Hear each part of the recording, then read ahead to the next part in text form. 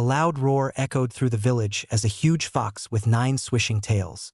Its fur a dark bloodish red and its eyes, its powerful blood-red pupils with black slits that can stare deep into your soul glared down upon the mortals that were scampering and running. Its claws as sharp as any blade slashed and cut through buildings, crushing any and all in its way. "It's the Kyuubi," quickly warned the Hokage. One of the ninjas screamed whilst running to the Hokage tower. The rest of the village had taken notice of the raging Biju approaching them as shinobi were readying themselves for the onslaught. A small part of their forces were caring for the civilians and sending them to the shelters. Minato was nowhere to be found as the forces were gathering only for the shinobi no Kami Hiruzen Sarutobi to appear. "Sandaime-sama, the gates have been destroyed and the Kyuubi has entered the village perimeter. What are your orders?" a random Chunin asked. "Everyone under Jonin must pull back to the shelters. We need to make sure that the civilians stay safe," Hiruzen ordered. "The Jonin and Anbu shall attack the beast and stall it, which will give us time, so we can seal it again." "Hi," they shouted. "Now go," stated Hiruzen as the ninja scattered. "Or, go find Minato, the rest of you follow me." They charged as the other shinobi jumped up to the rooftops and skidded towards the Ninetails. Almost half of the village fallen to the rampaging beast. Corpses of villagers and ninjas littered the streets as they passed them. Thousands of jutsus were fired at the fox, which was starting to annoy him. "Arg! You filthy humans!" Kyuubi roared as it slashed its claws towards the ground, crushing many shinobi under his mighty paws. "Fire style!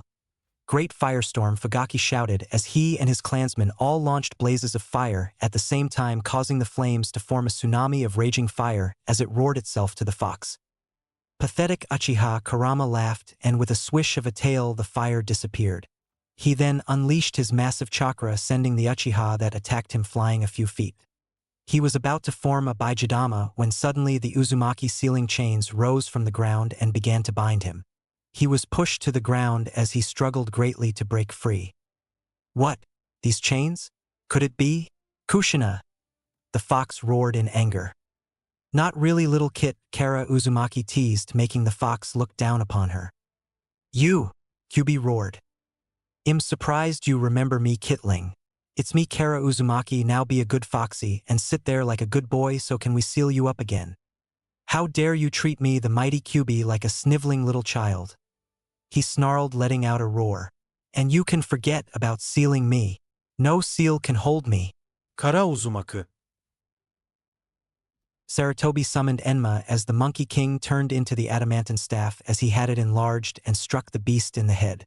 "Quickly, I stunned it for a short minute. Use your strongest jutsus on it." The shinobi nodded as they began to go through hand signs as they unleashed fire style, water style, earth style, even lightning style jutsus at the fox, causing a little damage. Hiruzen was about to use his jutsu when a flash of yellow appeared next to him. It was none other than Minato Namikaze, the Yondaime Hokage. "Minato, where have you been? Don't you know that we are being attacked by the Kyuubi?" Hiruzen demanded. "Your sister-in-law can barely hold on with their chakra chains." The Yondaime chuckled. "I was with my wife. She was having our children. I'm finally a father," he said before getting serious. "Until that masked man came in and ripped the fox out of my wife." Kara interrupted him. "Minato, as much as I want to hear the rest of your story, we have more important matters at the moment," she screamed as her chakra chains suddenly failed as one of the fox's massive paws got free and swung at her as she was immediately crushed by him. Minato gasped as Hiruzen quickly reminded him that the Kyuubi is almost close to the center of the village and that the only hope that we have now is to seal it. The Yondaime knew that there was only one seal powerful enough to hold the 9 tails, the Reaper Death Seal. "You're right, Hiruzen-sama, and I will be using the Reaper Death Seal to seal the 9 tails into my children, but I'll separate the fox to ensure it can't break out," Minato said with a pained look on his face. "I can't ask anyone else to sacrifice their child if I can't do the deed myself." "Minato, let me do the sealing," Hiruzen replied, shocking Minato. "I have lived a long life and you're still young. The village needs you now," he said with a smile. "The only thing I ask you is to keep your children safe and treat them all equal." Kanahagakure Hospital. Minato flashed back to his wife who was with their children. With a heavy heart, he told her that he was going to seal the 9 tails into their children to save the village. As always, Kushina forbade it as she didn't want her children to suffer the fate of being a Jinchuriki. Kushina-chan, I don't want to do this, but I have no choice. The village will fall if I don't seal the fox away. Minato said sadly but firmly. Please Kushina, it's for the best, surely you understand.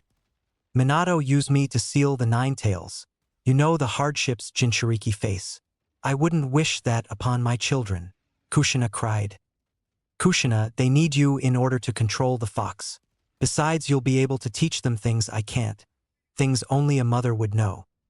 But they need their father, she sobbed. And the village needs their Hokage right now. Please Kushina. Remember our family is shinobi. The will of the village comes first. Kushina was about to retort, but sadly she herself couldn't help but agree. Konoha was her home, and like any ninja she must put aside personal feelings for the safety of the village. She let out a little cry as she held the children to her husband. Minato could only look down upon the beautiful children that they made. Menma, the eldest, had their father's spiky hair but Kushina's eyes. Naruto was a perfect clone of Kushina with red hair but with blue eyes. The yondaime smiled sadly and hugged them close. Forgive me, my children, that I must make you become Jinchuriki, but I promise you that your mom will always protect you. I will make sure that you have the happiest childhood you could ever want with her. Minato cried as he flashed back to the battlefield. Battlefield, village gates. Hiruzen was going through the hand signs for the earth release. Mud swamp jutsu as the Kyuubi suddenly became stuck in the muddy depths, restricting all of his movements. It looked to be trapped, but even he shouldn't underestimate the nine tails. It would soon be a matter of time before it got free again. The sounds of cracks in the earth only added to his fear. He soon gasped as the nine tails rose his head to the sky and opened his mouth as it was gathering energy for a Baijidama. Damn it, if that thing finishes its attack the village is done for, Hiruzen said grimly. Suddenly a large poof of smoke appeared above the fox as Gambunta the toad boss landed on the fox, preventing it from launching its attack. I don't think so, Furball, Gambunta said. Damn you, Kyuubi roared. Now was the moment for Minato to begin the sealing, as he was about to begin the hand signs when he was stopped by the third Hokage. Minato, I said I would do the sealing. Remember, I am an old man and it's time for you to lead the young generation. Now hand me the children and I will seal the nine tails into them.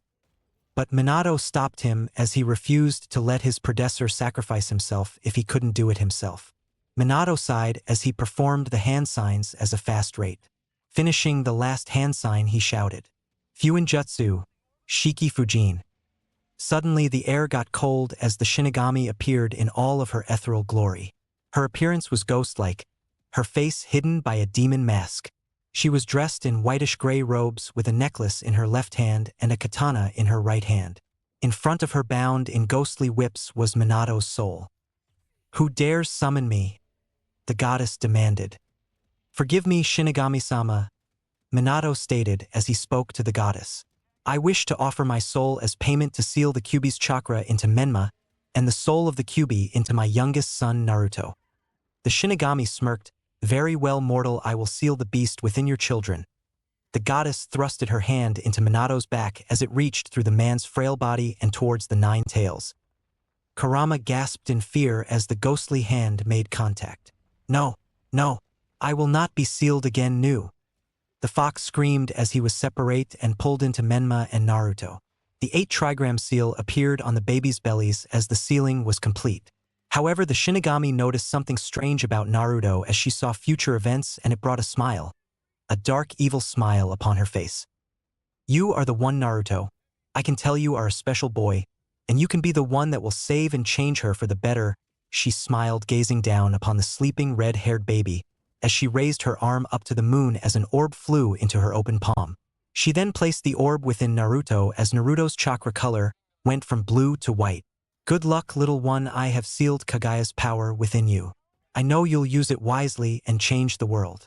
The goddess then turned towards the yondaime as she grinned a bit, which frightened him.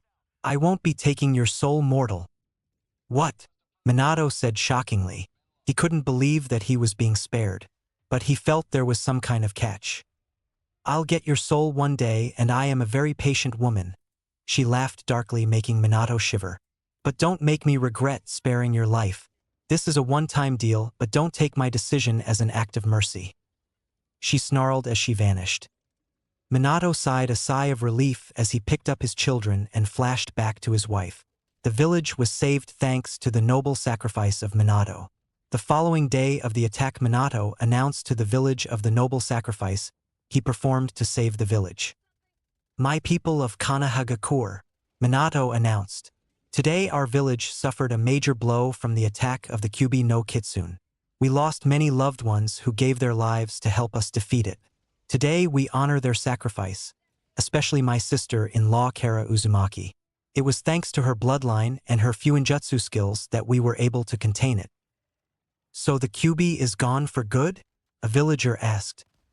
"Yes, I was able to summon the Shinigami herself to help me defeat the Kyuubi. But since the fox is pure chakra, I had no other option but to seal it away into my son." He and his wife then held up their 2 sons to the village. "My eldest son Menma Namikaze holds the chakra of the fox and will use it to protect the village." He praised, but somehow he forgot to mention Naruto. The village cheered for their yondaime and their saviors. Well, savior as they view Menma as the hero who stripped the demon fox of its power. Minato and Kushina had trust in the village to treat their children with respect for their sacrifice. However, nobody took notice of Naruto, who was consumed by strange white chakra. Minato knew that his children was going to be happy, and he was going to ensure that happened. A burial was held to honor those who lost their lives in their fight with the Kyuubi. Among them was Kara Uzumaki, the older sister of Kushina. She was one of the village's greatest seal masters. Her skills in the art gave rise to future seal masters. Kushina was heartbroken when she heard her sister died to save the village. She vowed to raise her children to be like their aunt and teach them what it means to be a real Uzumaki. However, that wasn't to be, as Jiraiya had arrived at his office that afternoon telling him about a prophecy that talked about his children. "A child will be born from the mighty tree. He will have powers of ancients long forgotten. With power of the divine beast, he will save the world or become its destruction. If shrouded in darkness, the child of prophecy will bring death to all in its path. If shrouded in love and light, the child will bring the cycle of hatred to an end. He will bear the light of the moon and will use its power to bring peace." Upon hearing that, Jiraiya told his student that he believed that it was Menma, since he held the 9 tails chakra, along with the fact that the fox was a divine beast whose powers were of ancient descent. It was then decided that they will leave the village to train their eldest to control the fox's power, but it also meant that they had to leave their son Naruto behind. They called Lord Hiruzen to his office to discuss their plan. Hiruzen answered their call with Orochimaru at his side. "Yes, Minato?" Hiruzen asked. "You summoned me for something?" "Yes, Hiruzen, I have summoned you here to retake the mantle of Hokage for a while." "Why?" the aged Hokage wondered. "Why not have Orochimaru fill in for you?" "Orochimaru would be a good choice, but you have the experience." "What aren't you telling us, Minato?" Orochimaru asked. Letting out a sigh, Minato revealed his plan to train Menma to harness the Kyuubi's chakra at their capital in the Fire Capital. When Orochimaru asked if they will also train Naruto, since the soul of the Kyuubi was more tempting and manipulative than the chakra, Minato told them with a heavy heart that Naruto was going to be left behind. "Minato, you can't be serious about this?" exclaimed Hiruzen with wide eyes. "I'm very serious, Hiruzen," Minato responded seriously. "But he's your son. You can't just dump him like he's a disposable toy," retorted Lord Third. "We aren't doing anything of the sort," replied Kushina harshly. She thought that the third Hokage would understand their reasons for doing this. "Doesn't seem like it," Orochimaru scoffed while holding Naruto in his arms. "Menma needs training in order to gain control of Kyuubi's chakra. We are going to take him to our estate in the Fire Capital. We've already talked to the Fire Daimyo, and he's already agreed." "What about Naruto? Are you just going to leave him here on his own?" asked Hiruzen, referring to the young redhead in his prize student's arms.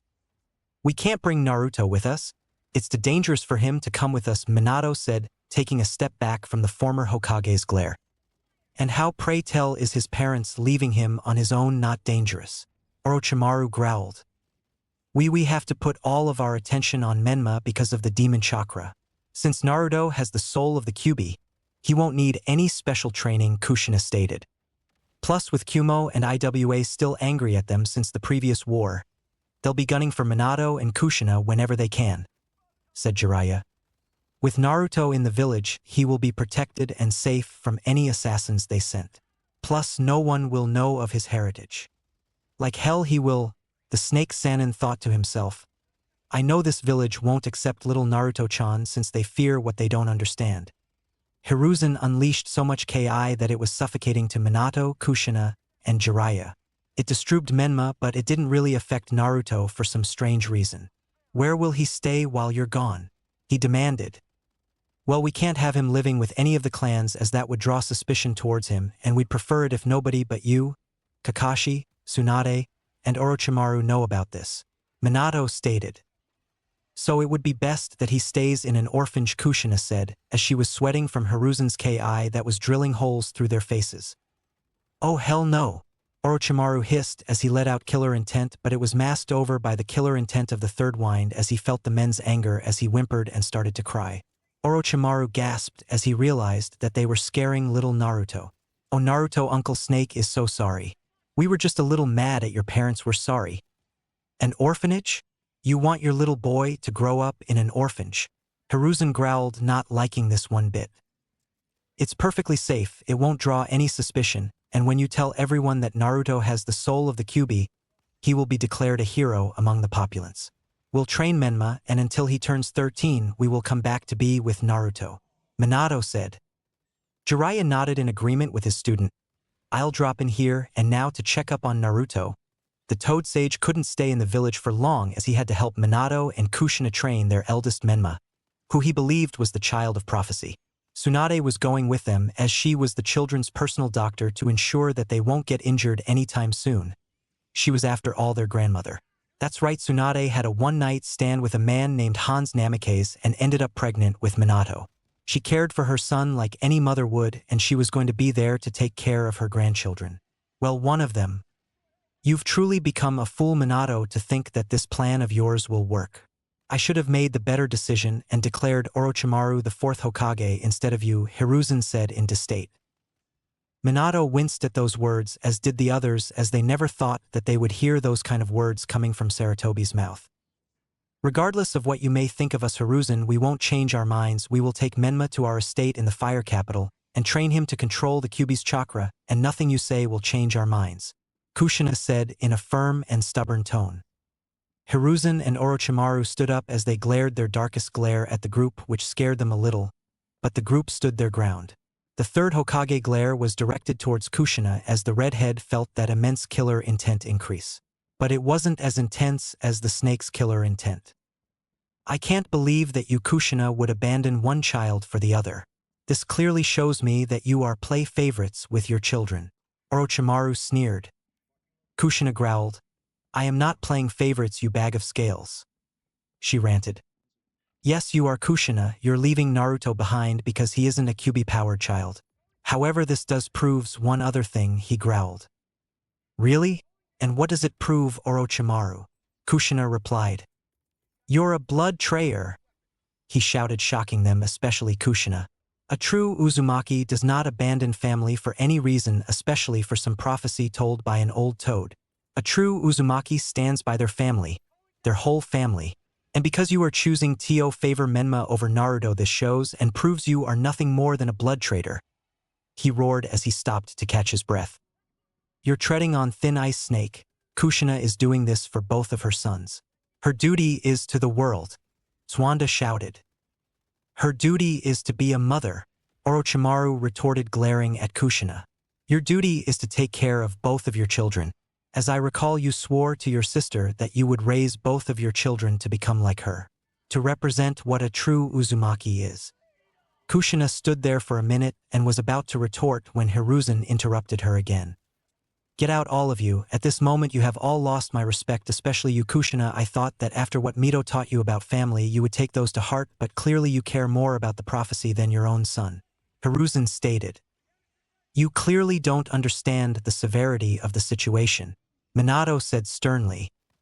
Exactly, you're getting upset over nothing, said Jiraiya. Hiruzen tried to hold his rage in before calling his Anbu. Weasel. You called Lord Third Weasel, said, bowing to him.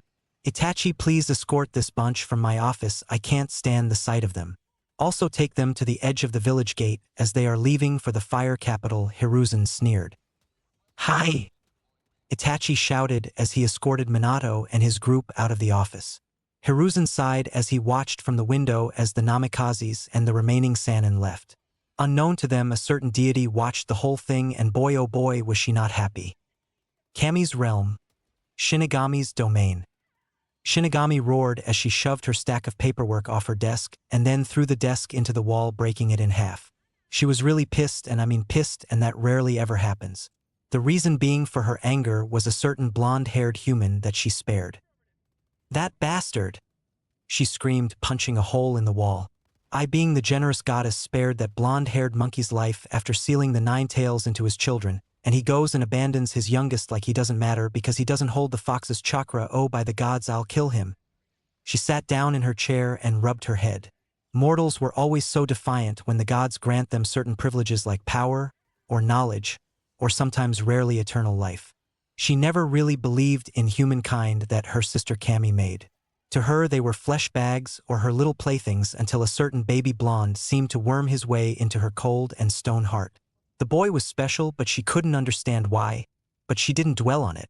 Right now she had to think of a way to get revenge on Minato Namikaze. Having a migraine again, sister? Yami asked as she and Kami, entering her office, her destroyed office, placed a cup of jasmine tea on her desk. It's that blonde bastard of Konoha. She then took hold of her cup of tea and took a few sips. The warm taste of jasmine tea seemed to calm her a little. As you know, Kami, I sealed the 9 tails into Minato's children. Of course I remember. You spared his life so he could raise his family. Kami chuckled as she poured herself some tea and took a seat next to her death goddess sister. Most of his family, Shinigami growled. Yami turned her head towards her with wide eyes as she took her seat. What do you mean by most of his family? What aren't you telling me? That bastard and his slut abandoned their youngest son in favor of his siblings because he doesn't have the Kyuubi's chakra. She panted as she looked at her shocked sister. Kami put her cup down as she was shocked out of her mind. Her little sister was concerned about a human, and not just any human, a child. She thought this must be some of her tricks or a genjutsu. As she did the hand signs to break the genjutsu, only nothing happened. Well, my little sister actually cares about a human. I never thought I'd see the day, Kami thought to herself as she laughed. The Shinigami noticed her sister's laughter and growled, wondering why she was laughing at her. She then went wide-eyed. Her sister must have found out that she was concerned about a certain human. She groaned, knowing that she will never hear the end of this. Oh, go ahead, laugh it up, but rest assured I'm going to make sure that Minato and Kushina regret this for the rest of their lives, Shinigami said in a cold tone. Yami smirked. Really, and how are you going to do that? Last time I checked, we can't interfere with mortal affairs, it's the law, remember? Screw the rules, the death goddess shouted, shocking her sisters. I owe it to that poor boy, and I'm going to make sure that he has people that will raise him, and will one day make Naruto so powerful Minato will be begging at his feet. She laughed evilly as she rubbed her hands together. Kami face palmed at her sister. Her sister wasn't always one for following rules. She was a rebel. Hell, she wouldn't even listen to her most of the time. It's only when she threatened her would she fall into place. But now it seems that won't even work. However, Yami couldn't help but want to see how this would play out. She wondered what she would do for this human child named Naruto Uzumaki.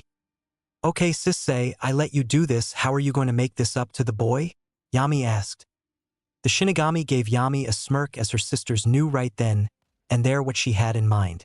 Kami couldn't believe that was even going to consider that. It was absolutely insane. Shini-chan, please, you can't possibly consider what I think you're considering, are you? Kami said. Death Goddess didn't reply. Instead, she disappeared in a swirl of crying and screaming tormented souls as she left Kami's realm and descended down to the mortal world. Konohagakure Hokage Tower. They left. They actually left and abandoned Naruto here, Orochimaru growled as his rage increased tenfold. Hiruzen sighed as he sat down in the Hokage seat. Yes, they left, and they wanted him to live in an orphanage. Like hell he will, a voice shouted. Naruto isn't going to live in any orphanage. Startled, the men took their defensive position to protect themselves and Naruto. They noticed a dark portal appear at the office door as a woman came out of it. Her appearance was dark but beautiful. Hiruzen demanded who she was. A dark chuckle made them quiver with fear as she looked up at them. I am here on good faith, Hiruzen, she chuckled. Who are you? Orochimaru hissed, getting his snakes ready to strike her. I am the one who helped Minato seal away the Kyuubi. Shinigami, they both gasped. Bingo, and the reason I'm here is for the little one.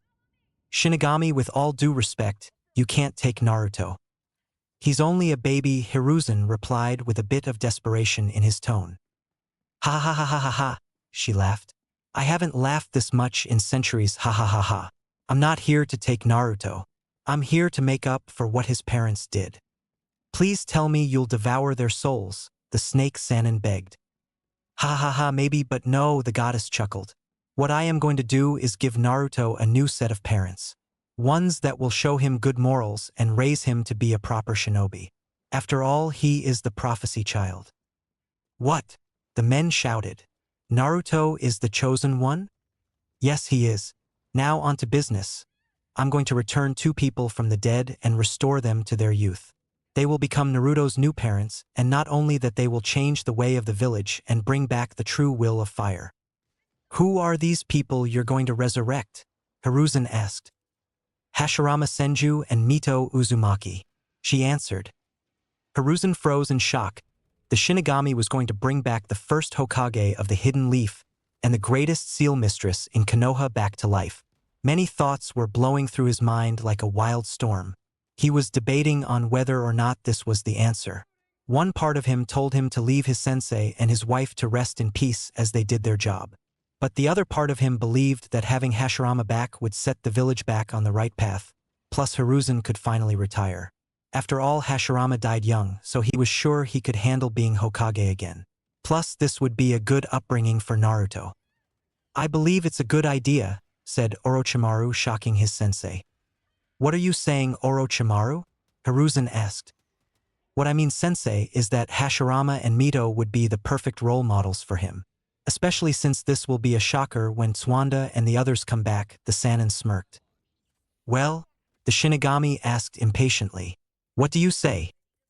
Hiruzen sighed. I can't believe I'm saying this, but I agree with Orochimaru. Having them back would greatly benefit not only the village, but Naruto as well. But may I ask, Shinigami-sama, why are you doing this? I owe it to the boy, she answered. Wow, who knew you had a heart? Orochimaru chuckled.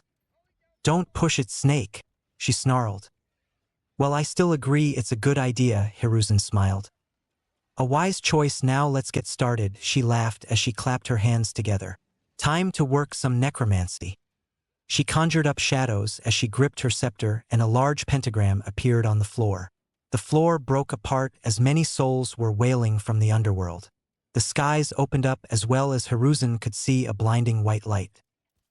I call to you from the land you were torn. Return to the world from where you were born. Arise, Hashirama Senju and Mito Uzumaki. The office shook as the Hokage and the Sannin held on to something and tried to shield Naruto from the ritual and its horrors. The graves of Hashirama and Mito exploded as the ritual took full effect and conjured up their souls. When the light died down, there they stood, Hashirama and Mito Senju Uzumaki in their youth. What's going on? Hashirama asked frantically. How are we back? And Mito, he said, looking at his wife. You're young again. Mito looked herself over and looked into a nearby mirror and noticed her youthful appearance. She then looked back at her husband. So have you? But I don't understand, why are we back in the land of the living and at our youth? It's because of the Shinigami, Hiruzen said as they looked at him. Hiruzen, you're still the Hokage? Hashirama chuckled. Unfortunately, he sighed, smoking his pipe. Anyway, to answer your question, like my student said, the Shinigami herself brought you back. But why? Mito asked. Because of this special baby here, he said as Orochimaru introduced them to Naruto. This is Naruto Uzumaki Namikaze Senju, son of Minato Senju. Namikaze the Yondaime Hokage and Kushina Uzumaki. Kushina? Well, so they finally tied the knot, Mito chuckled. Where are they? Well, that's the reason you were resurrected. You might want to sit down for this, Hiruzen said, motioning them to take a seat. They took their seat as Hiruzen explained the entire situation to them, from the Kyuubi attack to Minato and Kushina abandoning their youngest son, so they could train their eldest child to control the Kyuubi's chakra. Upon finishing the story, Hiruzen got the response he was looking for. Hashirama was angry no scratch, that pissed off at the disgraceful act committed by his great-grandson and granddaughter. But his anger wasn't even close to the rage Mito Senju was now radiating. Mito felt betrayed that Kushina would betray her teachings on family and what it meant to be an Uzumaki. To abandon one's own child was a sin to the Uzumaki clan, and those who committed this were greatly punished for it. "Where are they now?" Mito seethed. "They are at the capital and won't be back till Naruto turns 13 years old," the snake replied. "I see," she said coldly. "May I hold him?" she asked softly. Orochimaru nodded and placed Naruto in her arms. Mito and Hashirama could see many of the Senju and Uzumaki blood traits in him. From the Uzumaki red hair to the Senju chakra reserve and body structure. He was most certainly a powerful child, but what caught them off guard was the white chakra he had. Being a censor, Mito could see that he was going to be a powerful shinobi in the future. "The Shinigami wants you to raise him as your own," Hiruzen said. "Will you do it?" "Well, it's been a long time since we raised kids. I wouldn't mind raising one more," Mito smiled. "I agree," Hashirama added. "Perfect," Shinigami smiled, making everyone looking at her. "I've already switched Minato and Kushina's DNA with yours and Mito's. Congrats, he's now biologically yours. Now if you'll excuse me, I got some souls to torture and lots of paperwork to do." She then vanished through the floor. "Well, let me be the first to welcome you back, Sensei," Hiruzen smiled. "And to take back the Hokage seat so I can retire." Hashirama chuckled as he agreed to take the seat back after he gets settled in with his wife and new son. Hiruzen got out the paperwork and filled it out. Mito and Hashirama renamed their son as Naruto Madara Uzumaki Senju, in honor of their old friend Madara Uchiha. After signing the documents, Hiruzen gave Hashirama the keys to the Senju compound. The Senju couple vanished from the office and took Naruto to his new home. The life of Naruto Senju begins. Hashirama and Mito arrived at the old Senju compound. It was just like they remembered it. A large complex with a main house, large gardens, training grounds, and beautiful forests. It brought back so many memories from the day Konohagakure was formed to the day they died. "Looks like we're going to make new memories," Mito chuckled. Hashirama chuckled, kissing his wife's forehead. "Let's get settled in." Heading into the compound, they reached the main house, which was a 4-story tall-like mansion with many rooms. It had a side building attached, which the Senju clan dojo, where future Senjus were trained before they attended the academy. Going inside, the main hall was as grand as the architecture. The Senju compound was an ancient cultural building since the Great Wars. Though it's gone through many renovations over the years, it was still a sight to behold. They entered the living room, which was small with couches and other pieces of furniture. They could take in the fresh new scents as Hashirama sat down in his favorite armchair that was still there after all these years. "Mito, darling, why don't you take Naruto up to his new bedroom? I'm sure the nursery is still there?" Hashirama asked, leaning back into his chair. "Oh, Hashi, you always were a little lazy at home, but you were a fantastic husband," Mito chuckled, taking Naruto upstairs. Mito headed upstairs as she came to the nursery where her grandchildren Tsunade and Nawaki used to play and sleep when they were babies. She quickly lost her smile when she thought of Tsunade, who abandoned her youngest grandchild for her eldest one. She headed inside as the walls were painted to look like the forest. There were many child toys that she might have to replace with new and safer ones. She came to the crib that looked brand new. She guessed it must have been Minato's old crib. She looked down at her new child and smiled as the baby was sound asleep in her arms. "Oh, Naruto, you're going to love it here. Your father and I will make sure you grow up loved and strong. After all, we Uzumaki stick together and we always put family first." Naruto yawned as Mito placed him in his crib and placed the blanket over him. She gave him a kiss on his forehead and smiled down at him. She then hummed a little tune as she began to sing him a lullaby. "Luli, luli, luli, lay luli, luli, luli lay. Lay down your head and I'll sing you a lullaby. Back to the years of Luli Lyle. And I'll sing you to sleep and I'll sing you tomorrow. Bless you with love for the road that you go." May you sail far to the far fields of fortune, with diamonds and pearls at your head and your feet. And may you need never to banish misfortune. May you find kindness in all that you meet. May there always be angels to watch over you, to guide you each step of the way, to guard you and keep you safe from all harm. Luli, Luli, Lai Lai. May you bring love and may you bring happiness. Be loved in return to the end of your days. Now fall off to sleep. I'm not meaning to keep you. I'll just sit for a while and sing Luli, Lai Lai. May there always be angels to watch over you, to guide you each step of the way, to guard you and keep you safe from all harm. Luli, Luli, Lai Lai. Luli, Luli, Lai Lai. Luli, Luli, Luli, Lai Lai. Luli, Luli, Luli, Lai Lai. Luli, Luli, Luli, Lai Lai. Luli, Luli, Luli, Lai Lai. Luli, Lai Lai. She smiled as Naruto snored quietly as he looked so serene when he's fast asleep. Mito leaned down gently to kiss his forehead again. I love you, my son, she whispered before leaving the nursery to join her husband in the living room. How is Naruto? Hashirama asked Mito. Naruto is sleeping soundly, my dear, Mito smiled. Wonderful. Now that we've gotten settled in, it's time for me to greet Hiruzen to discuss the future of the village. According to the details supplied to him by his old student after they were resurrected, the civilian council had gotten out of hand. They meddled in the affairs of the shinobi which they had no say in. He should have listened to his brother and not given the civilian council some much leeway. Well, that all stops now. Will you accompany me, dear? Of course, Hashirama, just let me do one thing, Mito said, creating a blood clone. You stay here and guard Naruto, she ordered her clone. Of course, the clone replied. Hashirama took her hand as he shoe-shined them to the Hokage's office. Kanahagakure Village Market District.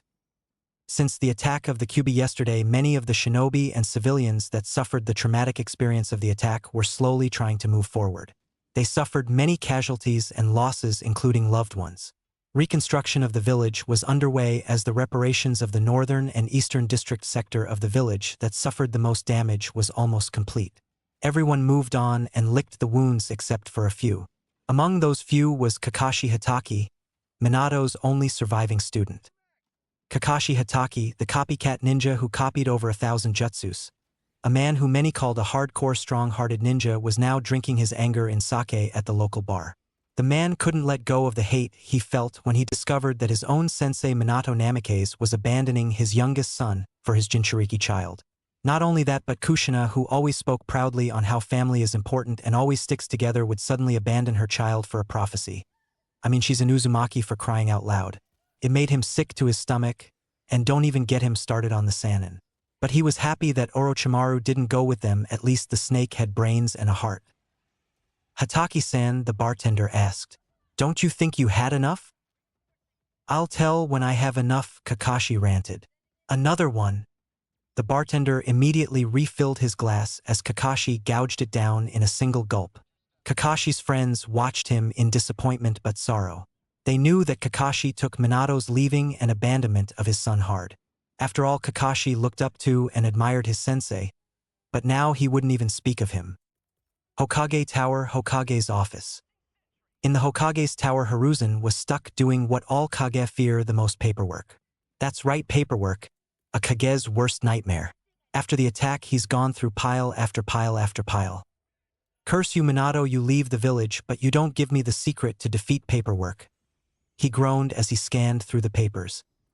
Many of the papers were from the civilian council that demanded lots of money to repair their homes and businesses that were destroyed in the attack. Hiruzen sighed as he leaned back into his chair and smoked his pipe. The civilian council had been a pain in the ass ever since he took the mantle of Hokage. He still couldn't believe his sensei Hashirama gave them a say in shinobi affairs, which was a mistake as the civilians grew arrogant and began to abuse their authority. But he hoped when Hashirama retakes the mantle he will be able to set things straight. I'm getting too old for this, the professor said, smoking his pipe as he went over the reports of the damage. Bear, he yelled. Bear masked Anbu knelt before him.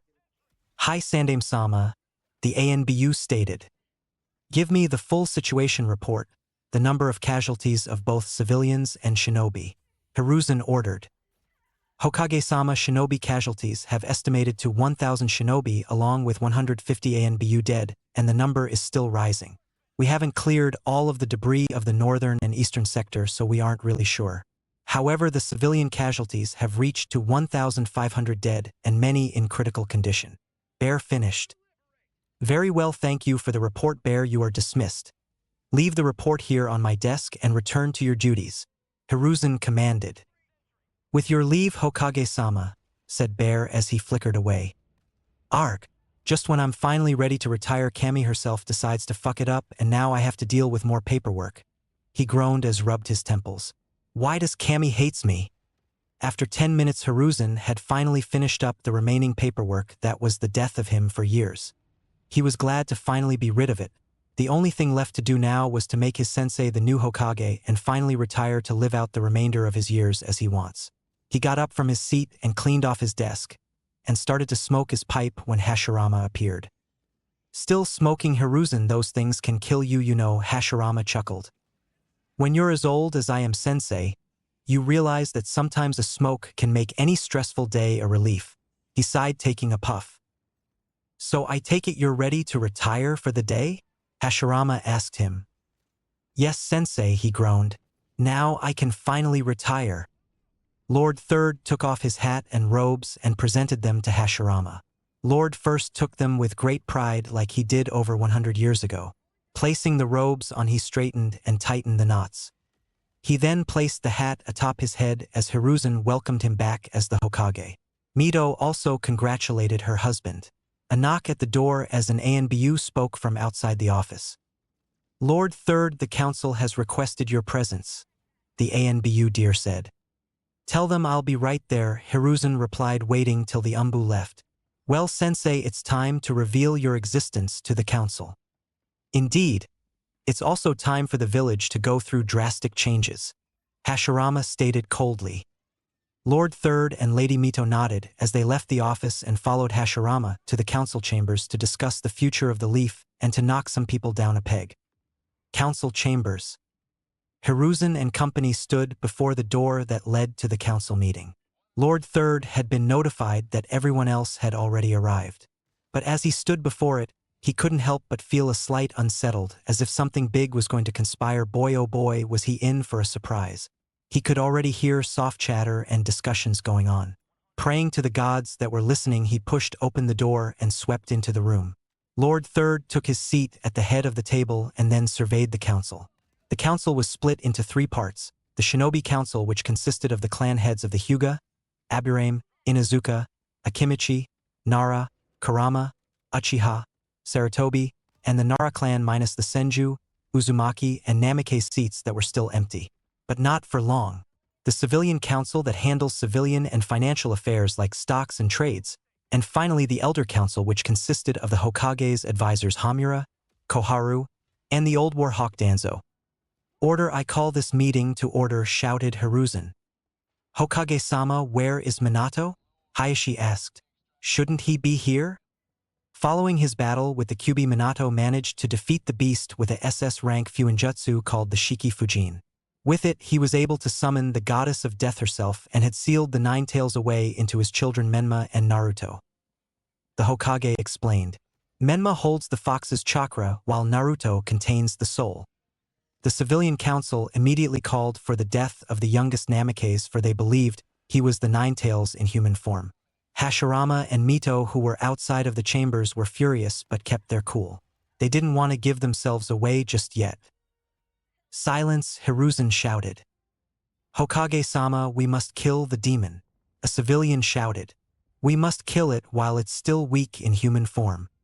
I'll show you a demon, Hashirama whispered, getting his kunai ready till Mito stopped him. Mito gave Hashirama a look that said, Don't act rashly. Wait for the right moment. Hashirama groaned before putting away his kunai.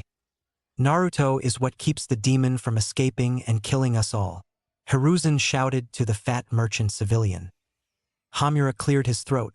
May I suggest that handing the Jinchuriki over to the council we can train them to control the power of the tailed beast. I will train them to be strong and loyal ninjas of the leaf. Hiruzen groaned, the answer is no. Besides, Minato and Kushina left for the fire capital. Unfortunately, they decided to only take Menma and left Naruto behind. What? The clan heads screamed. Good, maybe they will train their son to kill the demon with the very power that they stripped from him. Another civilian shouted. Enough, Mabuki Haruno screeched. This boy Naruto is as much a victim as we are.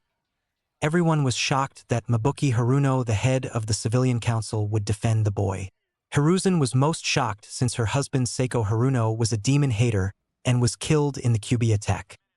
Mabuki Haruno, how could you defend the demon who killed your husband? A wealthy civilian asked. I'm not defending the demon, I'm defending the boy who imprisoned it, she harshly replied. Why would Minato, especially Kushina, leave their youngest pup and take their other pup with them? It doesn't make sense, Tsume said coldly. I never thought my teammate could do such a thing, Hayashi shouted. Such a drag, but I have to agree with them, Hokage-sama. It sounds to me that Minato preferred the kid with the fox's chakra, am I right? Shikaku asked lazily. Leave it to Inara to figure things out quickly. Hiruzen's sweat dropped. You hit the nail on the head, Shikaku. Kushina stated that Menma needed to control the Kyuubi's chakra, and that Naruto just wasn't that important. The Shinobi Council was in an uproar at the complete disregard that their once beloved Yondaime and red-hot Halberino had towards their youngest son. Questions were soon asked about what will happen to the boy. Many of the clans offered to take him in. The first one to volunteer was Fugaku, who secretly wanted a weapon to increase the power of the clan.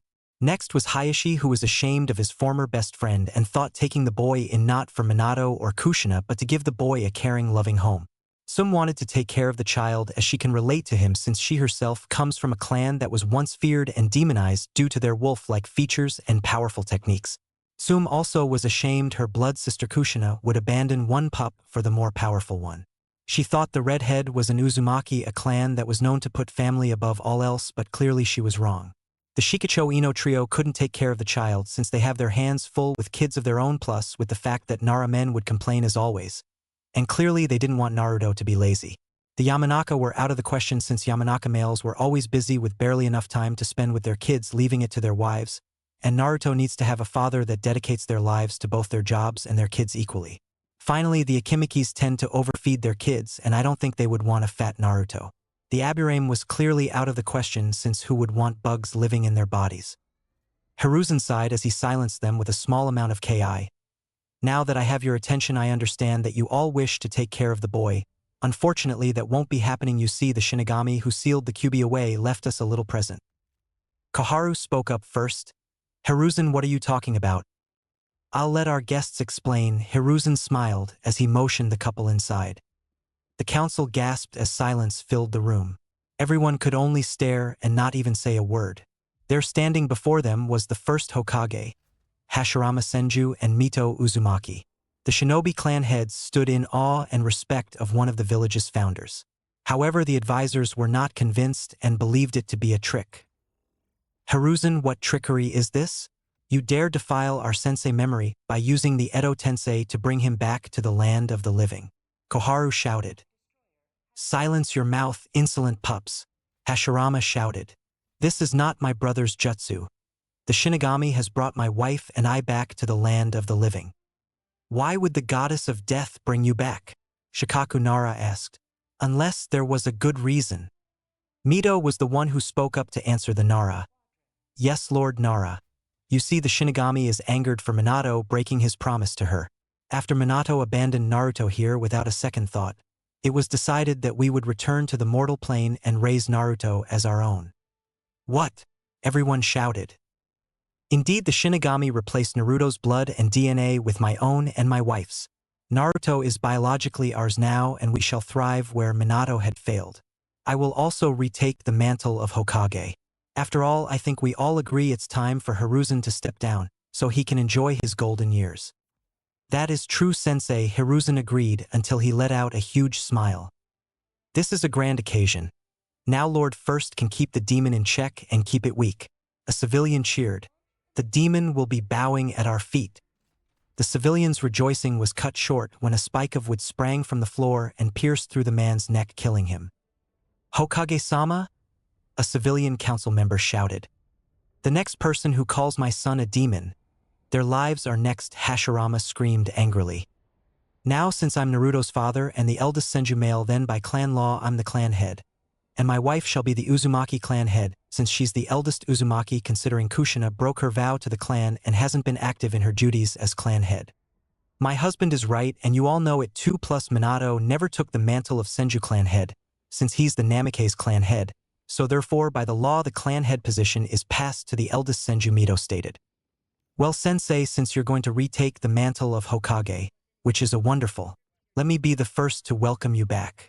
This will keep our enemies off our back and we will be able to rebuild a bit faster," said Danzo, getting a nod from Hashirama. "If there is nothing else to discuss, then I hereby dismiss this meeting," Hiruzen stated. "Wait," Koharu said quickly. "What shall we tell the village?" "Nothing," Danzo shouted, making everyone looking at him. "The village has started rebuilding itself, and the people are trying to get over their grief. If you announce Naruto's status, he will become a target, an outlet for their rage and hatred for the fox." Danzo, Hiruzen said surprisingly. "This is a side of you I've never seen." "I may be a cold shinobi, Hiruzen, but I'm not heartless," Danzo said sternly. "Therefore I ask that we keep Naruto's status a SSS rank secret, so that the boy can at least have a normal life." The civilian council minus Mabuki went into an uproar again. They refused to doing anything that would protect the demon. Danzo silenced them with a threat of execution if even one of them reveals the boy's status to anyone. This silenced them completely as they sank down into their seats. The first Hokage could only smile at how mature Danzo has gotten since his genin days. "One more thing before I dismiss this meeting. The civilian council is hereby disbanded. I will discuss it with Mabuki Haruno after everyone leaves." The civilians wanted to retort, but a single glare from Mito kept them quiet. They didn't take their defeat well, though. They swore to do everything they could to make the demon pay. When no one had anything else to talk about, Lord first dismissed the council. Mabuki stayed behind as ordered, as she gave a list of civilians that she knew wouldn't blame Naruto for something he couldn't control. Hashirama thanked her as she bowed her head and left the chambers. "Well, I better get back to Naruto, it's time for his feeding," Mito smiled as she shoeshined to the Senju compound. "Looks like we better go over the village rules and make some changes. It's time the village had a wake-up call," Hashirama told Hiruzen. Hiruzen nodded. "Yes, I agree, sensei. This will undo everything the previous civilian council had done." Hashirama and Hiruzen spent the afternoon going over the old and new laws that were made after Hashirama's death. Hiruzen was right about one thing. The village hidden in the leaves was in for a huge wake-up call. It's been a few months since the QB incident, and the village had already managed to rebid itself in record time. The memories, however, of that horrible night were still embedded in their pikes. Their former Hokage, Hiruzen, put their fears to rest with words of encouragement that the leaf will never fall. Many believed it, but some have not. Hiruzen had also revealed to the village of the gift Kami blessed them with. He revealed the return of the first Hokage, Hashirama Senju. The village was in complete shock when the legendary god of shinobi made his presence known to them atop the Hokage tower. Hashirama, with words of wisdom from his days as Hokage and his speech of the will of fire, gave rise to strengthen the hope of the people. The village cheered out his name as Hashirama retook the hat and robes from Hiruzen. After taking the robes, Hashirama, who nodded to his student, turned to address the village and revealed that Minato left the village after the Nine Tails attack was over. Horror filled the audience as he told them how he just left the village to train his son Menma to control the Kyuubi's chakra, while leaving the village to rebid without its leader. Anger and harsh words spread as the villagers demanded the return of the Yondaime for his desertion. Hashirama put them to rest and promised them that Minato will pay for his crimes. Kakashi approached the Shodaime and asked if they could be allowed one piece of revenge, no matter how small. "You're Kakashi Hatake, Minato's prized student. What do you have in mind?" Hashirama asked. Kakashi Hatake walked past him and stood before the Hokage mountain and pointed to Minato's stone face. "Minato deserted us. He abandoned his child because of a prophecy. He left us when we were still rebuilding. He believed a prophecy was more important than taking care of our village," Kakashi scoffed. Kakashi thought Kurenai and Might Guy. I suggest we take the stone face down, Kakashi said, shocking everyone. If Minato believed we were not good enough because of a prophecy, then he doesn't deserve to be Hokage. Hashirama looked at Hiruzen. Hiruzen, Kakashi has a point, you once said. Those who desert their comrades are trash, but those who desert the village are unforgivable. Minato chose to leave after the village was rebuilding itself. He made his choice. You have a point, Hashirama said before looking at the village. Do as you see fit. The villagers cheered as chains were thrown and hooked into the stone face. The villagers grunted as they started to pull on the chains. The weight from the stone was strong, but their anger was stronger. RJH! They shouted as the stone in the mountain started to crack and slowly break. Chidori! Kakashi said. He plunged his lightning blade through the Hokage's stone head forehead. The strain from the chains and the Chidori was too much as the stone broke apart as the villagers pulled one final time. The stone face broke from the mountain as it came crashing down. The stone face hit the ground as it broke apart upon impact as the villagers cheered. Hashirama was shocked but proud of the villagers' dedication and loyalty to the village. The following afternoon, the village was being rebuilt with the thousands upon thousands of fresh wood Hashirama gave them with his Mokuton. The money that the Senju and Uzumaki clan had were then shared among the people to help them get back to their lives. 20% of their clan's fortunes were given to rebuild the village itself, while another 10% were given to the civilians for their stores, businesses, and homes that were destroyed. The village's reconstruction was going perfectly with the supplies Lord Shodame had given them. Meanwhile, back in his office, Hashirama was going through the paperwork, a Hokage's nightmare. But Hashirama chuckled as he knew the secret to defeat paperwork, and that was shadow clones. His assistant Mabuki Haruno was helping with the minor things in the village, such as financial and other small problems. She was a great help to him. Hokage-sama, his secretary, a middle-aged woman, said, entering his office. Rava, what can I do for you? Pardon the interruption, Lord Hashirama. A letter arrived for you, sir, she said, handing him the letter. When he took it, he saw on the back the Namikaze clan symbol. It was from Minato and Kushina. Gripping the letter in his hands, he tried to keep his anger in check before taking a deep breath. Thank you, Rava, that will be all. Hi, she said, leaving the office. Hashirama growled softly, still glaring at the letter. Should he open it? Or should he just cast it away like Minato cast away Naruto? Mabuki noticed how stressed the Hokage was and wondered if it had something to do with the letter. Approaching him, she asked if he was all right. Oh yes, Mabuki-san, I'm fine. Are you sure, Lord Hokage? You seemed really stressed. No, it's nothing, I'm okay. Very well if you're sure, she said before going back to her duties. Sighing in relief, Hashirama slowly began to open the envelope. He decided he should at least read what Minato had to say, no matter how bad the excuses he would make be. Taking out the paper, he unfolded the letter and began to read. Dear Hiruzen, Kushina and I have made it to the fire capital safely. We have settled in just fine in the royal district of the capital. It feels good to be back home where my ancestors lived. I'm looking forward to teaching Menma about his ancestors and all the techniques of the clan. Kushina been going on about how Menma will take after her clan more than mine. But enough about that. How's Naruto doing? We haven't received any letter from you since we arrived. I can only guess you're still angry at us for leaving Naruto behind. But like I said, Hiruzen, we need to train Menma to control the chakra, and having the boys together would allow the soul to regain its stolen chakra. It's best they grow apart so they will both be safe. Trust me, Hiruzen, this is for the best, you'll see. But putting that aside, how is my son? Is he being spoiled by the villagers due to his new hero status? Kushina wanted to write to you as well. Hiruzen, this is Kushina. Still upset about my choice, I see. See reason for once, old man, I'm doing this for both of my boys. I love them both, and having Naruto here will just endanger him if the soul is anywhere near its chakra. You can hate me all you want, old man, but I will not risk both my children's lives if the Kyuubi regains its chakra. I hope you raised Naruto with good morals, because I won't have him becoming a spoiled brat when we come to reclaim him. I hope you didn't make Naruto believe we abandoned him for his brother. Because if you did, Hiruzen, you're going to be a very sorry old man. Also, I don't want Orochimaru influencing my baby with his newfound hatred for me and my husband. The prophecy is very important, and Naruto will be trained when we come to claim him to support his brother. Menma will become the next head of the Senju and Uzumaki clans, and Naruto at best will be a branch member. Naruto will be trained in minor ninjutsu and mostly taijutsu as a support ninja, and will help his brother fulfill the prophecy.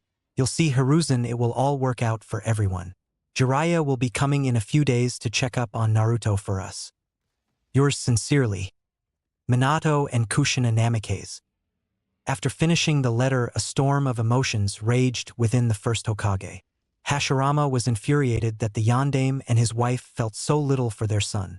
They believed him to be a weak support ninja to aid his elder brother in fulfilling a prophecy which he might add isn't even set in stone. After all, prophecies constantly change, and in Hashirama's opinion, prophecies don't foretell a person's fate. To him, a shinobi makes his or her own fate. He then tore up the letter in anger and tossed its scraps in the garbage. He then grabbed a piece of paper and a pen and began to write his own reply. He put every amount of emotion into his response and then had it sealed. "Mabuki," he shouted. "Yes, sir," she replied. "Take this letter and give it to the Postal Ninja Division. I want this letter sent to the Yondaime Hokage in the fire capital immediately," he said coldly. Mabuki, feeling the coldness emitting from him, nodded and rushed out of the office to have the letter delivered. After she left, Hashirama vanished from his seat after finishing all of his paperwork. Uzumaki Senju Compound, Hokage's Monument. Mito Uzumaki was in the kitchen dressed in a long light green dress skirt and a blue t-shirt that tightened against her chest, showing some cleavage. She wore a pink apron that says, "Insult my cooking. I'll kill you" on it, as she hummed a little tune getting lunch ready for her family. She was cooking some delicious miso ramen with a side of bread and vegetables. She wanted her kids to be healthy and well-nourished. Mito-san, and voice rang out. "Oh, Itachi," Mito smiled, turning around to look at the Uchiha. Itachi was helping her out with Naruto for the day, as the Uchiha heir had taken care of her son while she was doing the house chores and working at the hospital. Itachi walked towards her carrying Naruto in his arms. Naruto Uzumaki Senju, the pride of the clans, he was a beautiful clone of his parents. His baby fat skin trimmed to a soft pale tan that resembled his mother's. His hair was blood red like his mother, and his eyes were a dark brown like his daddy. He was a mini male version of Mito. He was the shining light in not only her life, but also the village's. "Is Hashirama coming home soon?" Itachi asked. "Yes, he will be home soon," Mito replied. "I thank you again, Itachi, for helping me these past few days." "Glad to help, Mito-sama. I think I might become Naruto's favorite babysitter." Mito got the lunch ready when her husband entered the room with a smile on his face. He greeted his wife with a kiss on the cheek as he smelled the ramen that was cooking. He also noticed her famous dumplings that she always made. He tried sneaking his hand over to grab one, only for a ladle to smack his hand. He yelped, rubbing his hand, as his wife gave him a stern but happy smile. "Ah, Hashirama, we don't eat dumplings till after lunchtime," she said, smiling. Hashirama grumbled, troublesome wife. "So mean, not even one?" he asked. "No, Hashirama, no snacks before lunch," Mito yelled. Hashirama sulked in his seat as Mito sighed with a smile. "You're hopeless," Mito chuckled. "Uzumaki women are so mean," he grumbled. "I heard that," Mito smirked. Hashirama sighed with a small laugh. "Well, how's my favorite family?" "We are doing fine," said Mito. "Itachi was a good help as well." "Oh yes, Itachi Uchiha, a prodigy similar to Madara. I heard you completed your mission in record time yesterday," Hashirama praised. "Well, when I reached the border, my team were greeted with hostility from IWA. Apparently they heard about you coming back from someone from the Leaf and attacked us. Luckily, we killed about 200 out of 250 IWA ninja thanks to my Sharingan and Kakashi's Chidori." Hashirama sighed as let out a groan at the info. Conflict no matter what the era. "After lunch, Hashirama, we are going to the festival," Mito reminded him. "Now let's sit down and eat. I don't want all of my hard work on this meal spoiled, okay?" "Hi," he said as everyone began to eat. "Ooh, Itachi, care to join us?" "Oh, thank you, Lord Hokage."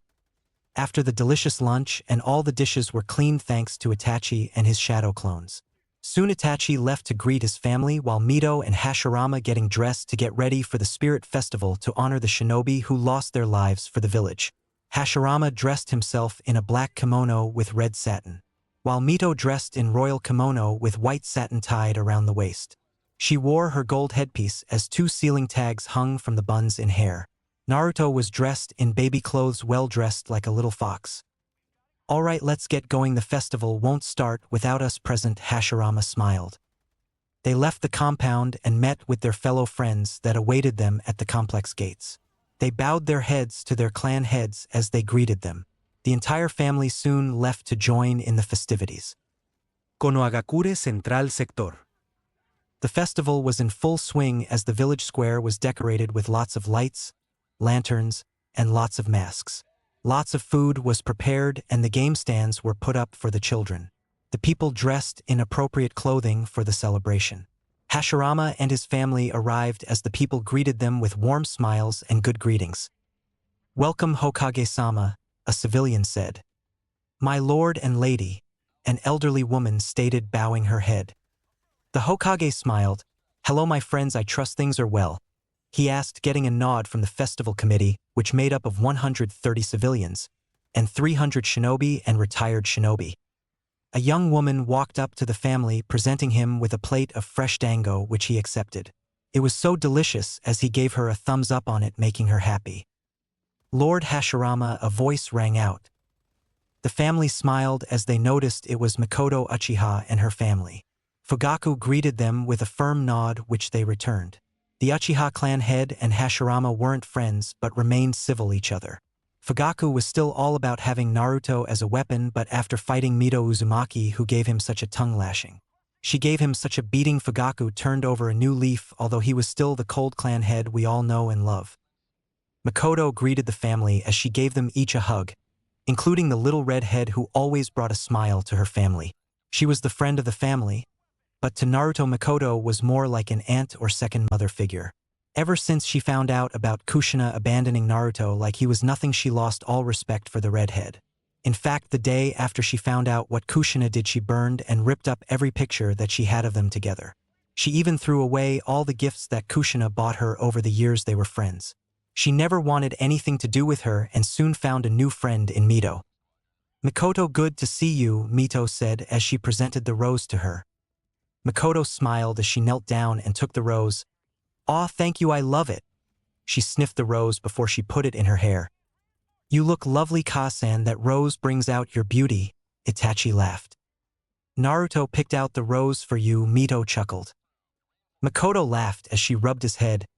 "Ooh, thank you, Naruto." Hashirama smiled. "How are you doing, Lady Mikoto?" "Lord Fugaku.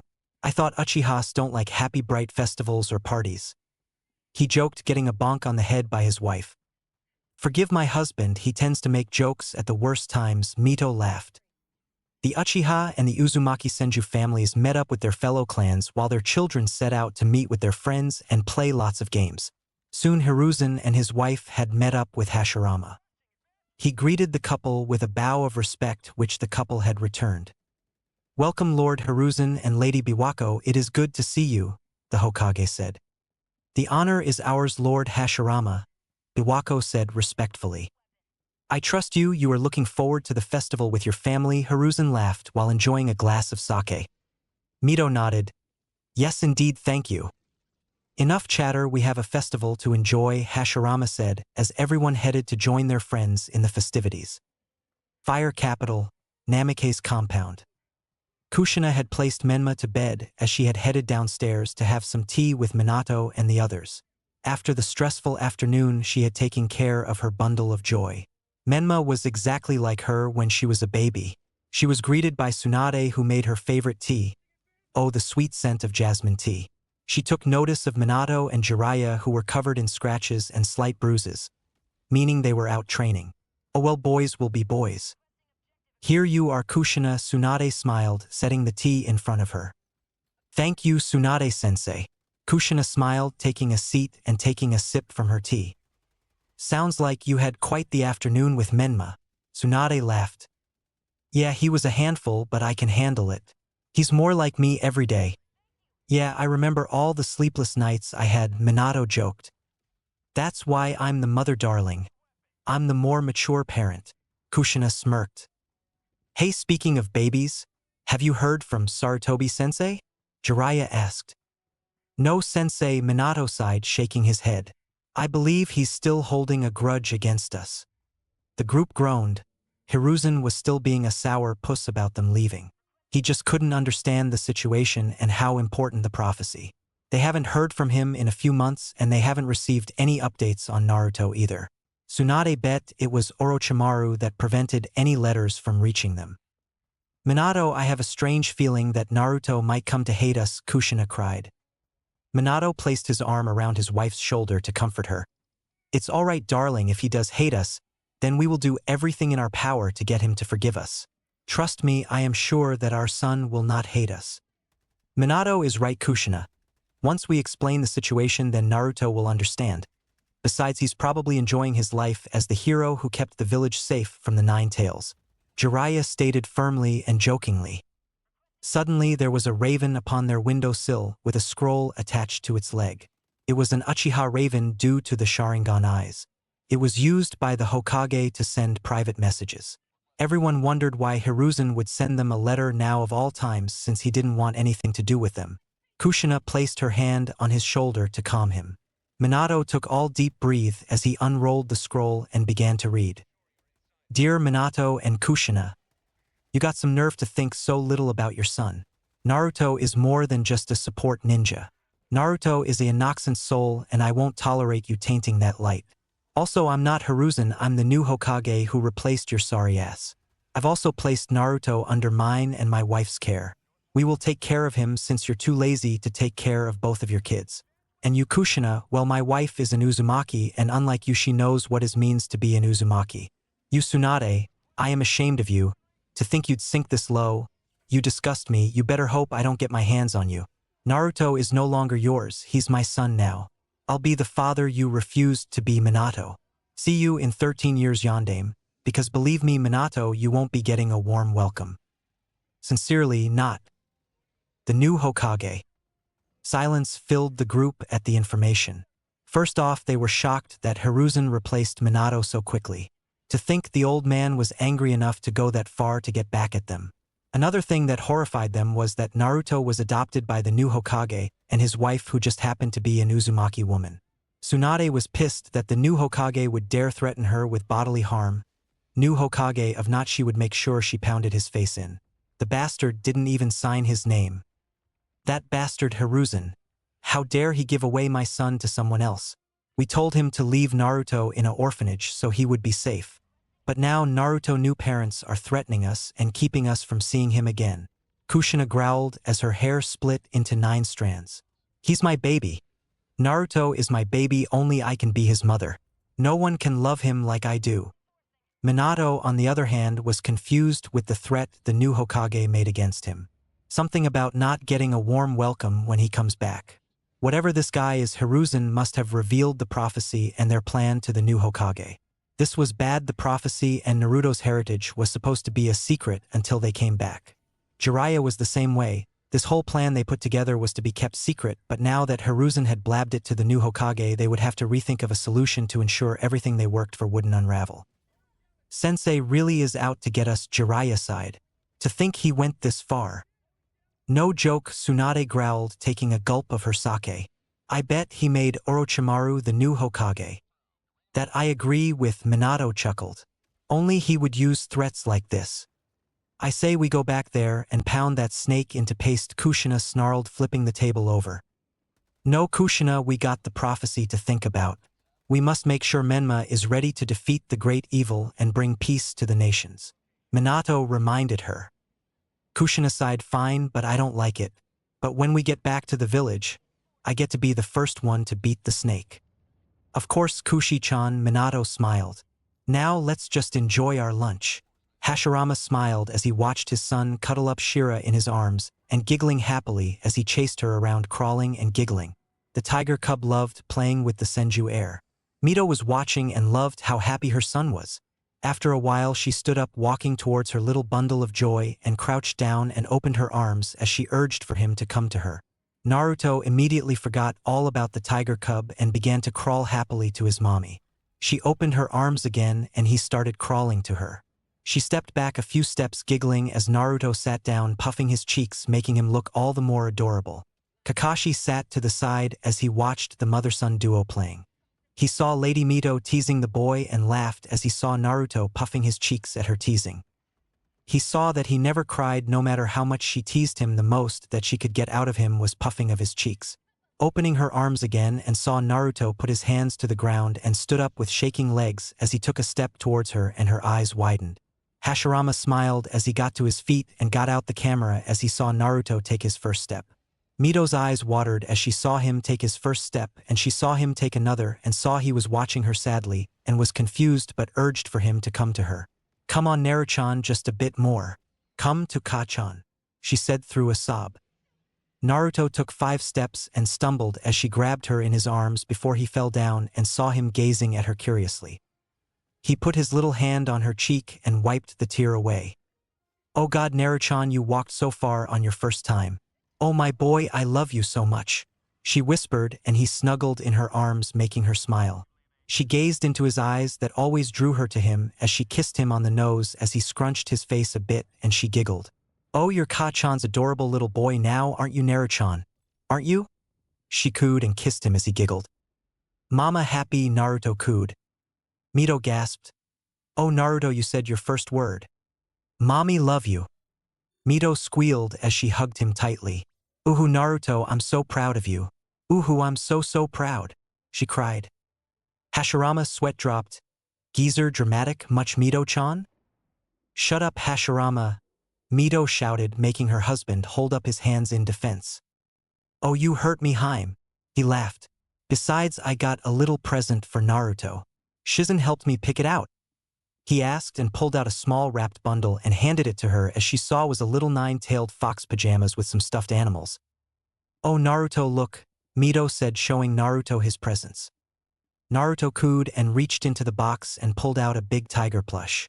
He giggled happily and cuddled it. Mito smiled as she picked him up and headed to the porch for a drink with her husband. They had hot chocolate and enjoyed the serene silence until an Umbu appeared. Lord Hashirama, Jiraiya was spotted outside of the main gate. "He's demanding to see the Hokage and to check up on Naruto." "Kakashi, come with me," Hashirama snarled, standing up. "It's time we greet Jiraiya, but I can't reveal myself yet so." Hashirama hinged into a young man in his late 20s with short brown hair and blue eyes. He wore a traditional black silk kimono with a white sash across his waist. "Hi Hokage-sama," Kakashi said, following him. Mito clutched her baby to her chest protectively as she growled at the mention of Jiraiya. There was no way that she was going to allow that toad sage anywhere near her baby. Konoha Village Gates. Jiraiya arrived at the village gates after a few days' walk from the fire capital. He was on orders of his student to find out the identity of the new Hokage who had taken Naruto from him and Kushina. The news of Naruto being given to another family put a huge dent into the prophecy. According to the Toads, a few days after living in the fire capital, the Toads foresaw an event that would turn the tide of the world. The Toad Sage told them that if the chosen one loses their other half, he will fall into darkness. They believed that if Menma loses Naruto to another family, then Menma would lose his other half of himself and fall to darkness. But what he didn't know what was the prophecy actually meant Kaguya and Naruto, since Kaguya became half of Naruto. Reaching the village gates, he was greeted by the 2 Chunins. "Halt, who goes there?" "Jiraiya of the San and I have come to see the new Hokage and to check up on Naruto."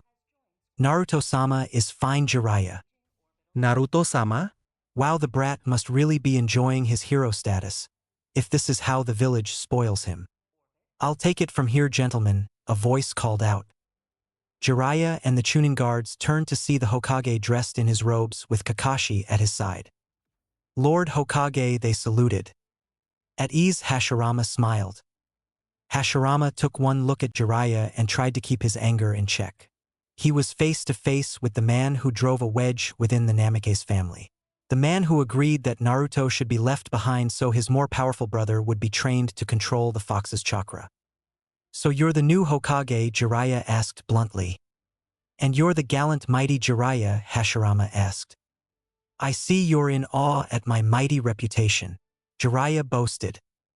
You mean as a perverted hermit who peeks on women in bathhouses, and who writes that filthy smut which I might add is insulting to women, Hashirama pointed out coldly. Jiraiya felt like a sword was ran through his heart. This man clearly didn't see the mighty shinobi that was the mighty Toad Sage. I'll have you know I'm the teacher of the fourth Hokage and the child of prophecy Menma Namikaze, the sage praised. You mean the bastard who abandoned our village when we were still weak after the Kyuubi attack, the Hokage shouted. Minato had urgent business to take care of, and he left Hiruzen-sensei to take over until the business was finished. Jiraiya taking offense to the insult to his old student. The rebuildment of our village was supposed to be Minato's business. Hashirama snarled back. That blonde bastard was a coward. He fled instead of helping us in case another village attacks us. Minato saved your sorry asses from the Nine Tails, something none of you could ever accomplish in your entire lives, Jiraiya retorted. Minato-sensei was a coward and then abandoned one of his children because of a prophecy told by you and the old Toad Sage. Kakashi spoke out in a cold tone, making Jiraiya flinch. Jiraiya gasped. Kakashi, that's your sensei you're talking about, the man who took you in and raised like you were his own son. That man is no longer my sensei, Kakashi shouted. The day he abandoned his youngest son and the village was the day he abandoned me. Oh, and the bastard can take this back. Kakashi tossed the three-pronged kunai Minato gave him for graduation to the ground in front of Jiraiya and stomped it into the dirt. Kakashi, Jiraiya said softly. Now what brings you back to the village? The Hokage asked. I have come here to check up on Naruto for Minato and Kushina. Jiraiya replied. I am the boy's godfather after all. You are not going anywhere near my son, you filthy toad, Hashirama hissed. Your son? Jiraiya asked. Oh, that's right, you're the one who adopted the boy. Well, I made that clear in my letter, or is your eyesight as bad your luck with dating a woman? Hashirama seethed, burning Jiraiya. The Toad Sage couldn't believe that he just got burned by the Hokage's insult. That man had a lot of nerve to talk to the great Jiraiya that way. I don't care who you are, but no one speaks to one of the Sannin that way. As I can tell, you are a first-time Hokage and your chakra level says you're at least Jonin level. I'm a Sannin and on a whole different level. Your arrogance speaks for itself, Kakashi scoffed. Here's what's going to happen, you're going to turn around and go back to the fire capital. Then you'll go back to your old student and his wife and tell them that if any of them try anything against me and my wife or take away Naruto, I will ensure that they are dealt with the harshest punishment known to man, along with a special session with Ibiki and Anko when they have a bad day. After Ibiki and Anko are demons when they work on a bad day. Hashirama shouted with fury in his dark, cold ice tone. Who do you think you are? Jiraiya shouted. The Chunin were going to attack before Hashirama stopped them and glared at the arrogant Toad Sage. Not wanting to reveal his true form or name just yet, he decided to give him a fake name to use. My name is Maru Senju, Hashirama lied. Senju, you're a Senju? Yes, I am. Why did you think the sun just died out? Besides Tsunade and her family, yes I did. Well, now you know, and now you can go, Jiraiya. Kakashi escort him out. Hi Lord Senju, Kakashi said before facing Jiraiya. Alright you old toad, come on. Kakashi, you can't blame your sensei for what happened, Jiraiya pleaded. Please see reason. We all saw reason and we have renounced Minato as our Hokage. What? What nonsense are you talking about? Jiraiya demanded. Take a look at the Hokage monument, Kakashi said, pointing towards the mountain. Gazing to the Hokage's mountain, he gasped as he noticed that Minato's stone face wasn't there. What happened to his student's stone face on the Hokage's monument? Wawa, what happened to Minato's face on the Hokage's mountain? Jiraiya stuttered. The villagers tore it down. What? Why would they do that? What did Minato do to deserve this? He abandoned us and his son in our weakened state, Kakashi hissed. Now I'll escort you to the fire capital, but after that you're on your own. Jiraiya wasn't given another second to speak as the two Chunins joined Kakashi in escorting him to the fire capital. Hashirama sighed as he wiped his forehead. Damn, that was close. It's times like this I wish Madara was still here. Hashirama groaned as he left to go to the office to deal with the council, mostly the civilians. Ever since Hashirama replaced the old civilian council, the former members were using some of their former, they still had to make demands to make things better for the civilian portion of the village. Plus Hamura and Koharu weren't making it any easier. Thankfully Danzo managed to keep his old team mates in line. As Hashirama walked down the street he passed Danzo. Make sure Jiraiya and his student don't plot anything behind my back. Have Root follow them, and if they prove a threat to my village or my son, kill them.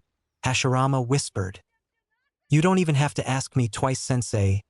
Danzo replied as the two men continued on their way. Back with Kakashi and the Chunins they escorted Jiraiya as far as they were allowed.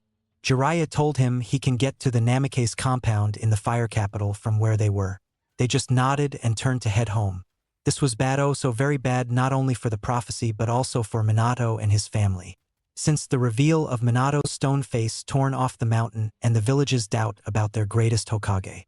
He needed to talk to Minato and somehow win back the praise of the people. Without a second more he dashed off towards the capital. Namikaze clan compound. Minato and Kushina were in their clan training ground as Kushin was training with her sensei Tsunade. The two women were fighting using their clan's taijutsu styles, the Whirlpool Storm style and the Senju Spirit Tiger style. Arg, yelled Tsunade as Kushina landed a good kick to her midsection.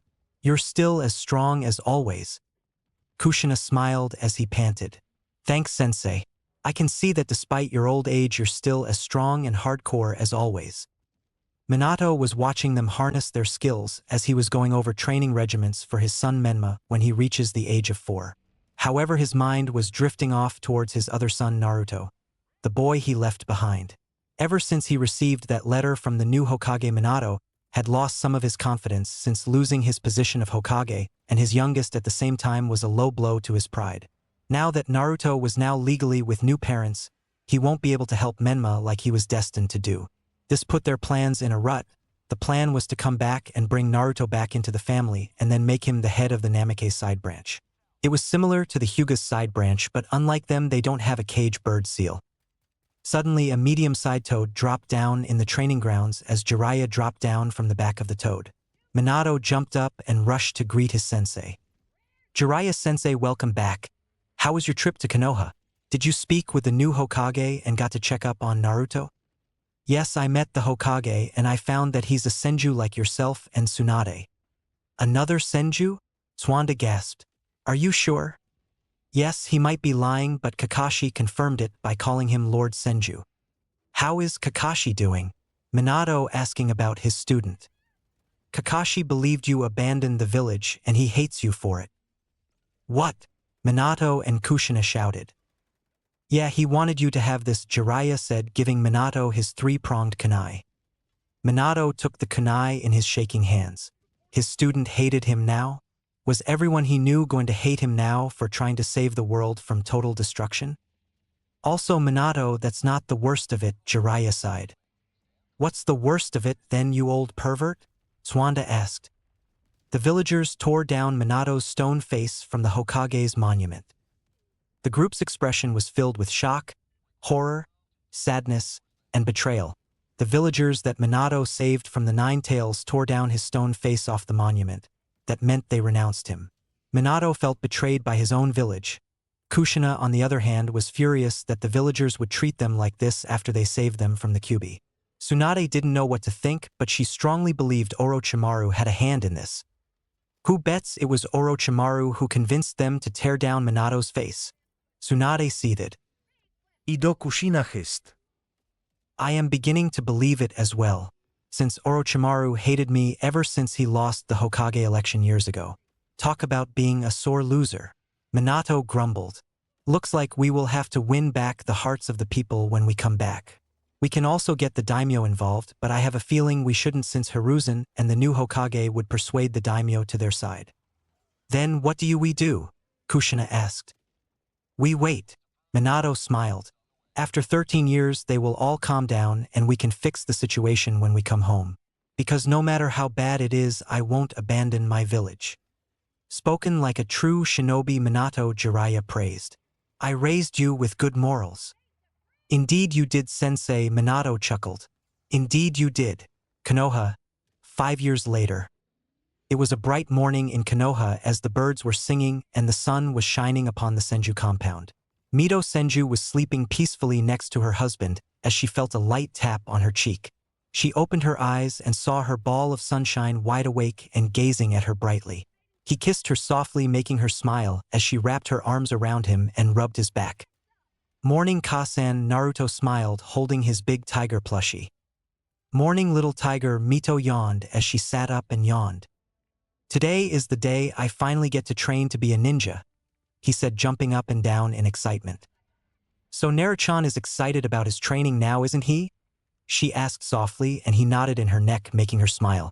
She sat up and put him on her lap as she brushed his hair softly. So, Ka-chan, what will you teach me today? He asked, and she smiled. Well, Naruto, your father and I are going to try and unlock your chakra, she said, and he nodded, beaming happily. That's the life energy that we use to do jutsu, isn't it, Ka-chan? He asked, and she giggled and nodded. Hi, you're a smart boy, Sochi.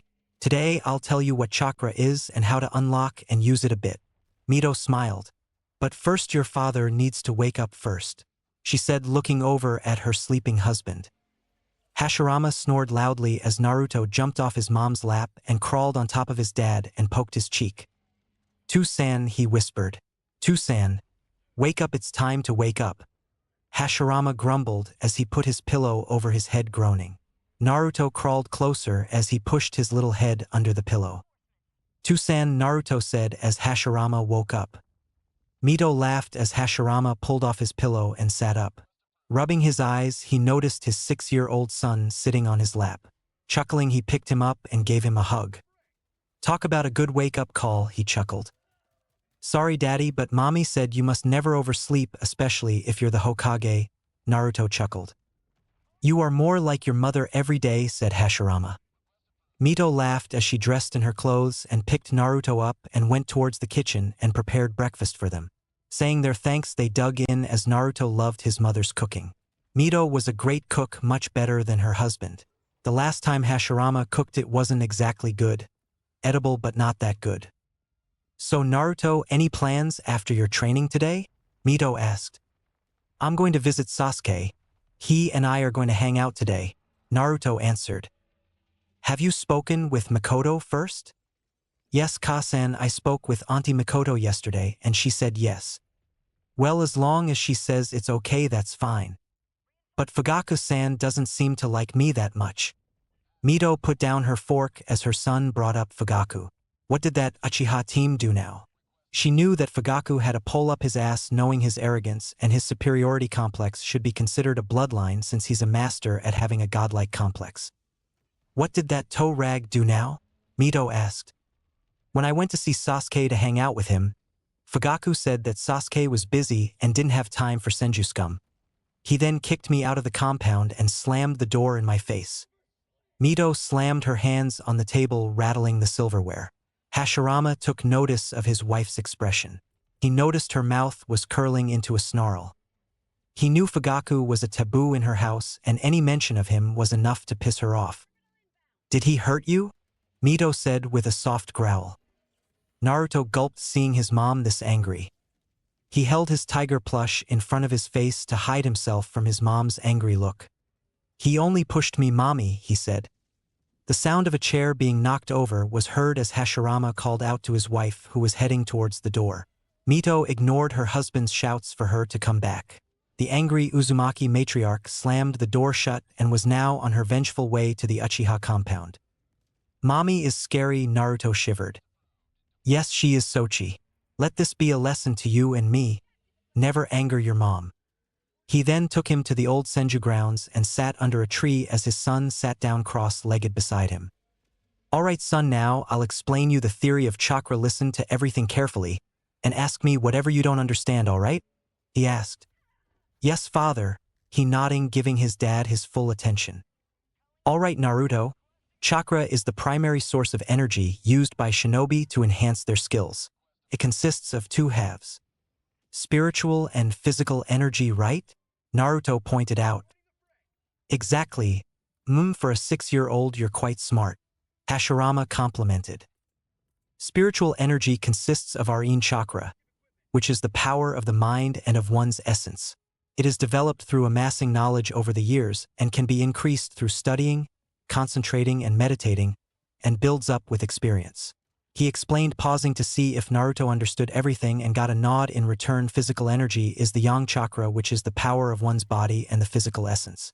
It is developed through intense training of the body and can be increased with the increase in one's stamina and other physical traits. Then, when the two energies are together, chakra is formed. Naruto cheered. Right, Aegon-san, they can be used separately too, but the skill and control required to use even one of them separately is beyond what most shinobi can use. I understand, Dad. Alright then, now we will try and unlock your chakra, Naruto, he said as Naruto grinned foxily in excitement, making him smile. Relax your body and close your eyes. Keep your focus on yourself and nothing else, and try and find a warm pull near your tummy, alright? Naruto nodded, doing as his father told him, and sat like that for half an hour meditating. He tried to connect into his spiritual and physical energy. He knew not many could unlock it on their first try, but Naruto wouldn't give up. He opened his eyes and looked up as Hashirama patted his head. It's alright, Naruto-chan, rarely anyone gets their chakra unlocked on their first try. Try it again, alright? He said, and Naruto smiled back. Oh, I got to head to the office. We can continue the lesson later when I get back or when your mom gets back. Okay, Tusen, I'll stay here and continue to try and unlock my chakra. Alright, don't strain yourself, and I'll send for Shizune to look after you, and then take you to the Uchihas to see Sasuke. He kissed his forehead and left for the Hokage's office. Naruto took a small breath and closed his eyes and focused on his inner spirit. The chakra within his body was moving within his chakra network as the white chakra was trying to break through his chakra paths and chakra gates. His blue chakra, or his physical part of his chakra, was fighting against the white chakra, which was full of spiritual energy. Wow, talk about an inner spiritual war. However, the white chakra broke through the chakra gates and flooded his system, engulfing his body. This chakra, it feels sentient. Its power feels celestial, Naruto thought. Naruto's mindscape. Unknown to him, Naruto was taken within his mindscape. The redhead gasped as he opened his eyes to reveal a dark area with darkness that went for miles. He called out for anyone, but his voice echoed for miles. No one responded as he continued to walk forward into the darkness before him. He felt like he was walking for hours when he was stopped by a bright light. The light shined from above as it revealed a strong oak tree. This was strange to Naruto and approached it with caution. Approaching it, he laid a hand on it as he felt powerful chakra from it. This power, it's the same as I felt before, Naruto gasped. Where am I? From atop the tree, he saw a shining star descending from the sky. Naruto gazed upon it as it landed a few feet away from him. Holding his hand on his forehead to cut down the glare of the light, he tried to make it out. The light died down, taking the form of a woman in her late 30s. She had long white hair that went down to her feet. Her flawless skin was soft as silk, and her eyes pale white, similar to the Hyuga's bloodline. One thing for sure, she was beautiful. The woman stepped forward and approached the tree, only to find him standing before it. Approaching the boy, she knelt down and cupped his head in her hands. Hagoromo? Hamura? She asked. No Indra or Ashura. Was this woman confusing him with someone else? Your chakra is the same as my son's, but you are not my sons, she said, confusing him. No, my lady, my name is Naruto Senju Uzumaki. He introduced himself. Uzumaki, Senju, the descendants of Ashura. Pardon me, my lady, I didn't mean to intrude. I somehow ended up here, and I have no idea where this is. Naruto apologized. You are in your own mind, she answered. This is your mindscape. How did I end up here? It seems your chakra or something else called you here. But how are you here? Are you part of my mindscape? I have no idea how I am here, but if I were to guess, I must have been sealed inside of you. Huh? Why would a beautiful lady like you be sealed inside of me? Beautiful? She blushed. This child is something else. Madam, are you okay? Naruto asked. Kagaya. Huh. My name is Kagaya Oitsutsuki. I'm the mother of all chakra. Naruto gasped in shock. He had the mother of chakra itself sealed inside of him? Normally anyone would be prideful and want to use this power to show their superiority over the rest of the shinobi. But Naruto was different. His father used to say, "The prideful are powerful, but their arrogance become their downfall." Basically speaking, no matter how powerful you are, the outcome depends on how you use it. Naruto went down to his knees in respect. "Kaguya, I am honored to be in your presence." Naruto praised her. "Child, stand up, do not bow. While I appreciate the respect, you shouldn't treat me like royalty," said Kaguya. "But my parents said those of great importance must be shown the proper respect." "You certainly were raised right," Kaguya chuckled. "That's because he was raised right by actual parents." A voice spoke out, making them look around. "Who's there?" Naruto called out. "Look behind the tree." Naruto and Kaguya walked towards the darkness behind the tree and soon came to a giant gate. The gate was made of solid chakra steel like bars with a giant circular seal on the center of the gate with the kanji tag for seal on it. Naruto wondered where this door even came from. Red chakra formed eyes and a mouth spooking Naruto a bit. "Who are you?" Naruto asked frighteningly. "My jailer has finally come to greet me after 6 long years." The voice chuckled. "Jailer? Wait, you're sealed inside of me too." "Correct. I'm the Kyuubi no Kitsune, the most powerful of the tailed beast." Kyuubi smirked. "Wait, you mean the Kyuubi? The mighty 9-tailed fox that can cause massive tsunamis with a swat of its tails and can level mountains?" Naruto shouted excitedly. Kyuubi's sweat dropped at the brat's excitement and the praise that went with it. Was this brat actually praising him for his power and strength? Usually humans despised the tailed beasts, but this brat was just looking at him with stars in his eyes. "You're something else, Gaki. Normally people would cower in fear of me or try to use me as a weapon. That's terrible to treat a sentient being in such a manner," Naruto shouted, shocking Kyuubi and Kaguya. "But how are you inside of me? We were told that you were sealed into the 4th Hokage's kid." "Well, first I was forced to attack the village after I was ripped out of Kushina Uzumaki, my previous Jinchuriki. I was placed under a genjutsu by that bastard Uchiha. I couldn't control myself and almost brought the village to its destruction, until the Yondaime interfered. Minato Namikaze used the Reaper Death Seal to split me in half. My chakra into his eldest Menma and his youngest son, Yu." "Wah! What did you say?" Naruto gasped. "Minato and Kushina are your birth parents, but they abandoned you to train your brother Menma to control my chakra." Naruto backed away as he clutched his head at what he was told. No, it couldn't be true. His mommy and daddy were the Hashirama and Mito. He cried as he looked at the fox. "You're lying. My parents are Hashirama and Mito, not the 4th Hokage and his wife," he cried. "Kit, I was sealed inside of you. I heard the entire thing when I was inside of you," Kyuubi roared. "It can't be true," Naruto sobbed till he felt Kaguya's arms around him, pulling him into a hug. "It can't be true." "It's true, little one. That bastard and bitch abandoned you as if you meant nothing to them. But thankfully Shinigami took pity on you and gave you a new family." "What do you mean?" Naruto asked, wanting answers. Kyuubi spent the next hour explaining the whole situation from the sealing to his abandonment at the hands of his old parents. Taking all that the Kyuubi told him, Naruto felt hatred for his old parents. But now he didn't care anymore. He had new parents. Thanks to the death god, he carried Mito and Hashirama's blood. They were his real parents. The Yondaime and his wife could go fuck themselves. He thanked the fox for telling him the truth. "Thank you for telling me the truth." Naruto thanked the fox. "You deserve the truth, Kit," Kyuubi said with sympathy.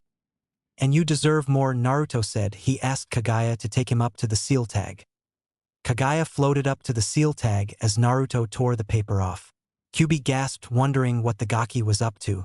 Naruto asked Kaguya how he could undo the seal since he hasn't begun Fuinjutsu training. Kaguya explained as best she found for him to understand.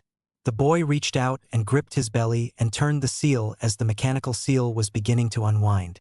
The gates then swung open as the fox took his first step out. "Why would you free me? I attacked your village. I killed many of your fellow ninja. And I'm one of the reason your parents abandoned you." Kyuubi asked, wanting to know why Naruto would free him. Naruto smiled up at him. "It's simple, Kyuubi-san. You were forced to attack devoid of your own free will. My so-called birth parents made their choice. I got Hashirama Tusan and Mito Ka-chan. I don't need the Namikazes in my life. I never met a human like you, Naruto. I have a feeling we will be good friends. There is nothing I would like more than that. And don't worry, I'll find a way to get your chakra back. That's my ninja way, believe it, Naruto promised, giving his classic foxy grin. Well, you better get back. I sense a human's presence coming towards you, Kagaya said. Will I ever see you two again? Naruto asked. Anytime you wish to see us, just focus your chakra and come into your mindscape. We'll be here when you come back. Kagaya smiled before kissing his forehead, making Naruto blush. The boy smiled with a goofy grin before fading away. Kagaya, unknown to Naruto, left him a little gift. Real world. Senju training grounds. Naruto soon found himself staring into the face of Shizune and Mito smiling down at him. Laughing, the Reed greeted his mom and Aunt Shizune. Well, hello there, sleepyhead, Mito smiled. Enjoy you nap? Mom, I got so much to tell you. I unlocked my chakra, and I met the most amazing people in the world. Looking confused, Naruto told them about how he met Kagaya and the Kyuubi. Mito was shocked that Kyuubi told Naruto about his former parents, but was happy that he considered her and Hashirama his real parents. She was also shocked when Naruto told her about Kagaya Otsutsuki, the mother of all chakra. With his newfound power, Naruto could be the second coming of Kagaya herself. Ka-chan, were you really Kyuubi's first Jinchuriki? Yes, Naruto, I was. Mom, can I let him out? I don't want Kyuubi to be sealed anymore. He's a living sentient being like we are. Oh Naruto, I wish we could, but if a tailed beast is removed from their container, the container dies. Mito answered him grimly. Then I'll find a safer way someday. I promised Kyuubi I would help him regain his powers and let him free. Why would you promise him that? Shizune asked. Because he's my friend, Naruto smiled. Shizune and Mito were shocked beyond belief. Did Naruto just say he and the Kyuubi were friends? Wow, this boy brings new surprises into their lives each and every day. Well, now that you're here, can we go to the Uchiha compound now? I want to see Sasuke. Ha ha ha ha, okay, let's go. Mito smiled as Shizune put Naruto on her back.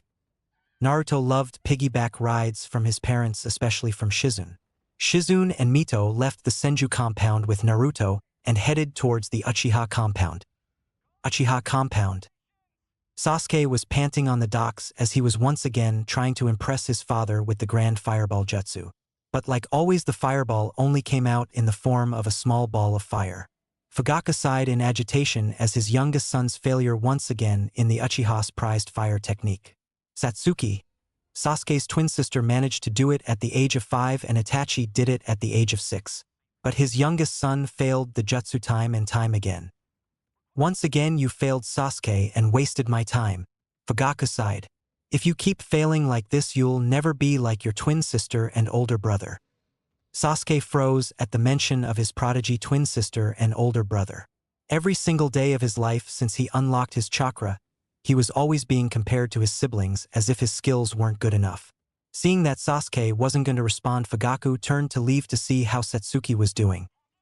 When you learn to master the grand fireball jutsu, come find me, Fugaku said coldly. Besides, I got to check up on Satsuki. She's going to show me her skills with the fire-style phoenix flower jutsu. You could learn a lot from her. He finished before leaving. Sasuke grit his teeth and clenched his fists as blood seeped from his fingernails, digging into the skin. He had it with being compared to his arrogant twin sister. He screamed as he punched the ground, making the ground shake. Itachi felt the shake when walking by the house and turned to look at Sasuke. The young Uchiha went through hand signs and gathering his chakra. He gathered his emotions, his rage, his hatred, and unleashed the grand fireball jutsu, only they were the wrong hand signs and he actually unleashed the fire-style great devastation move while set the entire lake ablaze. Itachi was shocked that his brother managed to gather so much chakra to perform Madara's signature move of all things. Rushing over, Itachi caught Sasuke before he collapsed. Oh Sasuke, foolish little brother, Itachi sighed as he took his brother into the house to tend to him. Unknown to either Uchiha, a figure was watching from the shadows and he was impressed with young Sasuke's ability to use his move. The man in the shadows was none other than the legendary Madara Uchiha. The Uchiha compound being overpacked was an understatement. If anyone didn't know better, they would assume the entire village had come for the party. Plus members from every main clan had made it to the gathering.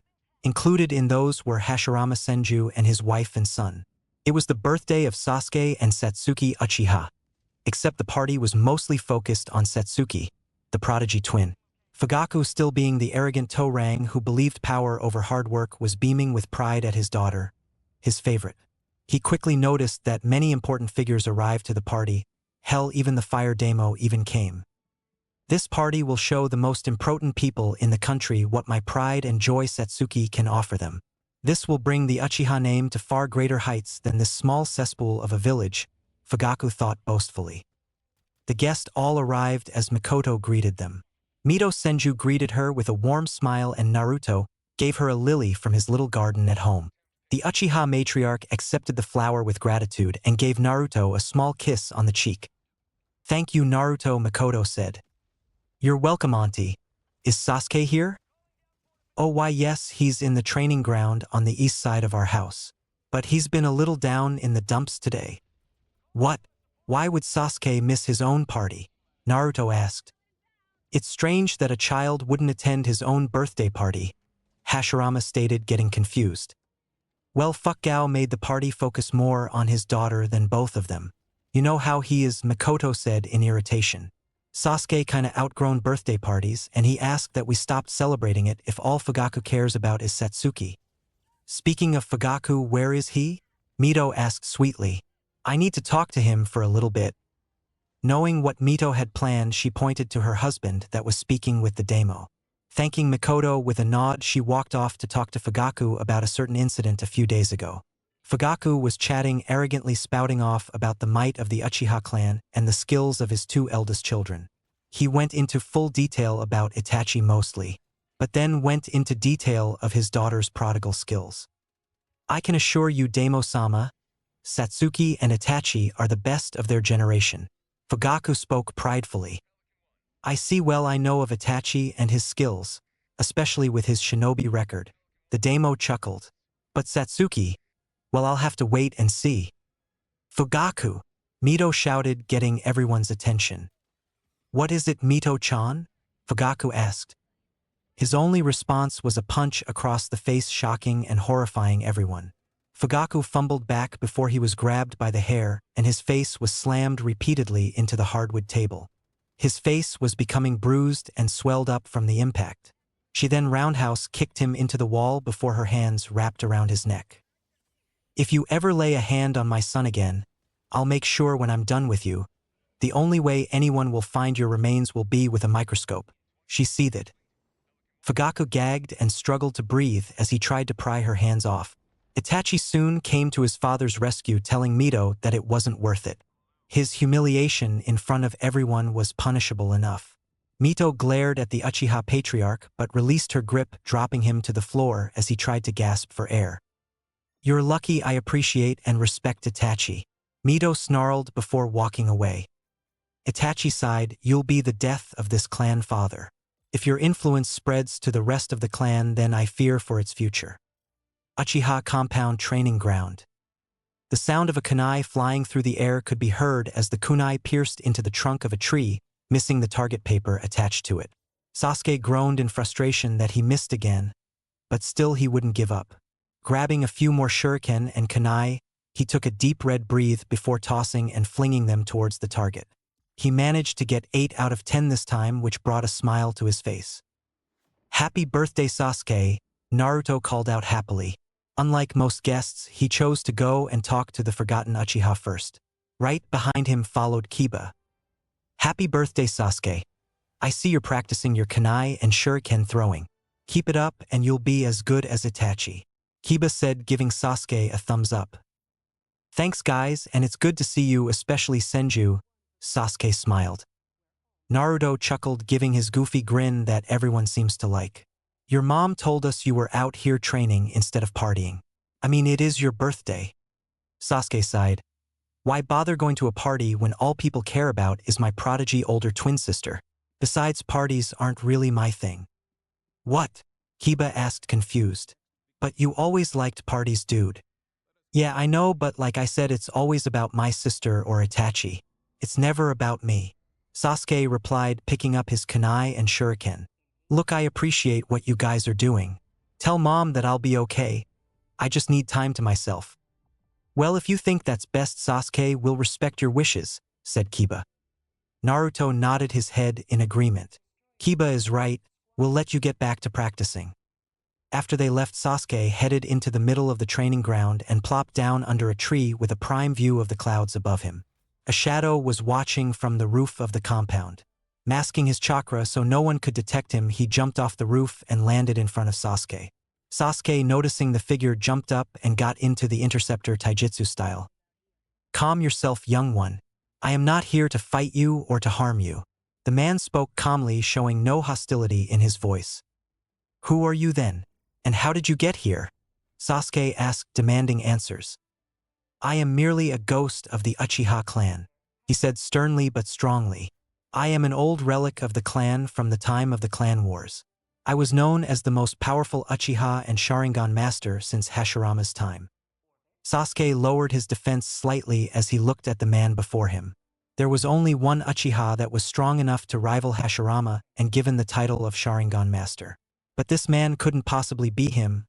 Madara Uchiha died when he fought Hashirama in the Valley of End. Are you claiming to be Madara Uchiha? Sasuke scoffed. Everyone knows Madara died by Hashirama's hand. You actually believed what those Senju worshippers wrote in the history books. Fool, Hashirama spared my life and sentenced me to exile for at least 25 years. He concocted a fable telling everyone that he killed me in the Valley of End, which apparently the villagers believed. You honestly expect me to believe you? Sasuke yelled. If you really are Madara Uchiha, then you would be old and wrinkly by now. Madara laughed in a cold-like way. You got a smart mouth and bravery, I'll give you that. You remind me when I was your age. You think you scare me? Mito Senju is more scarier than you could ever be? Sasuke taunted. Mito? How would you know that? Madara asked. She and Hashirama-sama were brought back to life by the Shinigami. Hashirama is alive? Madara gasped. Yes, and they are attending my twin's birthday party right now. Your twin? Wouldn't that make it your birthday? Yeah, but the only ones who care are Itachi and Ai-san, Kachan, and my two best friends Naruto Senju and Kiba Inuzuka. Naruto Senju? There are still Senjus left around.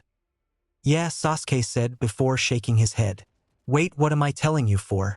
You're an intruder and you must be dealt with. Perhaps you would like proof to prove that I am who I say I am. Any Uchiha can masquerade as Madara, Sasuke scoffed again. Perhaps this will convince you, Madara said, activating his eternal Manjikyu Sharingan. Staring into 3 legendary eyes of the legendary shinobi was more than enough proof, since Madara himself was the only one in history to awaken the eternal Manjikyu Sharingan aside from Indra, their ancestor. Dropping his weapon, the young Uchiha got to his knees and showed Madara the utmost respect. Apologizes, Madara-sama, forgive my disrespect, Sasuke pleaded. You don't need to kneel, child. Although I appreciate the respect, the only people I allow to bow before me are my enemies who cower at my feet. Oh, of course, Madara-sama. Sasuke shivered at the man's coldness. Now then, Sasuke, right? I have heard quite a deal about you from my Zetsus, and I have grown ashamed at what kind of man your father had become. It sickens me that he prides himself on power alone and the strength that comes with hard work and relying on your comrades. Father, just... Sasuke stuttered, trying to get the words to come out. He is a coward, Madara shouted. The Uchiha clan has truly fallen if this is what the future generation will be like. We Uchiha are similar to the Uzumaki clan. We put family first above all else. Apparently, from what you told me, most of the clan and your father don't value you as they do your sister. Madara sensed a chakra signature coming towards them. Enjoy the party. I have a plan that will set you free from what your father has planned for you. The elder Uchiha stood vanished in a shunshin as Satsuki came rushing out. Sasuke turned to see his sister coming towards him. He didn't have time to deal with her superiority complex. Sasuke Baka, everyone is here. It's time to open our presents. Behind her stood her 2 friends, 2 civilians waiting impatiently. Satsuki had an annoyed look on her face, no doubt mad at her Aniki for taking up so much time. Uchiha Compound West area. Sasuke sighed and walked with them. When they arrived at the west side of the house where the party was in full swing, Sasuke stood with Naruto and Kiba. He saw his family walk out and he rushed over, struggled to catch up to them in the waves of people. He forced his way to the front. He heard a few calls of happy birthdays to his sister and many compliments. He, however, got none. It definitely bothered him, but he'd gotten pretty used to it. He noted that his father, mother, sister, and big brother stood in front next to the table.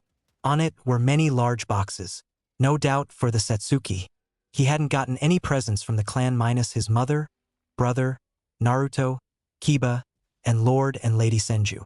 But often his father got him at least one gift, even though it was a last-minute gift. "Everyone quiet down," Fugaku said to calm the crowd. "We're all gathered here today to celebrate the 5th birthday of my twins. For the first presents, I'd like to give Satsuki these," he said while pushing the presents forward. As Satsuki opened them, a big smile appeared on her face. "Aw, so cool," Satsuki yelled out.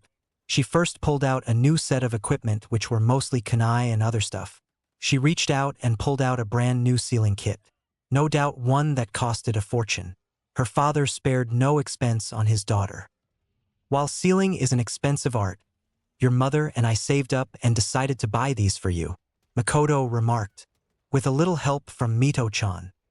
Satsuki spent a while marveling at the gifts before everyone dispersed, leaving Sasuke alone again.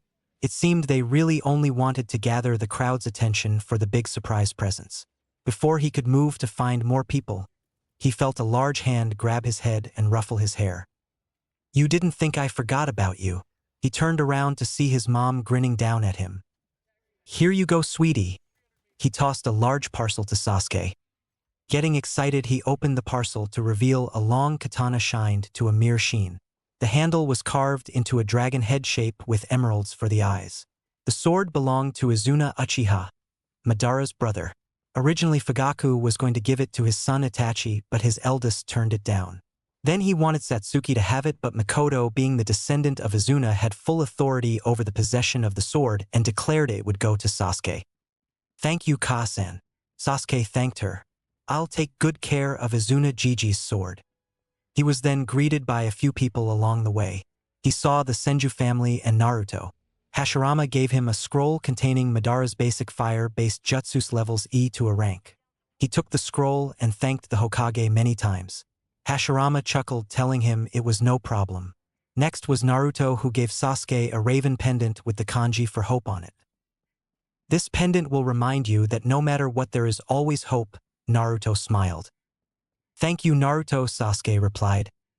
Fugaku sensed his youngest looking at him before the boy looked away from him. He could see that his youngest was good friends with the Senju clan and the Hokage himself. This could work to his advantage, especially since Naruto is the heir to the Senju and Uzumaki clan. He could probably have an alliance with Hashirama, perhaps even a marriage contract. "Hey Toussaint," Sasuke called out hesitantly. "I was wondering when we could talk about my training." Fugaku sighed at this. Might as well make it as fast as possible. His son asked him many times in the past, so it was best to let him know how important his sister's training was. "Sasuke, I've decided to push back your training till your graduation. Your sister had just started working on the Meteor Fireball Jutsu, which a powerful and dangerous technique. She's also close to controlling it. I'm sure you remember the incident a week ago. So to prevent it from happening again, she needs constant supervision, which the elders will be teaching her. And with me being busy with clan matters and village politics getting tense, and I can't even help your sister, let alone you." Fugaku felt all the reasons were justified. Besides, it wasn't like Sasuke would actually wait till graduation. He figured that if he gave his son a date a long way off, he could surprise him by starting it earlier than he promised. Fugaku didn't even have time to gauge Sasuke's reaction, which was one of devastation, before a voice rang out in the room and it filled with the familiar smell of killer intent. "I'll train him if you or the clan can't find the damn time to train him." Stepping into the room was the Madara Uchiha. Unbeknownst to Fugaku, Sasuke was praising Kami at the chance to train. If he couldn't with his father, then Madara himself was the next best thing. "Madara," Hashirama said, making everyone gasp. The Uchiha clan was in shocked silence, especially Fugaku, who was sweating in the presence of the greatest Uchiha to ever live. Madara stood there in all his glory, dressed in his clan war's armor. His appearance looked as if he hasn't aged a day. His attitude and expression was still as cold as his heart. "It's been a long time, Hashirama. So you're finally back from exile?" "Exile?" Mito asked. "I thought you killed him." "No, that was a lie. Hashirama fed the village to spare me the embarrassment," said Madara. "Hashirama spared my life and exiled me from the land of fire to live out my days for 25 years. Now here I am, and I come home to see my clan at its lowest." "Our clan has been in the best shape for years," Fugaku argued. "In your eyes maybe, but your treatment of family proves otherwise," Madara shouted, shutting him up. "The Uchiha clan is clan based off of our sister clan, the Uzumaki. We put family first. That means equality in everything." "Not that I am happy to see you, Madara. But what brings you here?" Hashirama asked again. "I came across Sasuke and he told me about the state of the clan and how his childhood went. I'm very ashamed of my clan right now. So ashamed I can't believe I'm even related to the Uchiha." Madara sneered, shaming the clan and its members. "Now, as for what I said before, I've come to take Sasuke on as my apprentice." Gasps were heard among the Uchiha. Being a student or apprentice of Madara Uchiha was an honor in itself. Many from the clan tried many times in the past begging Madara to teach them, but none impressed him enough. But here the youngest heir of the Uchiha clan head got the attention of him, which made many in the clan jealous, especially Satsuki, who was seething. "Madara-sama, surely my daughter, who is a prodigy, would be a better choice," Fugaku asked him. "Skill alone isn't enough in the field of shinobi. A true shinobi understands and accepts camaraderie. They hold on what it means to be human. A shinobi puts his comrades, family, and village first. But a shinobi puts his family first above all else, no matter what. You raised your daughter to believe that power alone and having the Sharingan makes them superior. That logic there makes me sick." Madara gritted his teeth. "But Sasuke can barely even perform the fireball jutsu," Fugaku stated harshly. "I'm telling you, he wouldn't be worth your time, Madara-sama." "I'll be the judge of that," Madara hissed. "I chose Sasuke because he reminds me of myself. Plus, he has a close friendship with Hashirama's kid. He doesn't despise the Senju clan like the clan does now. Sasuke has potential, and I look forward to bringing that out." End of story. "Now go back to doing what you do best, pampering your spoiled daughter." Fugaku, not saying anything else, backed off and headed back to socialize with the higher class of people. Sasuke thanked Madara for standing up for him. Madara told him that it was no problem at all. "You don't need to thank me, Sasuke," Madara said. "Your father and the clan needed a wake-up call." "Madara," said Hashirama. Madara noticed Hashirama walking towards him. He noticed that the Senju was getting pretty tense at his reveal. The Hokage reached out his hand to him, offering him to handshake. He reached out and took the Hokage's hand, only to receive a punch to his stomach. Madara grunted before Hashirama hugged him close. "You team bastard. You don't know how much I missed you," Hashirama cried. Madara's sweat dropped and groaned. "Cut off the waterworks, you Senju crybaby. And why did you punch me?" "That was for not returning back when I was first alive and not coming to me when you entered the village today," Hashirama shouted. Madara sighed and face-palmed. "I knew you would react like this, which is why I didn't reveal myself to you before. The second reason I didn't come back in the past was because you were dead and Tobirama was the second Hokage. Plus, with the history between him and me, I doubt he would have wanted to see me. Well, all that matters is you're here now, and we have much to catch up on," Hashirama smiled. "Indeed we do, and I look forward to your team meetings like we used to." Madara smirked. "So how's Hokage life treating you, now that you've been brought back to life?"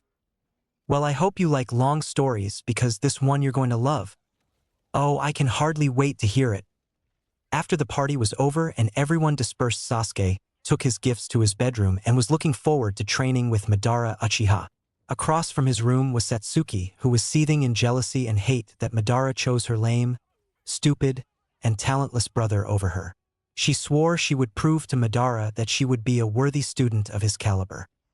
Meanwhile, at the Hokage's office, Madara, Hashirama, and Mito all met for tea. That even and Hashirama started his explanation of what happened and why he and his wife were brought back to life.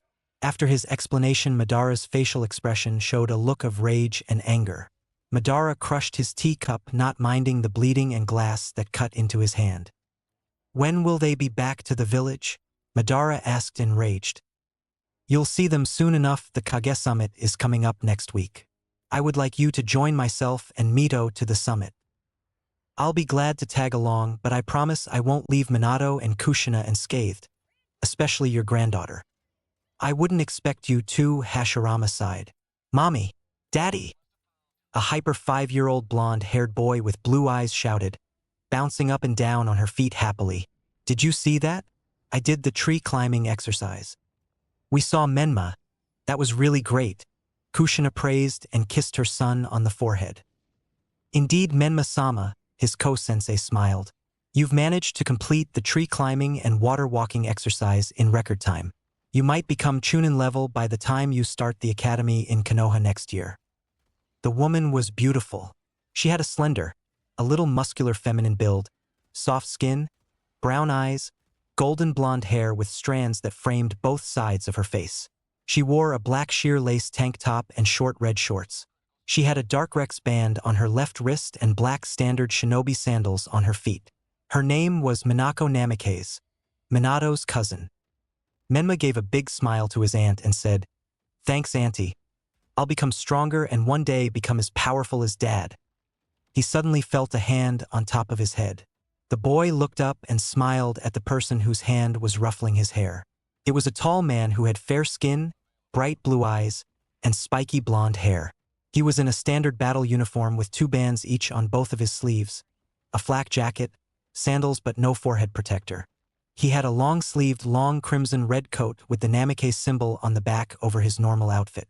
This man was Hiroka Namikaze, his great-grandfather on his father's side, as well as the general of the Fire Daimyo's army. "I'm proud of you, my little Flash," Hiroku said, smiling brightly. "Soon you'll be a badass ninja like your old granddad." "Sorry to say this, Grandpa, and not to insult you, but you are getting along in years. You ever thought of retiring?" Minato joked. Hiroku took it with a scoff.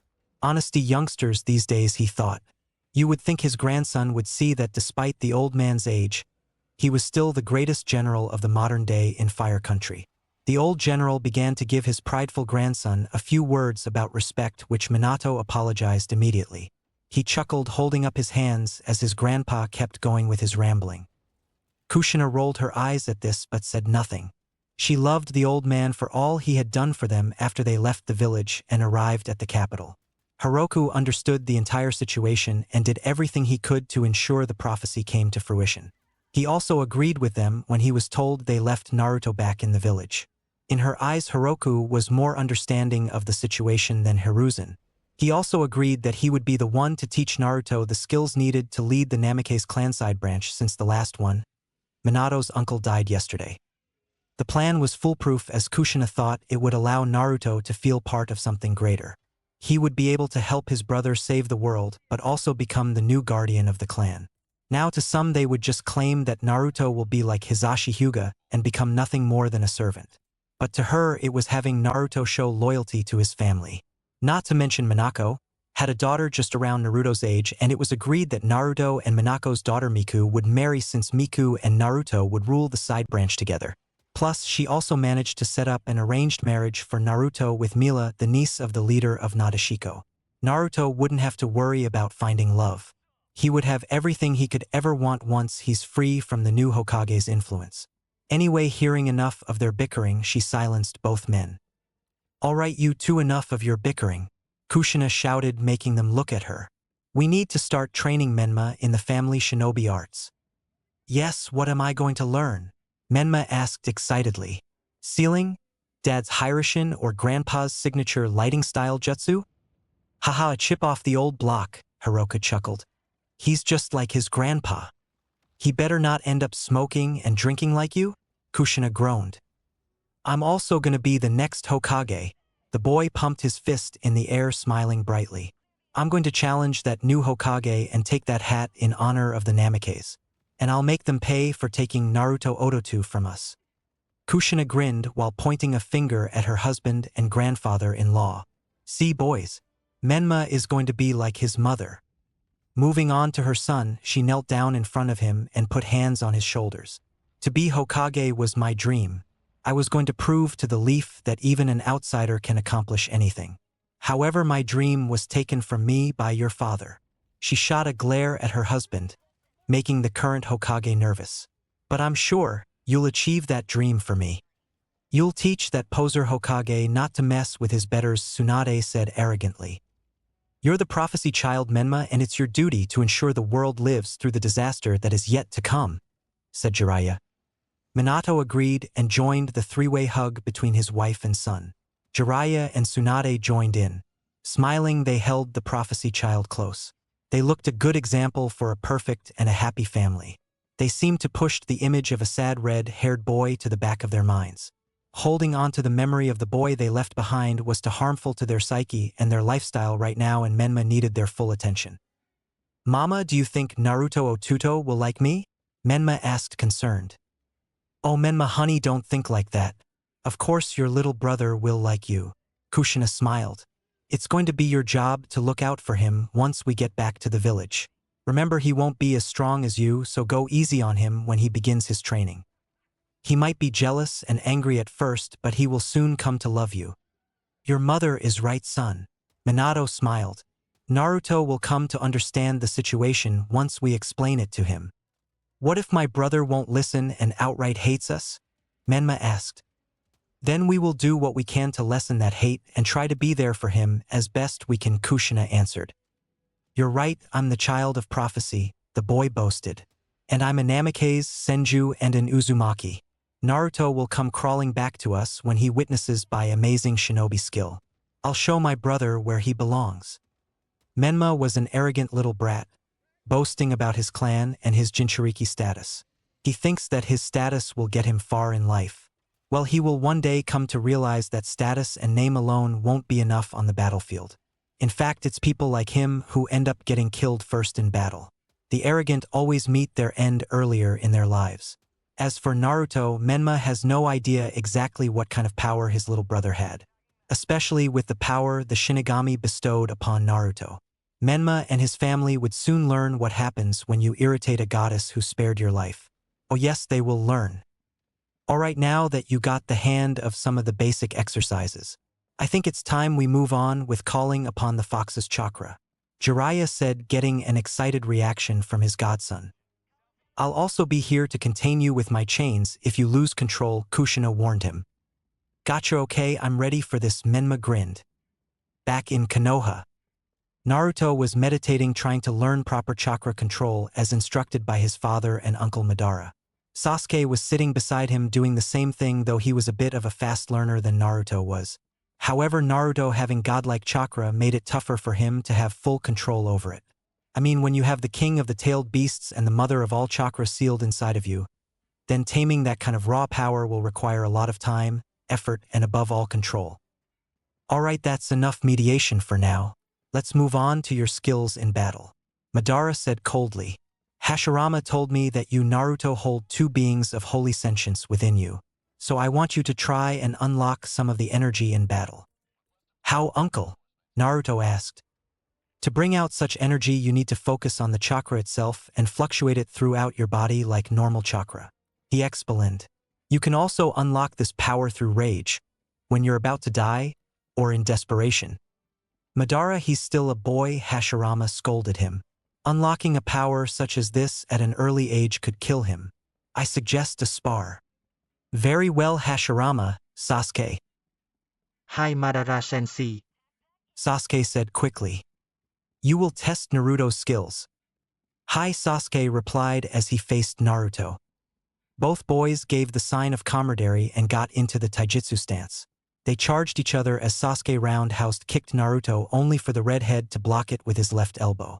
Naruto grabbed hold of Sasuke's leg and prepared himself to toss Sasuke overhead.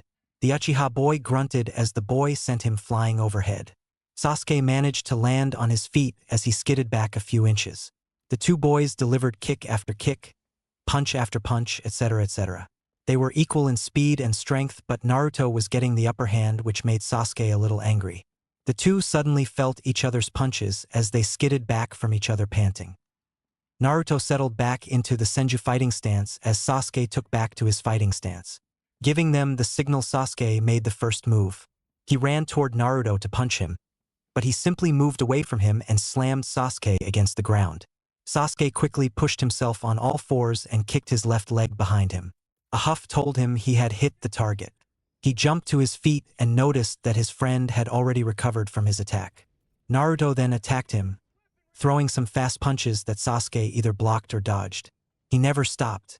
Sasuke blocked his buddy's hard punches and sent 3 back and a knee to his gut that forced him on his knees. Using this opportunity, he kicked him in the side, sending Naruto rolling a few feet from his previous spot. "Not bad," Naruto panted. "You're not bad yourself," Sasuke replied, panting heavily. "Well done, both of you. I've seen some improvement. Sasuke, you're getting better with the Uchiha Taijutsu style, but you still leave yourself wide open at times. You underestimate your opponent too much. Naruto, you really are good with the Senju fighting style. But like Sasuke, you underestimated him." "Sorry, sensei," the boys apologized. "It's fine. Like I said, there is room for improvement." Madara sighed. "Now let's take a break from lunch, and after that I was 500 push-ups, 300 sit-ups, and about 20 laps around the village." "What?" the boys shouted. "You're a slave driver." "Hey, the world of shinobi isn't all fun and games," Madara scolded. "The bastard emo is right," Naruto Kurama said in Naruto's head. "The shinobi world is a dangerous place. The path of a shinobi is serious. You have to make sure that you're prepared for what lies ahead. And we shall always be there to back you up when you need us the most," said Kagaya. "Thanks, guys," Naruto said to himself. The boys groaned as their bodies ached. The elder Uchiha was the roughest and cold-souled person on earth. Hell, even Orochimaru nor Anko was this rough when they trained the boys a few days ago. But they were glad to get a break since they trained since 8 a.m. in the morning. Settling down with Hashirama and Madara, they started to eat their lunch. "Hey, Tusan, where is Kasan?" Naruto asked. "Oh, your mother had to deal with something. It's nothing you should worry yourself about." Hashirama chuckled. "Mito-chan, I hope you know what you're doing." With Mito Uzumaki Senju.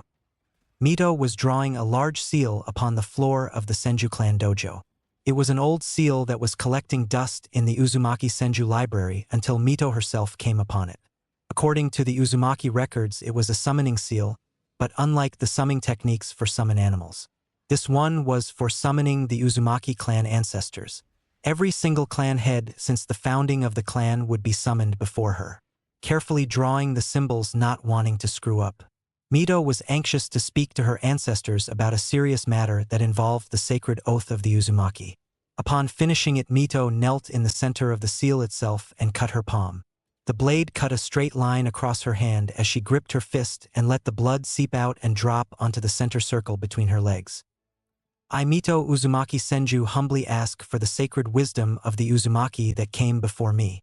I seek their help about a serious crime regarding the sacred oath of the Uzumaki clan. I call upon the former clan heads and the founder herself." Before her stood 12 Uzumakis, 5 men and 7 women. Many of the men were old due to their longevity, but only 2 were young, around the age of at least 30 years old. The women on the hand were quite young due to them dying young in their lifetime. However, only 2 of the 7 women were old, around the age Mito herself was when she first died. The founder herself was a woman of the age of 23. She had short red hair and a feminine slender figure. She wore clan war armor with twin swords strapped over her back. This woman was Anita Uzumaki and founder of the Uzumaki clan. The ancestors appeared in spirit form. "Mito, we the ancestors of the clan hear your summons and appear before you," Anita proclaimed. "You say that a crime was committed against the clan?" an elderly man asked. "Yes, there has," Mito said grimly. "As you know, Shinigami-sama brought back myself and Hashirama to the land of the living. We can see that since you've regained your youth," one of the younger male Uzumaki spirits replied. "I am here to bring forth the crimes Kushina Uzumaki and Tsunade Senju have committed," Mito said in a harsh tone. Kushina has abandoned her youngest son in favor of a prophecy. What? The spirits reacted. What proof do you have? One of the young female Uzumaki spirits asked. This is a very serious allegation.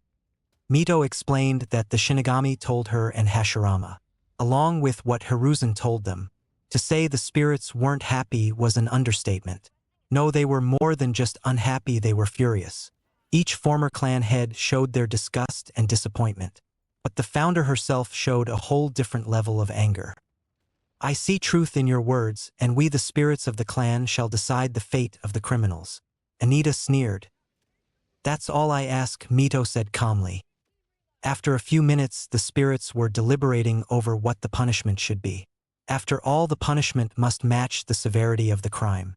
After much consideration, they finally agreed on a punishment. It was decided that Kushina and Tsunade would suffer the only punishment that would make even the toughest Uzumaki break.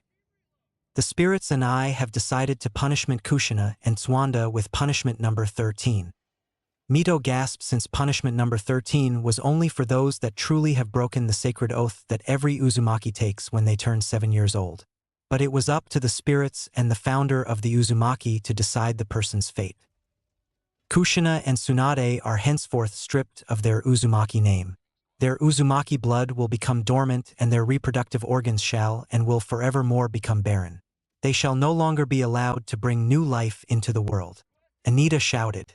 May Kami hear our declaration and carry out the will of the ancestors. Somewhere in the fire capital, Kushina and Tsunade, without their knowledge, would be feeling quite a strange feeling in their lower bodies and their chakra reserves. Kushina especially will feel the most different, since not only will she not be able to reproduce, but her chakra chains will be taken from her as well. The punishment was carried out and Mito thanked her ancestors for what they've done. One of the male Uzumaki spirits told Mito that because of their removal from the Uzumaki clan head status soon fell upon her shoulders. Her son Naruto would also inherit the title of Lord Uzumaki when he reaches the status of Chunin, or when he turns 16. Mito bowed her head in thanks as the ancestors felt their time in the mortal world fading. They wished her luck as the seal lost his powers and the Uzumaki spirits returned to the afterlife. Getting up and dusting herself, she decided to head out to check on her son and his training. She hoped that Madara didn't train him too hard, because knowing Madara from her youth, she knew what a slave driver he was. The Namikaze clan gathered in the main building of the compound. The chamber was a round-shaped room with each clan member seated according to their ranking within the clan. Unlike the Uzumaki clan, the Namikazes settle clan matters differently. Each part of the clan, such as the civilian, shinobi, and elder sectors, deal with matters based on their rank, but the clan head had the final say in any matter they decide. The chamber itself were now filled with exactly 350 Namikazes. The center table in the room with 3 seats was for the clan head, the clan head's wife, and clan heir. The doors opened to reveal Manu Namikaze, the clan head of the Namikaze, with Minato and Kushina following him behind. The clan stood up in respect as proper protocol. Manu was Minato's uncle on his father's side, as the short blonde-haired man took his seat with Minato on his left and Kushina on his right. My fellow clansmen, today we are here to discuss a few things that needs to come to light. However, I have something to do first. For the first clan matter I must address, I have decided to step down as clan head of the Namikaze. Manu said, getting a reaction from the clan. Manu, you led our clan to greatness these past 30 years. One of them yelled. We can't lose you, another shouted. He raised his hands to silence them. My fellow friends and shinobi, I have led the clan for a good 3 decades, but now it's time for someone new to take over. Therefore, I name Minato Namikaze as my successor. The clan, including Minato himself, was shocked in disbelief. The Namikazes knew about Minato's exploits in the Third Great War and his victory over the Nine-Tails Kyuubi. At first, they believed that Minato was still too young, but apparently that changed when he started gaining the favor of the Fire Daimyo. Minato was nervous, but at the same time excited. He believed that, with his status as Lord Namikaze, he would have some political power needed to get his son back. Kushina was also the same way. She congratulated her husband as Minato took his place in the center. My fellow clansmen, my wife and I are honored, Minato said. As the new head of the Namikaze clan, I promise you, that I will do everything in my power to ensure the dignity and honor and preservation of the clan. The clan roared in applause as they praised Minato. Now, like my uncle said, there is a matter that I must bring to the clan. It involves my son Namikaze Uzumaki Naruto. Whispers and murmurs came from the clan. They've never met this Naruto kid, but they have heard he was the youngest child of Minato. They only wondered why their new clan head would bring him up. As you all know, the Kyuubi attacked Konoha. The clansmen all nodded and acknowledged the incident. Well, after the Kyuubi attack, my wife and I sealed and split the fox into our two sons Menma and Naruto. Menma received the chakra and Naruto received the soul. Well, after the attack, the toads came to us about a prophecy regarding one of my sons. We believed it was Menma due to him being the Kyuubi Jinchuriki, and so we decided for the safety of our children we would take Menma with us and leave Naruto to be protected in the village. Minato-sama, wouldn't it have been safer for your youngest to be raised along with Menma? We could have had the aid branch look after him, since the youngest of a pair of twins always goes to the side branch," said one of the Namikaze civilians. "We had considered that, but the village needed time to rebuild. So by leaving Naruto there and have his status as a Jinchuriki announced our village would be safe." Kushina answered the civilian. "So why are you bringing this up to us?" one of the elders asked. "The reason being is that Naruto has been adopted into another clan," Minato said grimly. "Which clan would that be?" "The Senju and Uzumaki clan," Minato said. "But Minato-sama, you're part of the Senju clan, aren't you? Since Lady Tsunade is your mother," a woman asked. "Yes, but I was born from a one-night stand, not through legal marriage, meaning I'm an illegitimate child." "But you're still a Senju," another Namikaze argued. "Yes, but apparently the Senju clan lordship was given to the new Hokage of the Leaf, which apparently is a Senju as well. The same Senju who adopted my son. This man robbed Kushina and myself of our youngest child." "What was your plans for the child?" an elderly woman asked. "Naruto was to be trained to become head of the Namikaze side branch. Be taught the minor ninjutsu required by clan law to protect the main branch. He will also be taught Fuinjutsu by Kushina since he's an Uzumaki. Once full trained, he will married to Minako's daughter Miku." "Why the Namikaze side branch? Wouldn't Naruto be the Uzumaki heir?" the elderly woman asked again. "Since Menma is the Namikaze heir. Kushina and I originally were going to name Naruto the Uzumaki heir, but we decided Menma needed more protection. So we named Menma the Uzumaki heir as well."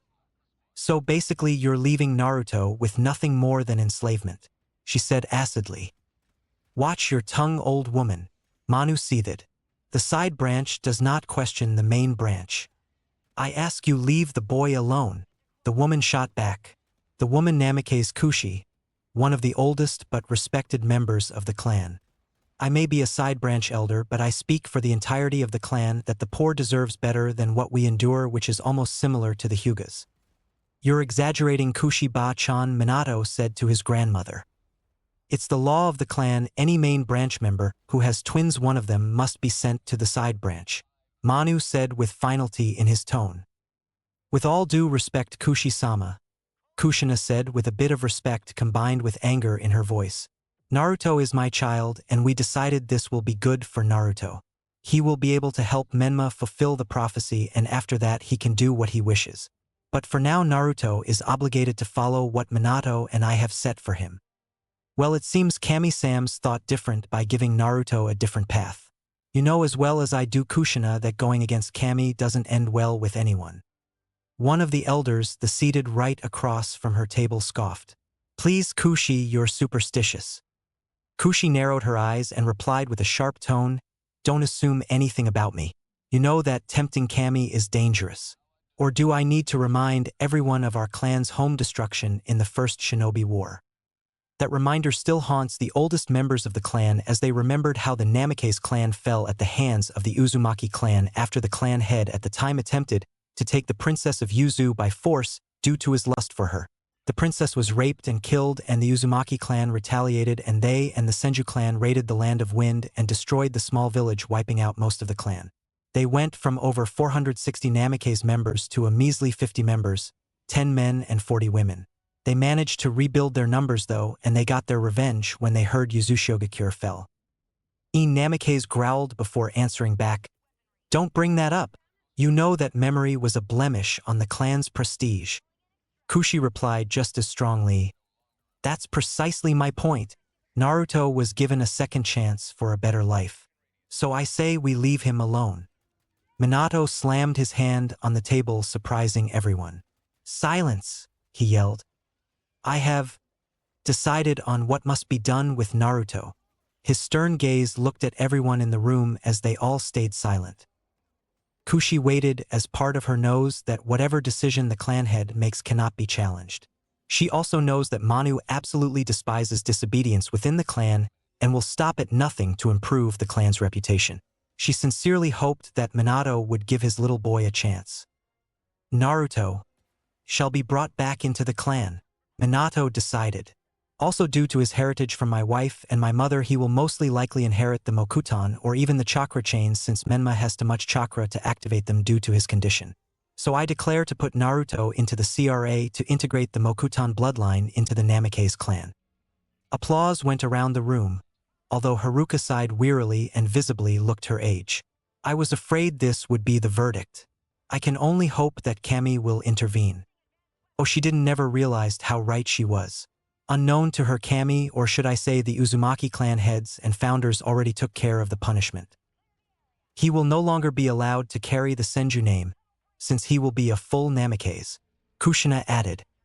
Kushi mentally scoffed. Typical. I was hoping the clan would change their ways. But it seems that was all. It was wishful thinking. Everyone nodded and left the room one by one. After everyone left, only Kushi, Kushina, Minato and Manu were left inside. Is there a reason for your stay, mother? Manu asked curiously. Kushi stared at them all, making them all nervous.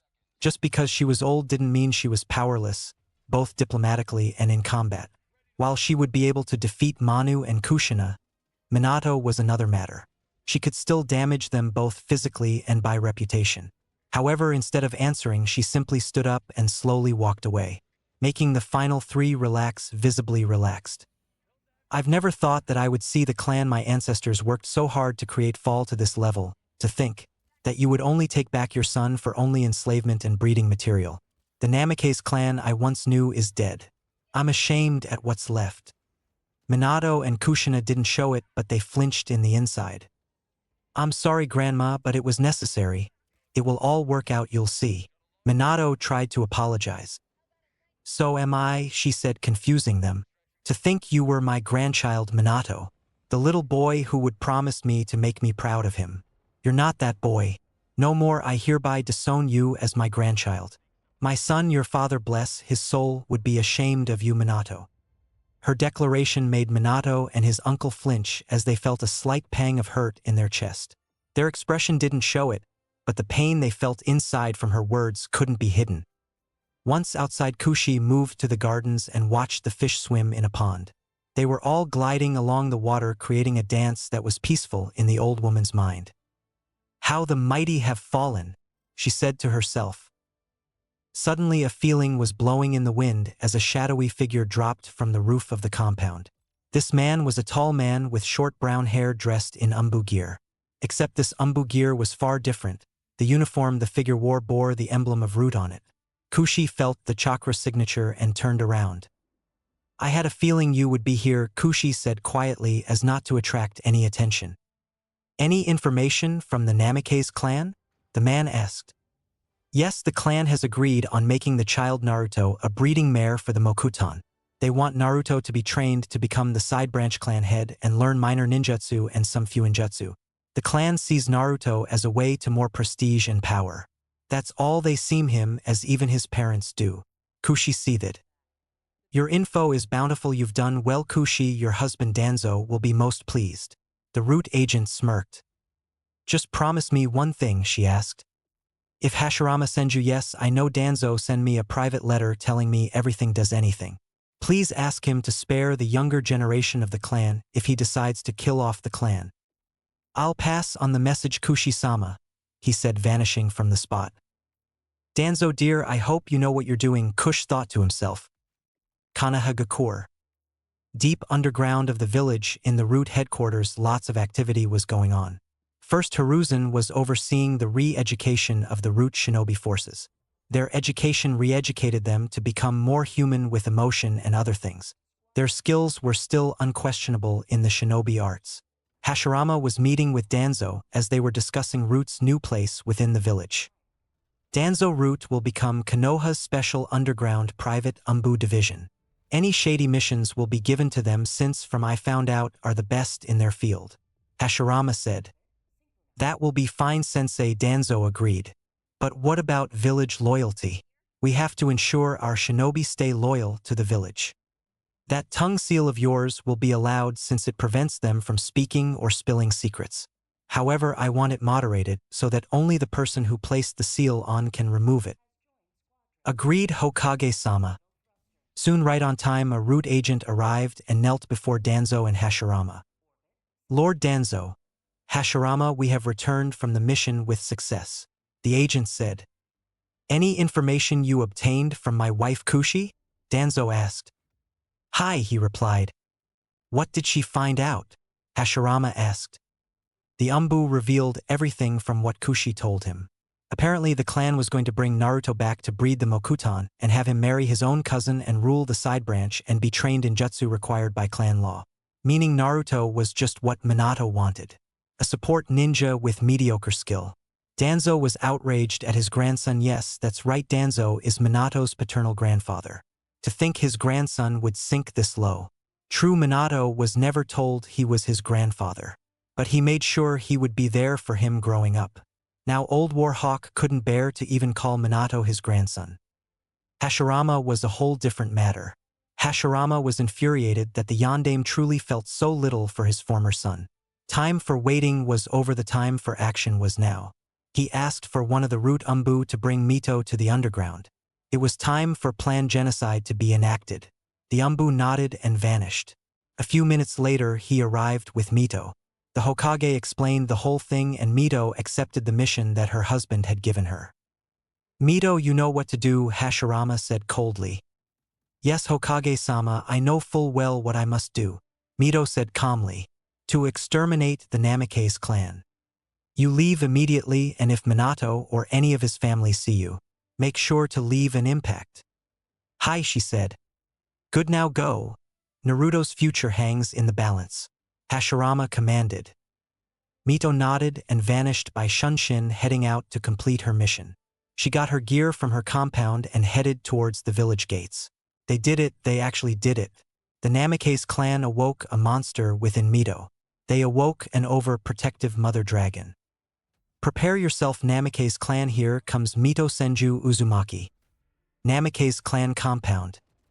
The sound of silence filled the complex as everyone was either resting or walking through the streets.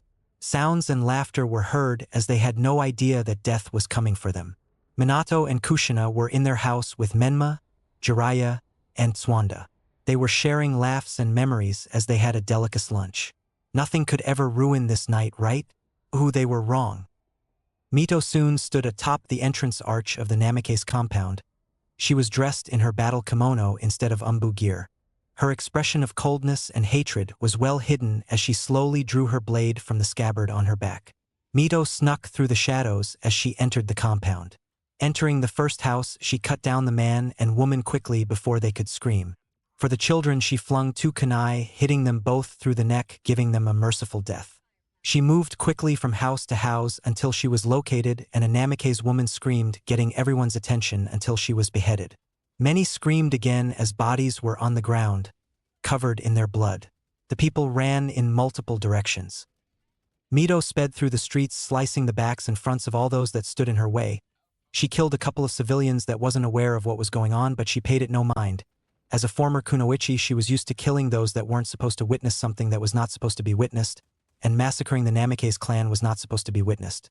Noticing some were running to warn Minato and Kushina, she jumped and threw some kunai and shuriken at other ninjas and civilians in the street. After cutting down the last adult in the clan, she dodged a kunai that was tossed at her. She caught the sight of Minato with Tsuanda, Jiraiya, and Kushina at his side. Who are you? And why have you killed the Namikaze clan? Minato demanded. My name is of no importance. Only that for the safety of Naruto, the Namikaze clan must be killed, she said in a cold tone. Konoha ordered this.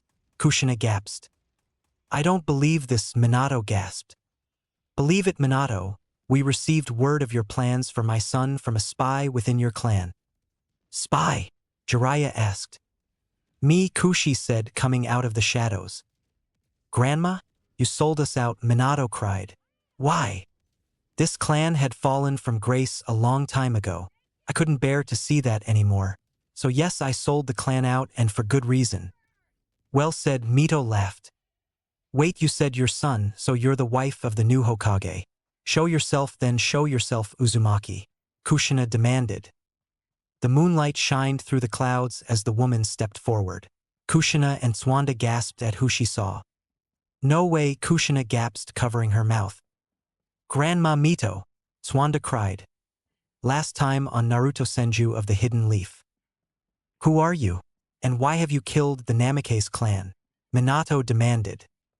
My name is of no importance. Only that for the safety of Naruto, the Namikaze clan must be killed, she said in a cold tone. Konoha ordered this. Kushina gasped. I don't believe this, Minato gasped. Believe it, Minato. We received word of your plans for my son from a spy within your clan. Spy? Jiraiya asked. Me, Kushi said, coming out of the shadows. Grandma? You sold us out, Minato cried. Why? This clan had fallen from grace a long time ago. I couldn't bear to see that anymore. So yes, I sold the clan out, and for good reason. Well said, Mito laughed. Wait, you said your son, so you're the wife of the new Hokage. Show yourself, then show yourself, Uzumaki, Kushina demanded. The moonlight shined through the clouds as the woman stepped forward. Kushina and Swanda gasped at who she saw. No way, Kushina gasped, covering her mouth. Grandma Mito, Swanda cried. Ending previous chapter. Words couldn't even describe what Tsunade and Kushina were feeling right now. Standing before them were the legendary Kunoichi Mito Uzumaki Senju herself. But how could it be? She was supposed to be dead after she transferred the Kyuubi into Kushina. But here she was in front of them with the blood of the Namikaze clan spattered over her body. How can this be? You can't be here, you're dead. You died when you sealed Kyuubi into me, Kushina shouted. I can assure you, Kushina, this is not a genjutsu or an illusion. I'm living flesh and blood, and I've come here to personally deal with you myself. Mito replied, harshly, making Kushina flinch. This must be the reanimated jutsu. Someone must be controlling you, Tsunade said quickly. No one is controlling me, Swanda. I'm here on my own free will. Then why are you here? And why kill my clan? You had no right to come here and spill the blood of my clan, Minato shouted, gritting his teeth. Mito snorted at Minato's tough guy demanding attitude. If there was one thing people know, it's not to demand her of anything. She sheathed her sword back into its scabbard and stared them down as if she wasn't even fazed by them. The reason I am here is because the Shinigami. Mito replied to Minato's question. Shinigami? What does the death goddess have to do with this? Minato asked, sweating heavily. She found out you abandoned Naruto for a prophecy from the toads about a child who would bring the cycle of hatred to an end. Apparently she became furious and was considering taking your soul. Mito smirked, taking in the smell of their fear. Minato and Jiraiya began to sweat. They didn't realize that they pissed off the death goddess. Then it hit them straight in the balls. The death goddess interfered with their plans for Naruto. She was the reason Naruto was taken from them. She did this. Minato gasped, getting everyone else's attention. The death goddess took Naruto from us. Why would she do that? We didn't do anything wrong? Kushina cried. You abandoned your own blood. You chose Menma over Naruto. I taught you better than that, Kushina, Mito shouted, raising her voice. From a very young age I taught and branded in your head the sacred oath of the clan and what it means to truly be an Uzumaki. Mito-sama, I am an Uzumaki. I did this to protect him, Kushina shouted until Mito slapped her across the face.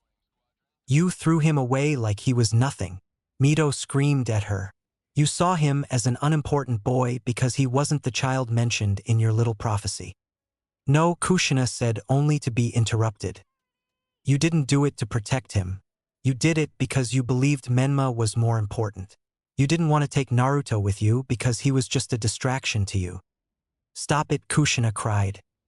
You threw away an innocent little baby that you carried for 9 months. You went along with that bastard without giving a second thought about Naruto. Shut up, I love my son, Kushina screamed. If you loved him, you would have taken him with you. If you loved him, you would be there for his first words, first steps, first injury. If you loved him, you should have been the mother you were supposed to be. Mito shouted louder, making Kushina drop to her knees. Shut up! Shut up! Kushina cried louder, gripping her head. You became such a failure that the death goddess herself decided to give Naruto to a real Uzumaki, someone who would be the mother that you failed to be. Kushina cried into her hands until her eyes ran red. Minato quickly rushed to his wife's side and pulled her into a hug. He glared up at Mito as he leaked killer intent towards her only for the woman to shake it off.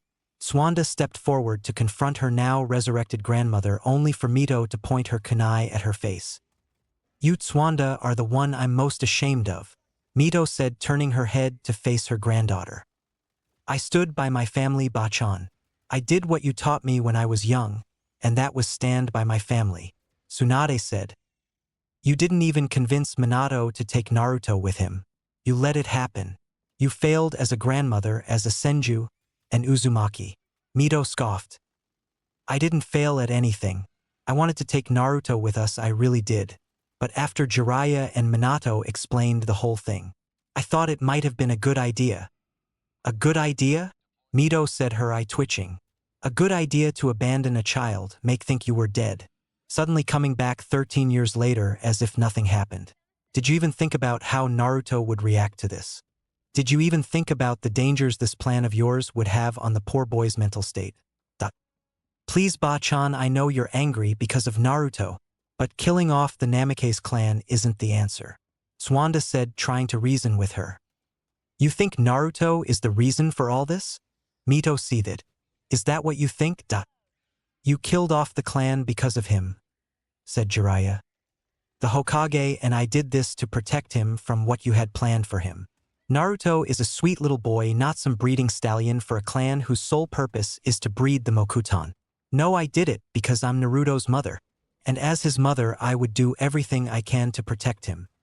What would Grandpa say if he saw you right now? Tsunade angrily shouted. Hashirama would side with me on this one, Mito said, walking towards Tsunade. Hashirama knows what it means to be a parent. You know why? I'll tell you why. He never bent over to fate like you all did. Prophecies are loads of crap. We don't follow the words of something that is years if not centuries old. You may be fate's bitch, but I'm not. I'll have you arrested with clan genocide, Minato said, standing up with his wife holding on to him. I'll have the fire Damo have your head. My clan was close to the Damo, not to mention they were his private Umbu division. You think you can threaten me? Mito chuckled. I don't want to do this to my village. But since they ordered the execution of my clan, then I will make sure justice is served, Minato promised her.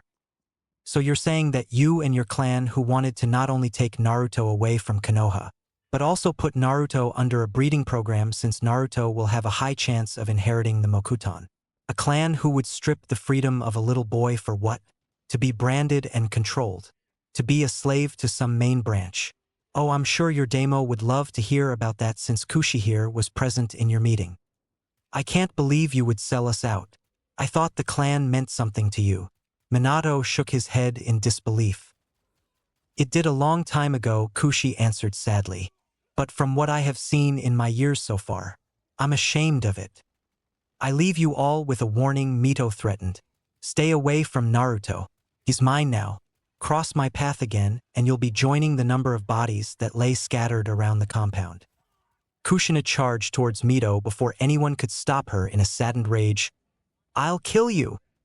Mito allowed Kushina to get close before delivering a punch to the woman's stomach.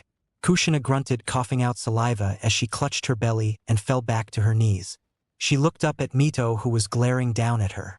The Uzumaki matriarch unleashed so much killer intent that it scared Kushina. She couldn't move a muscle because of it. Minato charged in to help his wife with a Rasengan ready in his hand.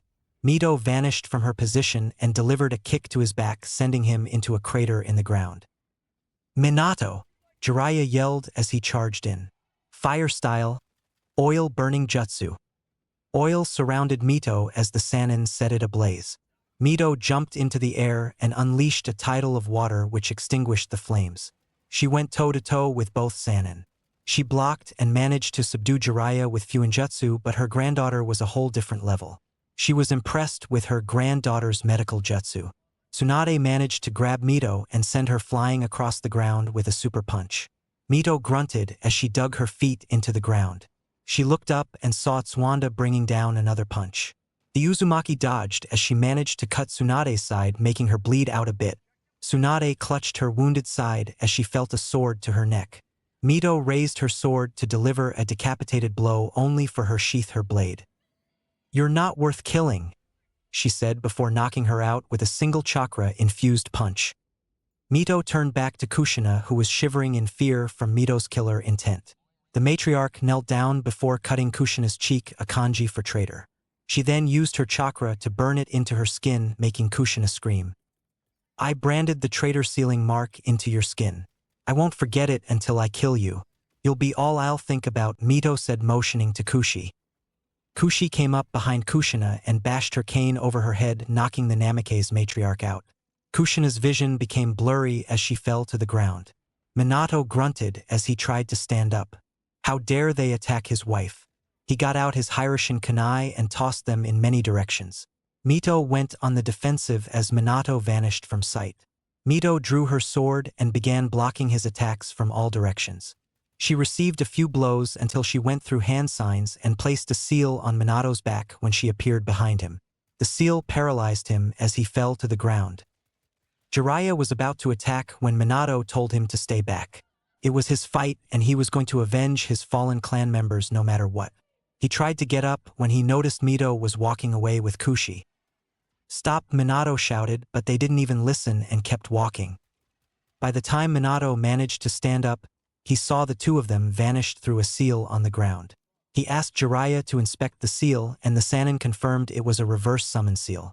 The seal immediately burned off the ground as black flames engulfed it. Whoever made this seal must have been a powerful seal master. "Damn, they got away," Minato growled, tightening his fist grip. "I'll make you pay, bitch, hear me? I'll make you pay." He assisted his wife and mother and managed to get them into the main compound building to rest.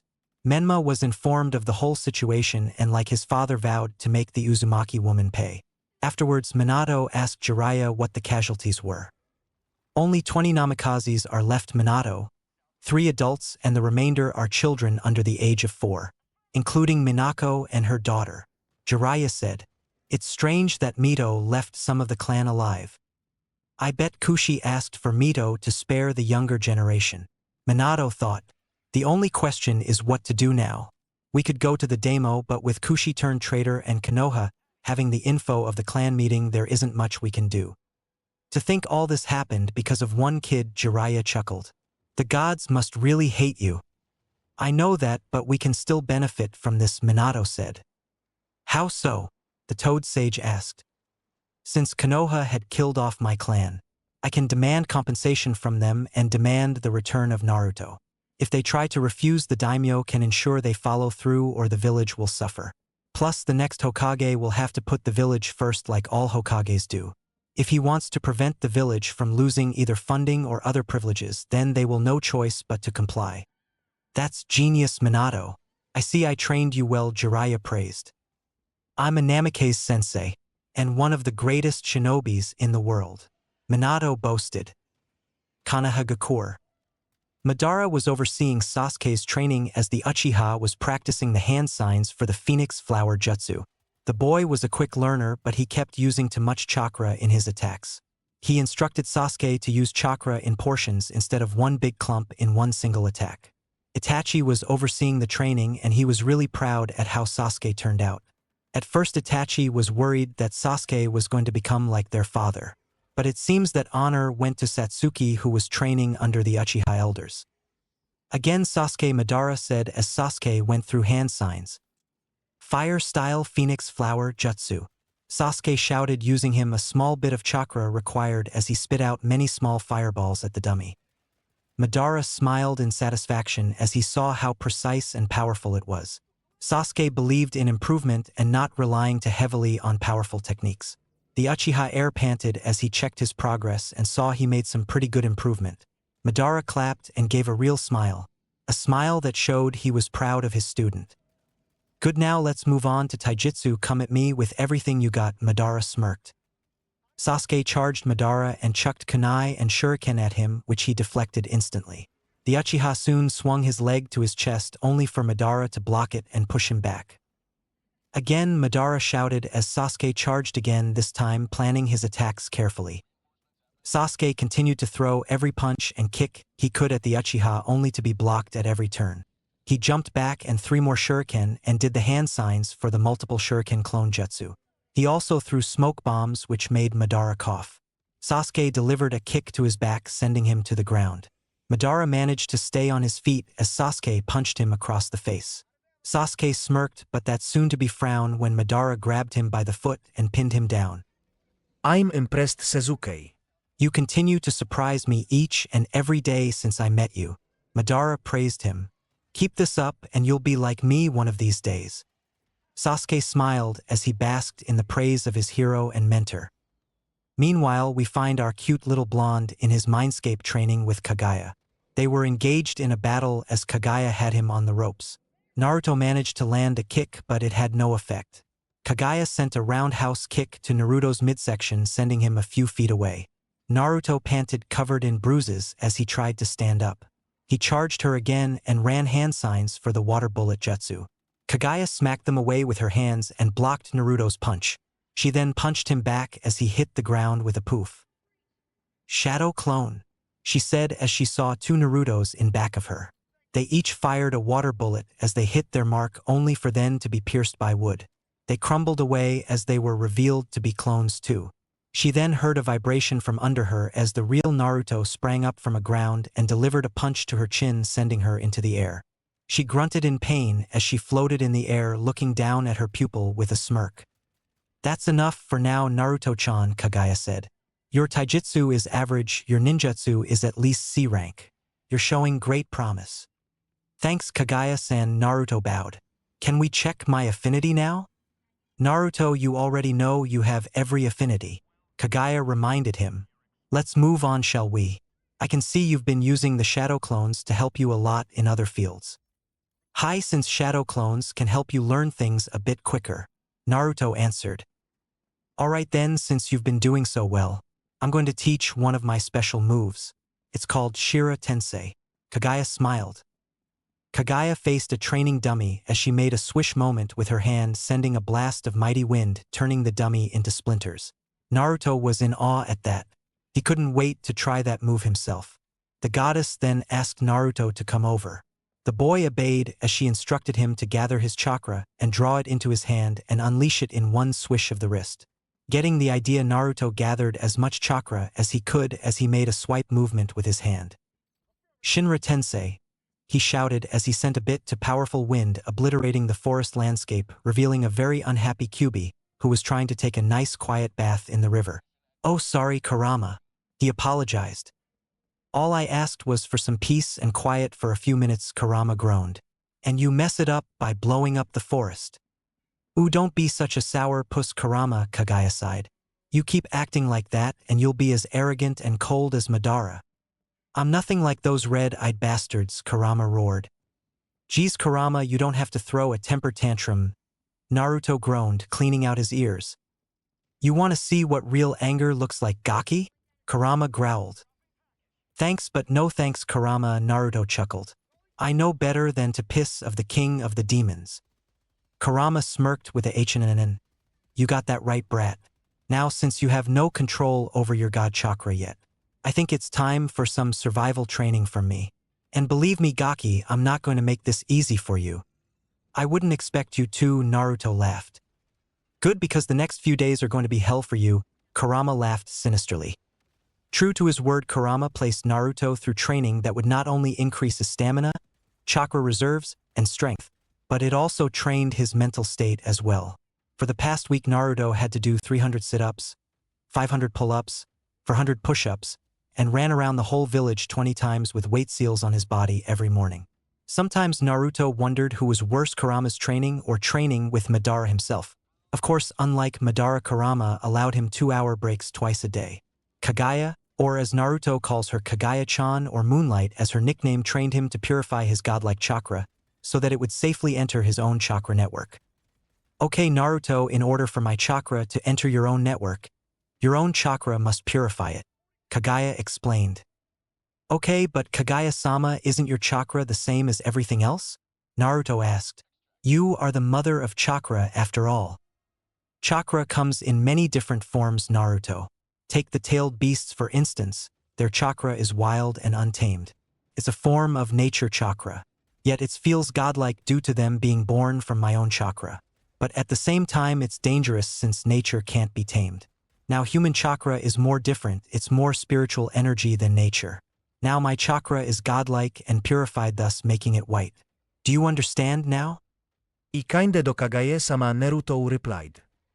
Alright, now let's try letting some of your god chakra pour into your own chakra pools. Naruto nodded as he took a deep breath as he opened his chakra pathways. The white chakra was pooled in Naruto's heart, since the heart represents the very essence of the person. The white chakra slowly bit by bit poured into the pathways. His own blue chakra, sensing the foreign chakra, tried to fight against it. Suddenly the two chakra clashed and it brought forth pain never before imagined. Naruto screamed but still kept his concentration, trying to purify the chakra. Kagaya told him not to force the purification and to let it flow. Naruto's body felt like a war zone between two separate chakra natures, mortal and godlike power. It's hurt so damn bad, Naruto grunted. It seems your body is at war with itself. You must try to let your chakra allow the godlike one to merge with it. The more your body resists it, the more it will hurt. Naruto dealt with the pain for a solid 45 minutes until the pain stopped. The excruciating pain finally ended as his body felt calmer and warmer. The chakra he got from Kagaya started to flow freely through his network. Kagaya looked at Naruto as she noticed white chakra started to leak out and engulf him. Naruto opened his eyes as his once blue eyes turned a good solid white. The moon goddess smiled, the chakra was taking effect. The boy was starting to show tiny traits of her own clan. His human chakra was starting to purify his godlike chakra. How do you feel? She asked. Strange. I feel like a new person, Naruto answered. The chakra, it feels warm, pure, powerful. Just make sure you don't become consumed by it like I did, Kagaya warned him. Don't worry, Moonlight. I swear to you I won't become a power-hungry demon. No offense. Naruto chuckled. Nan taken Kagaya sighed. Well, we trained enough for today. Why don't you hang out with your friends for a while? Really? Naruto whined. Because I was hoping we could spend the day together. You and me. I'm not sure the world is ready for me yet, Kagaya said nervously. I mean, I once tried to eliminate mankind. Naruto moved closer to her and held her face in his hands, making her look at him. You're not that person anymore. Kagaya wanted to believe him, truly she did. But mankind fear what they don't understand, and she knows that mankind both fear and respect her. But they mostly fear her. Naruto begged her to at least spend one day with him outside of his mindscape. After much consideration and begging from our unpredictable but cute little red head, she finally agreed and asked for temporary control of his body. Naruto, asking why, was told she would need to control his body, which will allow her to summon herself. Agreeing to the request, Kagaya took over the boy's body and channeled the chakra that the boy had to such a level it would be enough to summon her. Summoning Jutsu, Kagaya/Naruto shouted, going through hand signs. A puff of smoke appeared as Kagaya stood in her mortal form, the same form she was in before she became the rabbit goddess. She stood at a height of 5 foot and 10 inches tall. She had snow-white hair and pale white eyes. Her lips were a luscious red and her skin was soft and fair. She wore a high-collared hime kimono which had tomo running down the center and edges of the gown and adorned with intricate gold and purple lines. She did not have her rabbit ears, but she looked as beautiful as any celestial goddess. Naruto shook his head after he came back too, and he looked in awe at Kagaya in all her beauty. Moonlight, is that you? Naruto stuttered. Yes, Naruto-chan, it's me, she laughed. You said wanted to spend time together. Well, now you get to. Naruto got to his feet as he took her hand and headed out of the forest and towards the village. He couldn't wait to introduce her to everyone. He was sure they were going to like her. Kanahagakure, Market District. Kagaya walked with her student to the village market when she noticed some looks from the people around them. However, she noticed that they were directed at Naruto and many of them were wondering who his new friend was. Many of the men were jealous that a kid was friends with a beautiful woman like her, whereas the women were jealous of the sheer beauty she had. They would kill to have a body like hers. She did her best to ignore them because she didn't want to ruin the moment for Naruto. She smiled seeing how happy he looked at the moment. He wanted to make sure that their day was the best one she ever had. She sensed that the villagers greeted her student with respect. Ever since the renouncement of the Yondaime, Naruto's father Hashirama announced Naruto as the savior of the village for containing the Kyuubi. He told the village that Naruto will be able to befriend the Ninetales and together they would protect the village for generations to come. About 98% of the villagers praised him for it, but 2% hated the boy for holding the beast that killed their loved ones. Kagaya wondered how Naruto could still be happy and outgoing knowing a small part of the village lives to kill him. It was a mystery to her. Hey Kagaya-sensei? He asked her. Huh, yes, Naruto? She asked. I'm going to take you shopping. A pretty lady like yourself needs some new clothes, jewelry, and other women's stuff. He chuckled. Kagaya smiled down at him before responding. Oh Naruto, you don't have to go and do that, she told him. I appreciate the gesture, but you don't have to spoil me. I know, he replied before looking ahead while they walked. But you did so much for me and this is your first time out in the fresh air in centuries. You deserve it. I want to repay you for all your gifts and your friendship. She looked back down to him in response. All right, Naruto, if you insist. Naruto smiled as he took her hand and led her to the greatest clothing store in the district. More people would continue to stare at them, or more accurately at Naruto. Some of the villagers near the store just sneered at the boy. You could see the look of distaste and disgust upon their face as they noticed the demon boy, as they call him, coming towards the store. They were also angered that a pretty woman like that would associate with his kind. Hey demon, what do you think you're doing showing your face at my grandmother's store? The man yelled. I thought I told you to never show your face here again. Naruto winced at the tone of the man but stood his ground. Kagaya, however, wasn't liking this man's attitude towards her student. Excuse me, sir, but I would advise you not to speak to my student in such a manner, Kagaya said in a cold tone. I demand you apologize. What?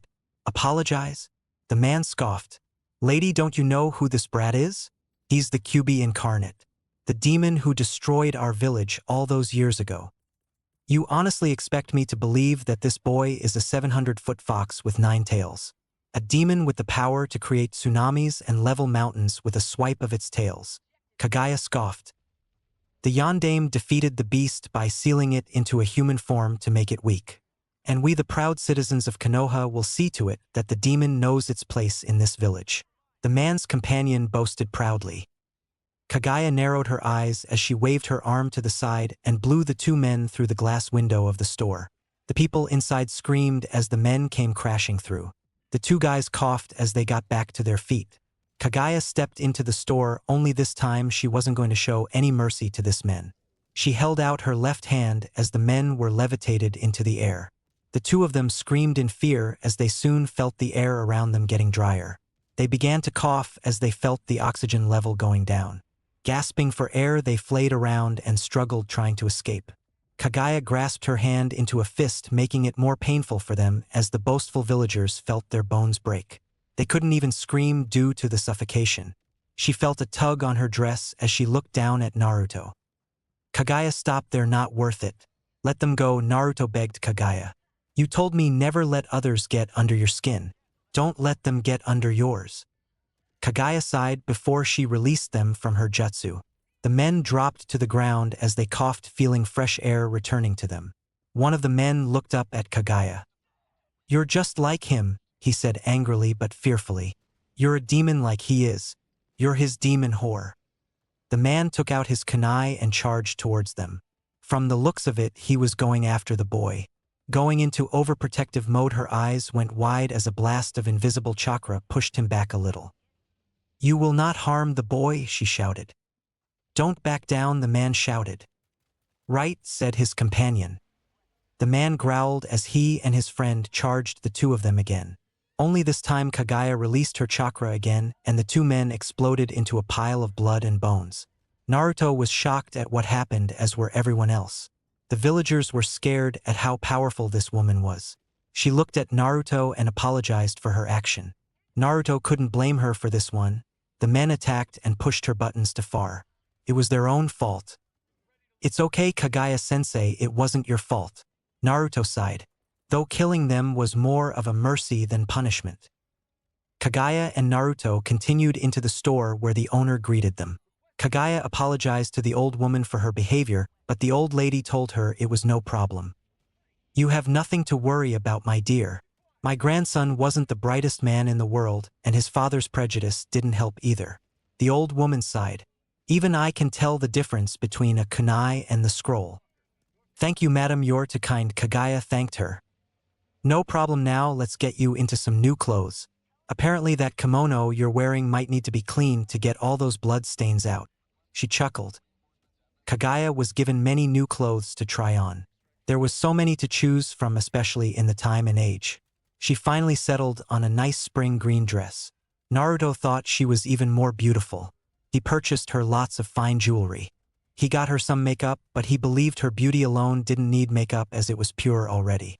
Kaguya had her hair in a long ponytail with a sapphire and diamond barrette in her hair. Kaguya still thought all of this was unnecessary, but Naruto still spoiled her with his allowance. After paying for the clothes and jewelry, Naruto took Kaguya to his favorite restaurant, Ichiraku Ramen. He told her that it was the food of the gods, but Kaguya would be the judge of that. They headed to the restaurant and Naruto was greeted by Ayam and her father Tuchi. "Hey Naruto," Ayam smiled. "The usual, like always?" "Hey, Ayam Nei-chan, and not today. I would like a miso ramen, please. A large bowl to split with my sensei here." "Oh, so we finally get to meet the sensei that Naruto's been talking about," Tuchi smiled. "Name's Tuchi, and that's my daughter Ayam." "My name is Kaguya." The goddess introduced herself. "Nice to meet you both." The ramen came out 10 minutes later as Ayam gave them their chopsticks. Naruto and Kaguya thanked her and dug into their lunch. It was tasty, Kaguya had to admit. She hadn't really tasted anything so good before. "What do you think, Kaguya-sensei?" Naruto asked. "It's delicious, Naruto," she smiled back. See, I told you. Food of the gods," Naruto laughed, digging in more. "Hey Naruto," Kiba shouted as he came in with his friends. "Oh, hey Kiba." "Hey guys, what's up?"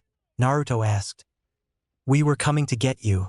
We wanted to know if you'd like to head out to the Akimichi barbecue with us," Hinata asked. "I'd love to, guys, thanks, but I'm busy hanging out with Sensei today. Maybe another time." Naruto rubbed the back of his head, chuckling. "Sensei?" Shikamaru asked. "He means me," Kaguya said, getting everyone's attention. "Whoa, who's the babe?" Kiba smiled.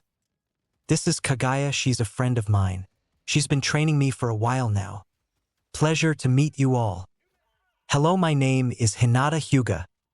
I'm Kiba Inuzuka, and this is my buddy Akamaru." Kiba grinned and Akamaru barking. "What a drag, I'm Shikamaru Nara, and that's my buddy Choji Akimichi. I'm Shino Aburame, my bugs sense your chakra level. You're on god level, aren't you? My bugs fear you. I'm Tenten, and that's Rock Lee and Niji Hyuga. I'm Satsuki Uchiha, and that's Sasuke. Pleasure to meet all of you," Kaguya greeted back. Suddenly, a couple of Umbu appeared as they approached the woman. Naruto, noticing they were Kakashi and Itachi, greeted them. "Itachi and Kakashi and Ice, and what brings you here?"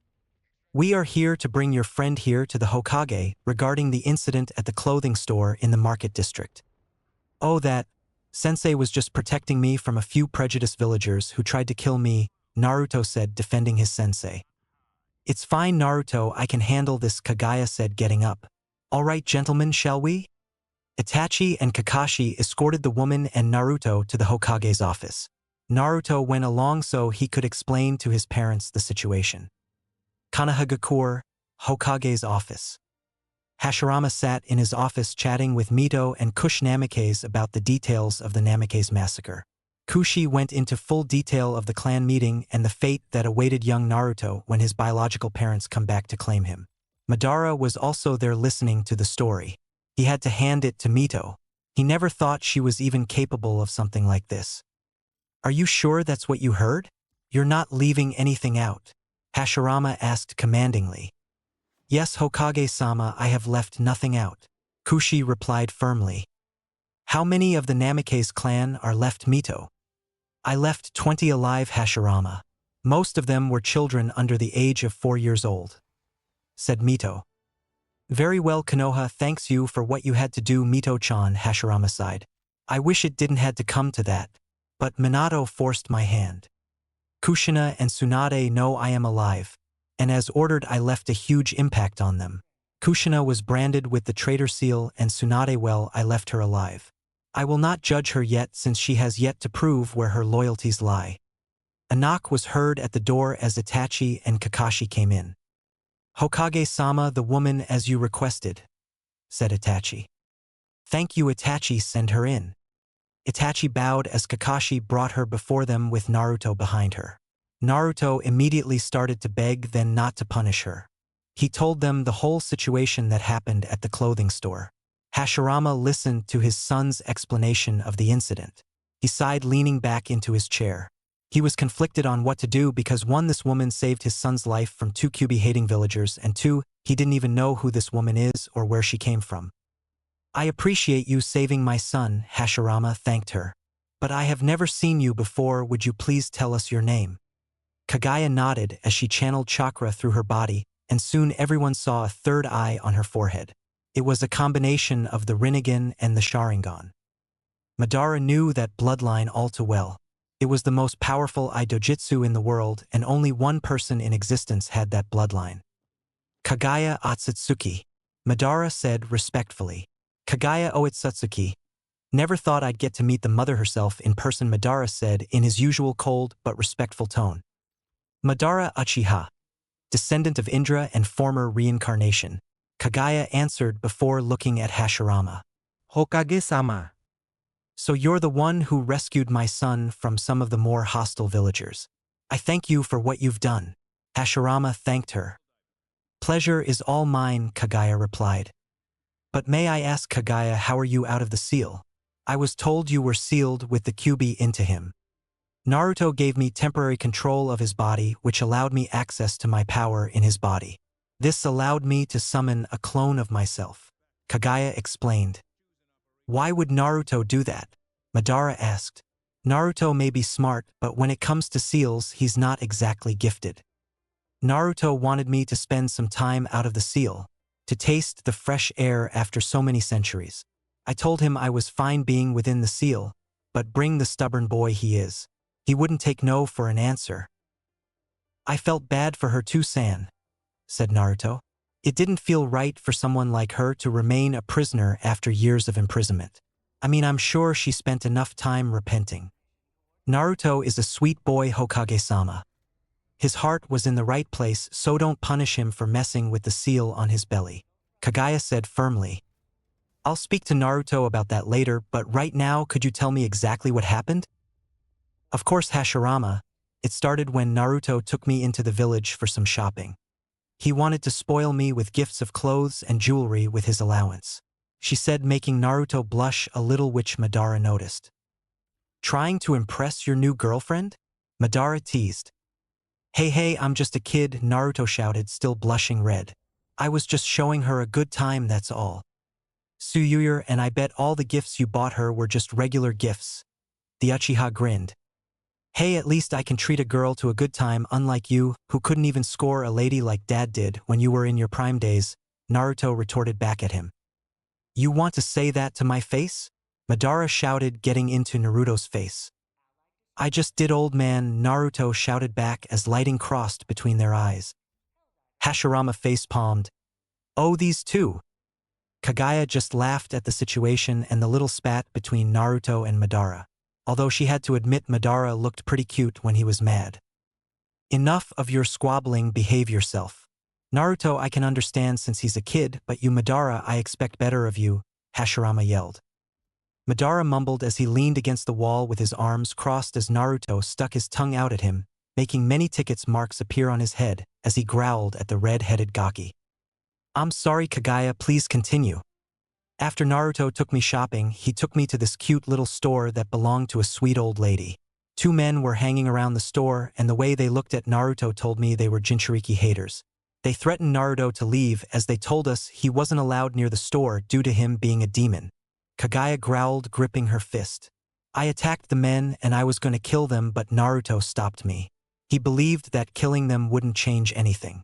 But after they opened their big mouths again and attacked Naruto again, I got so angry. My bloodline activated and the men exploded in a pool of blood. Naruto looked down. He believed in showing mercy to others, even to those who don't deserve it. But Mito, his mother, showed him that sometimes there are people who are beyond mercy and that you'll have to kill those who wish to harm you if you wish to survive. Hashirama understood the situation as he would never forgive anyone who wishes harm upon his son, not even himself if he ever hurt Naruto. The old lady was the grandmother of one of the men I killed. She understood that her grandson was a prejudiced bastard. But I don't understand why she didn't feel sadness over her grandson's death. She saw that he rightfully deserved it, Madara snorted. I know I would if anyone harmed my son. That's the whole report, Hashirama. Kagaya sighed. I suppose I should be punished for killing some of your villagers? Punish you? Hashirama raised an eyebrow. Why would I punish you? You saved my boy from being killed by prejudicial bastards. Kagaya wasn't expecting such a reaction. I mean, sure, she saved her student, but she didn't think the Hokage would be so happy that she killed two humans in the most horrific way imaginable. You deserve a reward. Ask anything and you shall receive it, Hashirama smiled. Can Kagaya and Kurama live out of the seal, Daddy? Naruto asked happily. Naruto, it's Kagaya's reward, so she decides. Actually, that's a fine idea. Could Kurama and I live outside of the seal? It would do us both good. Especially since 98% of the village believes that Kyuubi will work with Naruto to protect the village. If we remove Kurama from Naruto, he will die, Madara argued. He's got godlike chakra and stamina, he will survive. Okay, let's say we do this, then what? If word escapes the village that the Ninetales is free from its host, Naruto will become an even bigger target. I'm not afraid, Uncle Emo, Naruto scoffed. Well, there you have it, Madara, from the mouths of babes, Kagaya smirked. Madara groaned as he shook his head. No one listens to him, why is he even here? He would rather be out on missions killing off enemies or go after that old guy Onoki again from IWA. But now Kagaya actually wants to have the Kyuubi to be released and live in the village with them. Madara knew one bad thing about this whole thing. When Kyuubi comes out, he will come after him due to their past history. Was he terrified? No. Was he intimidated? Yes, after all, the Kyuubi was a powerful force of chakra. Are you sure that's what you want? Because I'm starting to agree with Madara here. Thank you, Hashirama, at least you got some brains left in that head of yours. Kurama is much a victim as Kagaya is. Naruto argued again. They deserve to be free like we do. Alright, come to our compound later tonight and we shall work on releasing you and Kyuubi for real, Hashirama said as Madara hit his head against the wall repeatedly. Thank you, Hashirama, Kagaya bowed. Naruto, why don't you go play with your friends? Okay, bye Daddy, bye Uncle Emo, bye Moonlight. He laughed as he left the office. Moonlight? Hashirama asked. My nickname he made for me, she chuckled. So how long can your clone last? Madara asked her. As long as I desire. Why? Do you like looking at me? She asked seductively, making Madara blush. And a no, of course, and a not, Madara stuttered. Hashirama snickered before Madara growled and put him in a headlock. Well, I should go, boys. Nice meeting you, but I better go find Naruto and make sure he stays safe, Kagaya said before she felt a dark presence. The presence she felt was a sort of energy that was meant to bring about pain upon an individual, and she tracked it towards the western part of the Leaf Village towards the Hyuga compound. Excuse me, Hokage. Madara, but I got some business to clear up, she said, narrowing her eyes as she jumped out the window and headed to the western part of the village. After she left, Madara was still angry at his old friend for allowing such a dangerous request from Kagaya and Naruto. Why, Hashirama, would you agree to something so stupid? Madara growled. I didn't know Naruto would even suggest the idea, Hashirama argued. Madara then bonked him on the head hard, making Hashirama rub his head that now had a giant bump. You still should have said no. You know how valuable the Kyuubi is to every nation. Naruto's going to be in danger, more work than ever. Then what do you suggest we do? Hashirama screamed. We allow Kurama to live out of the seal, but he will still be connected to Naruto, which will prevent Kyuubi from being sealed or captured by another of the great nations. The Hokage thought. Alright, I'll talk to Mito and make the arrangements. In the meantime, you should probably get back to the Uchiha clan. I heard the clan is planning on taking you back as clan head. Ah! Madara scoffed. They can keep their clan head status and shove it up their ass. Besides, Itachi will become the new clan head when I re-educate the clan. Don't go into one of your dark and broody educational methods, Hashirama warned him. No promises, Hashirama. Madara laughed darkly before vanishing in a swirl of fire. Hyuga compound. Hayashi watched as Hinata lunged towards Neji, her arm outstretched, aiming towards a vital tenketsu, only to be easily deflected by Neji. She stumbled a few steps across the courtyard before turning around and adopting the Juken stance.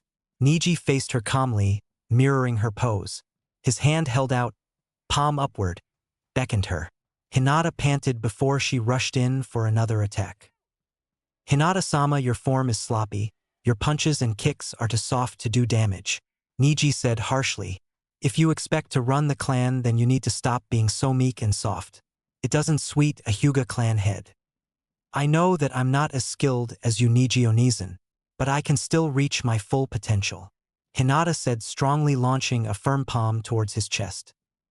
Neji dodged her attack a second time, sidestepping neatly at the last second. However, this time he grabbed her arm and jerked it, trying to unbalance her.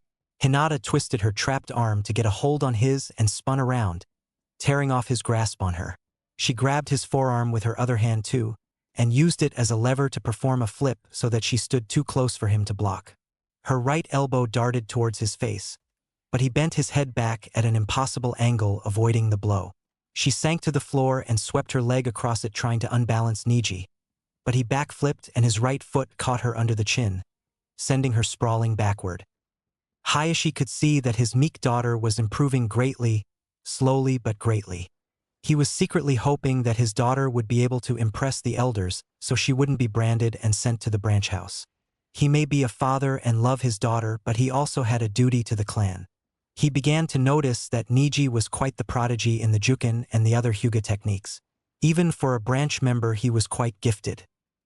Meanwhile, Kagaya had followed the chakra mass to the main household dojo. Hiding her chakra signature, she moved through quietly and managed to peek in through the door. She noticed the two Hyugas sparring. She noticed the girl was a bit off and completely meek. But the boy she noticed was very skilled. Also, she noticed their eyes, which was one of the bloodlines she had. This boy is quite the prodigy. His skills are impressive for a boy his age, Kagaya thought, watching them. However, the girl needs a lot of work. Her attacks are too soft, it's like she doesn't want to hurt anyone. Neji, please, I know you're angry with the main house since uncle died.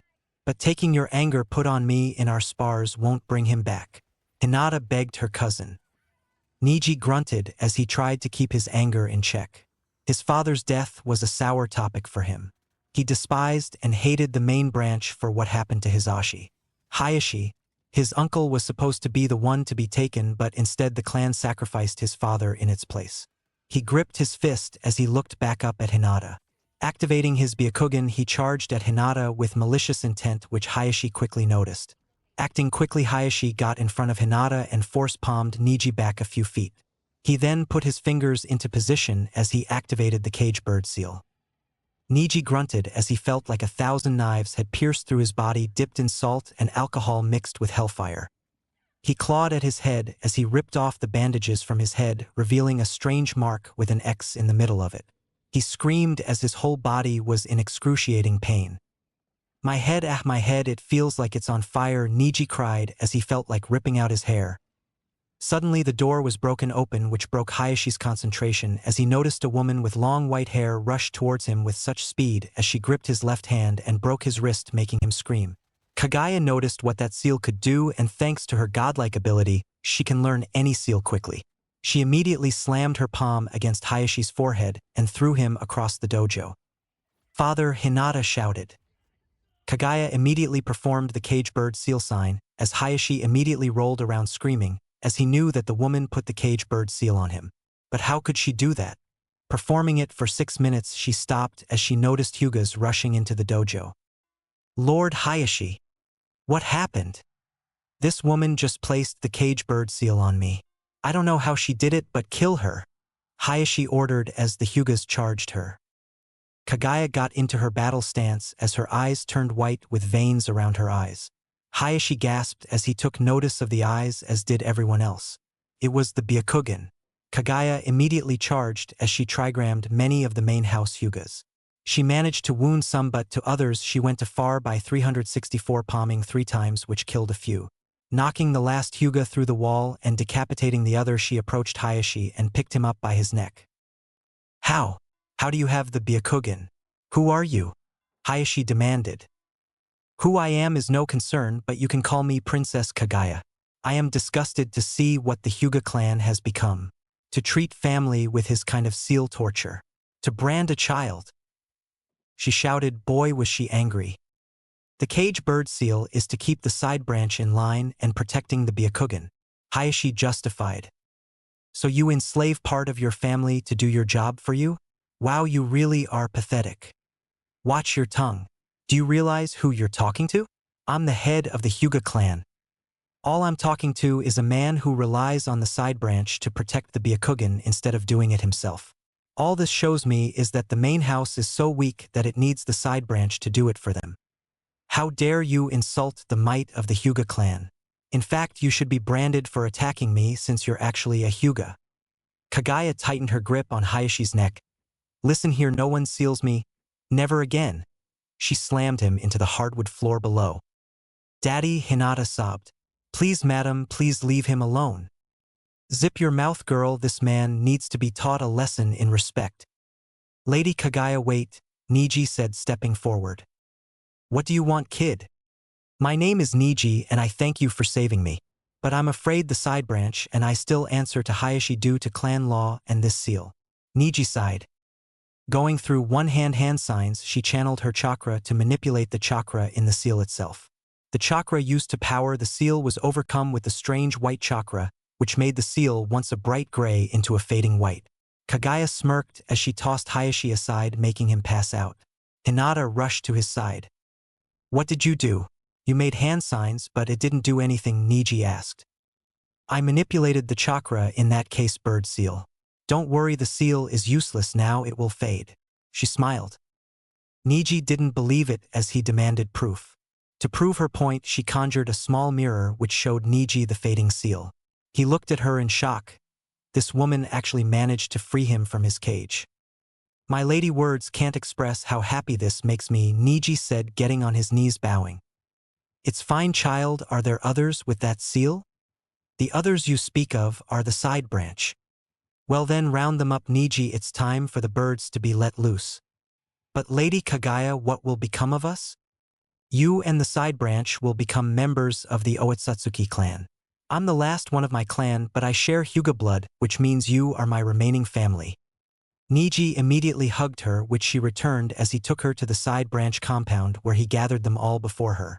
One by one, she removed each of their seals and offered them admittance into the Otsutsuki clan. The side branch members agreed, shouting and cheering for their newfound freedom. Kaguya smiled as she also announced that Niji will become her heir, her son, her legacy. Niji was quiet in shock and excitement with his new turn in his life. This woman not only saved them from a shackled life, but she's offering to take him in as her son. Packing up, the side branch left with Kaguya, their new clan head, as they left their old life as Hyugas behind. Kaguya led the side branch Hyuga clan through the village, getting looks of shock and confusion. Many thoughts were going through their minds as why are the Hyuga clan with Naruto's beautiful friend? They quickly noticed Niji with her as he was holding her hand quite tight, being nervous of a new life. "Kaguya-sama, where are we going?" He asked, I know Konoha doesn't have a Oitsutsuki clan compound. You don't have to worry about that, Niji. I can create us a compound in an instant as I have the ability to warp reality. Wow, Niji said in awe. You must be very powerful. Lady Kagaya? Anoka Hyuga asked. Kagaya looked at the 90-year-old woman. Yes, what is it? Tell me, my lady, why did you do this for us? Why go through all this trouble for us slaves of the Hyuga? Because I know what's it like to sealed by your own family, Kagaya said, coldly shocking them. My own sons sealed me away in the moon for centuries. Centuries? They asked as they all continued to walk. Yes, centuries. I'm the mother of all ninja clans and bloodlines. I was the first one to use chakra, and I use it to end all wars on this planet. But after seeing humans misusing the power my sons gave them, I grew angry. The humans used it for war instead of using it to bring everyone together. It was enough to make me sick to realize humans weren't meant to have chakra. So what changed your mind? Moro Hyuga, a little girl, asked. A young sweet boy named Naruto Uzumaki Senju. She smiled as she remembered the day she met him and the time she spent with him. Mini flashback. Naruto's seal mindscape. Huh? Why would a beautiful lady like you be sealed inside of me? I am Kagaya, mother of all chakra. Kagaya, I am honored to be in your presence.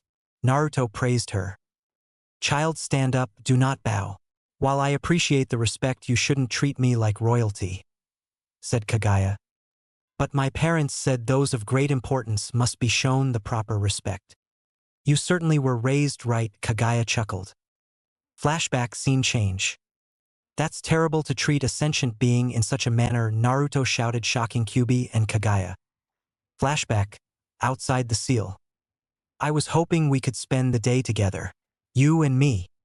I'm not sure the world is ready for me yet, Kagaya said nervously. I mean, I once tried to eliminate mankind.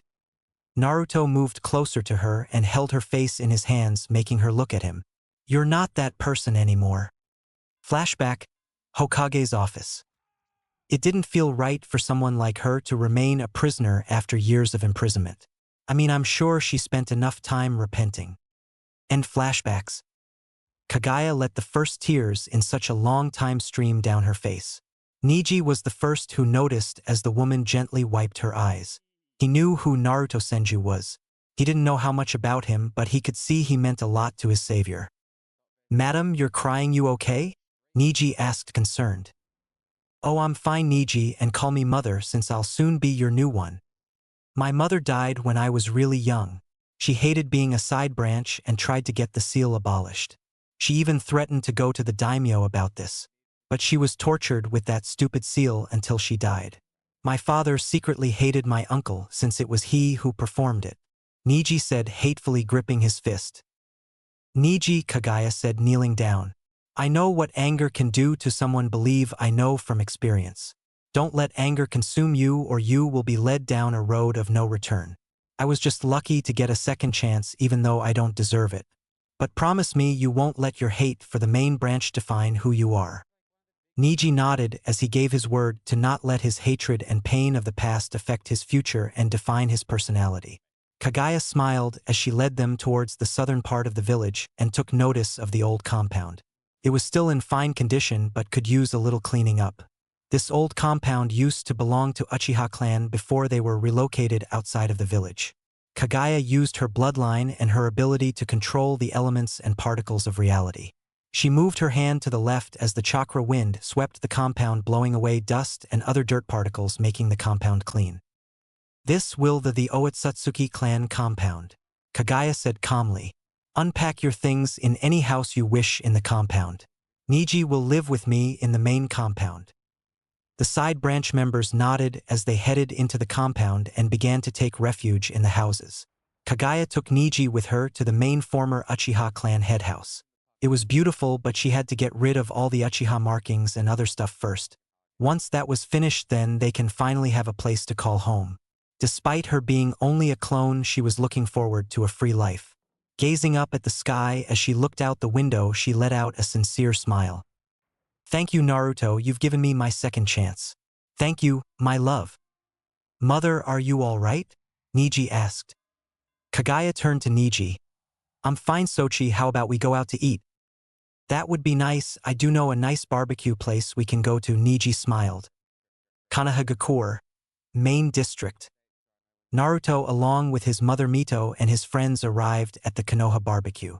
The lunch was on the Akimichi clan. Here were 2 long benches on each side of the long grill. Naruto was seated, of course, next to his buddy Sasuke. Shikamaru sat next to the right of Sasuke with Choji next to him and next to Shikamaru. On Naruto's left was Satsuki, who was a major fangirl of Naruto's. Naruto hated as he knew Satsuki only wanted to marry him due to his Senju status. Mito Senju was gripping her knife as she despised fangirls, especially ones who wanted to use her son. Yeah, keep smiling, you Uchiha skank. I'm not going to let you marry my Sochi. Mito growled, gripping the knife tighter. Naruto took notice of his mom's expression and the knife in her hand. He knew her anger was towards Satsuki as he gave her a look that said, Mom, calm down. I got this. Mito sighed, dropping the knife to the table as she crossed her arms. On the other side of the grill opposite to Sai seated Lee, and to him right followed Kiba, then Sakura, Tenten, and to the farthest right, Shino. When they were all seated, the waiter delivered the meat to them on a trolley. Whoa, did they order a bunch? It was 20 kilos of pork. Some of them wondered how they were going to finish all that, especially Ino and Sakura, but remembered that they had Chuji. His clan was always known to overeat, which raises their strength and stamina. Each started to place their own pieces of meat over the grill. And when the meat was done, they said in unison, Ita de Kamasu, and they started to eat. Wow, Choji, your parents are great cooks, Naruto said with stars in his eyes. Thanks, Naruto, my mom is the best chef in the business. I have to admit, Chia Akimichi's food is wonderful. Mito smiled. It's a bit better than my cooking. Oh, Mito-sama, you flatter me, Chia. Choji's mom complimented as she served another table. No, I'm serious, could I borrow some of your recipes? I don't see why not. In fact, I'd be honored. So Sasuke, how do you like the food? Naruto asked the raven. Oh, the barbecue is great, replied the raven. I think the barbecue is great too, Satsuki giggled. Mind if I feed you? Naruto was kind of a little uneasy about seeing Satsuki flirt with him, though he told himself that she's just being nice. It was just a bit too creepy, especially since she wanted to feed him. I'm fine, Satsuki, really, I can feed myself. Satsuki, back off, you heard him, Sasuke said, with a kind of serious look on his eyes. I heard him, team, but it's none of your business. I'm going to be the future Lady Senju. Like hell you will, Mito and Sasuke growled. Is my brother getting jealous? Asked the fangirl Yukiya in a teasing manner. A blush formed on Sasuke's face. Turned so red Naruto took notice. Hey, your face is all red, Naruto said to the blushing raven. It's the heat. Yeah, the heat from the grill. That's why my face is red. Defended the raven. Oh really? Is that why? Satsuki asked again with a smirk. So Naruto, I heard you've been spending the afternoon with Kagaya. There's a rumor going around the village that you would make the cutest couple, Mito said in a teasing manner. Mom, Naruto stuttered, blushing madly. It's not like that. I was just showing her a good time and great places around the village. Are you sure about that? Mito smiled, noticing Kagaya walking in with Niji. Yeah, I'll admit she's cute and a beautiful woman, but she deserves someone who can respect her, protect her, admire her. She's a sentient goddess with a hard past but a good heart. Oh, am I? Kagaya kissing Naruto on his cheek. Naruto felt the kiss and turned around to see Kagaya. She was dressed in a black tank top and blue short shorts which showed off her legs. Naruto soon got a nosebleed as he fainted backwards. Was the outfit too much? Kagaya added innocently. I wanted to keep up with modern fashion.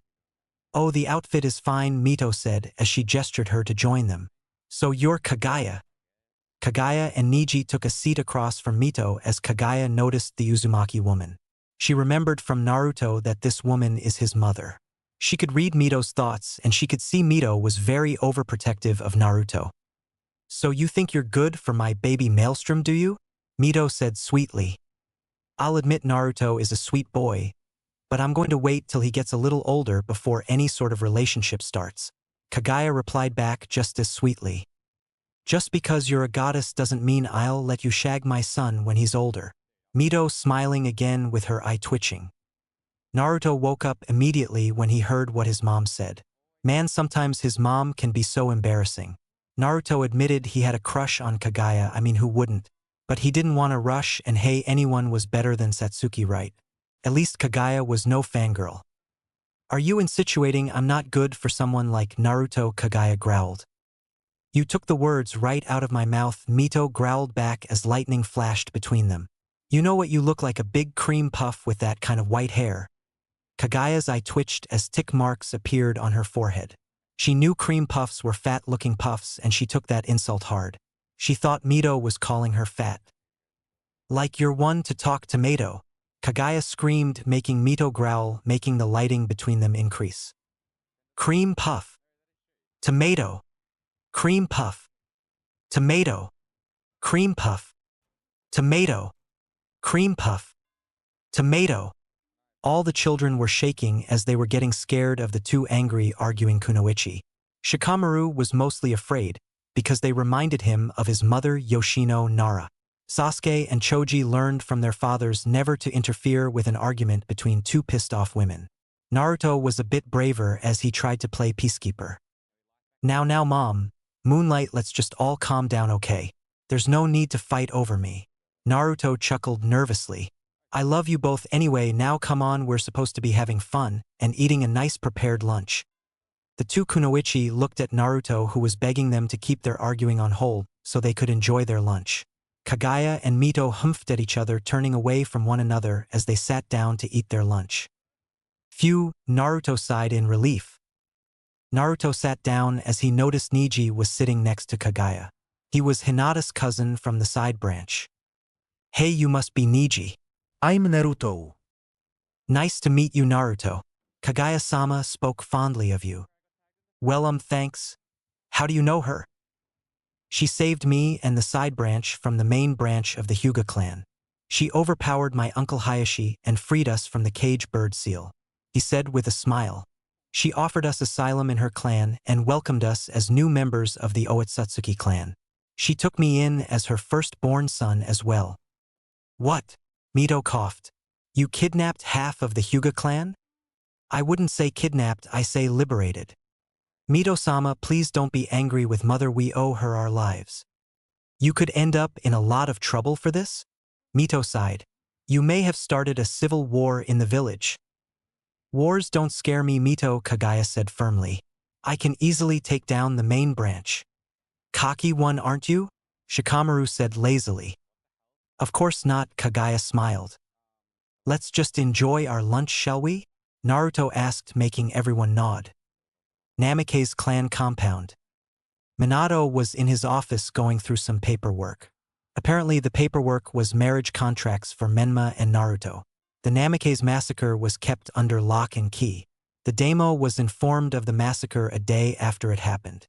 Lord Shun was informed, all right, he was informed in secret before it even happened. While he did mourn the loss of Umbu, he didn't tolerate child abduction and forceful breeding. He agreed with Hashirama that the Namakes had to be punished. Yes, he knew about Hashirama being alive, but he kept it all secret from Minato to not arouse suspicion. Anyway, Minato got marriage contracts between IWA and missed asking for the marriage of Oanoki's granddaughter and Yagura himself to be engaged to Menma. Whereas Naruto's was asked by Nadeshiko, the Amazon village, and by Kumo to betroth Naruto to Yujito ni the Nibi Jinchuriki and the Nadeshiko leader's eldest twin daughters.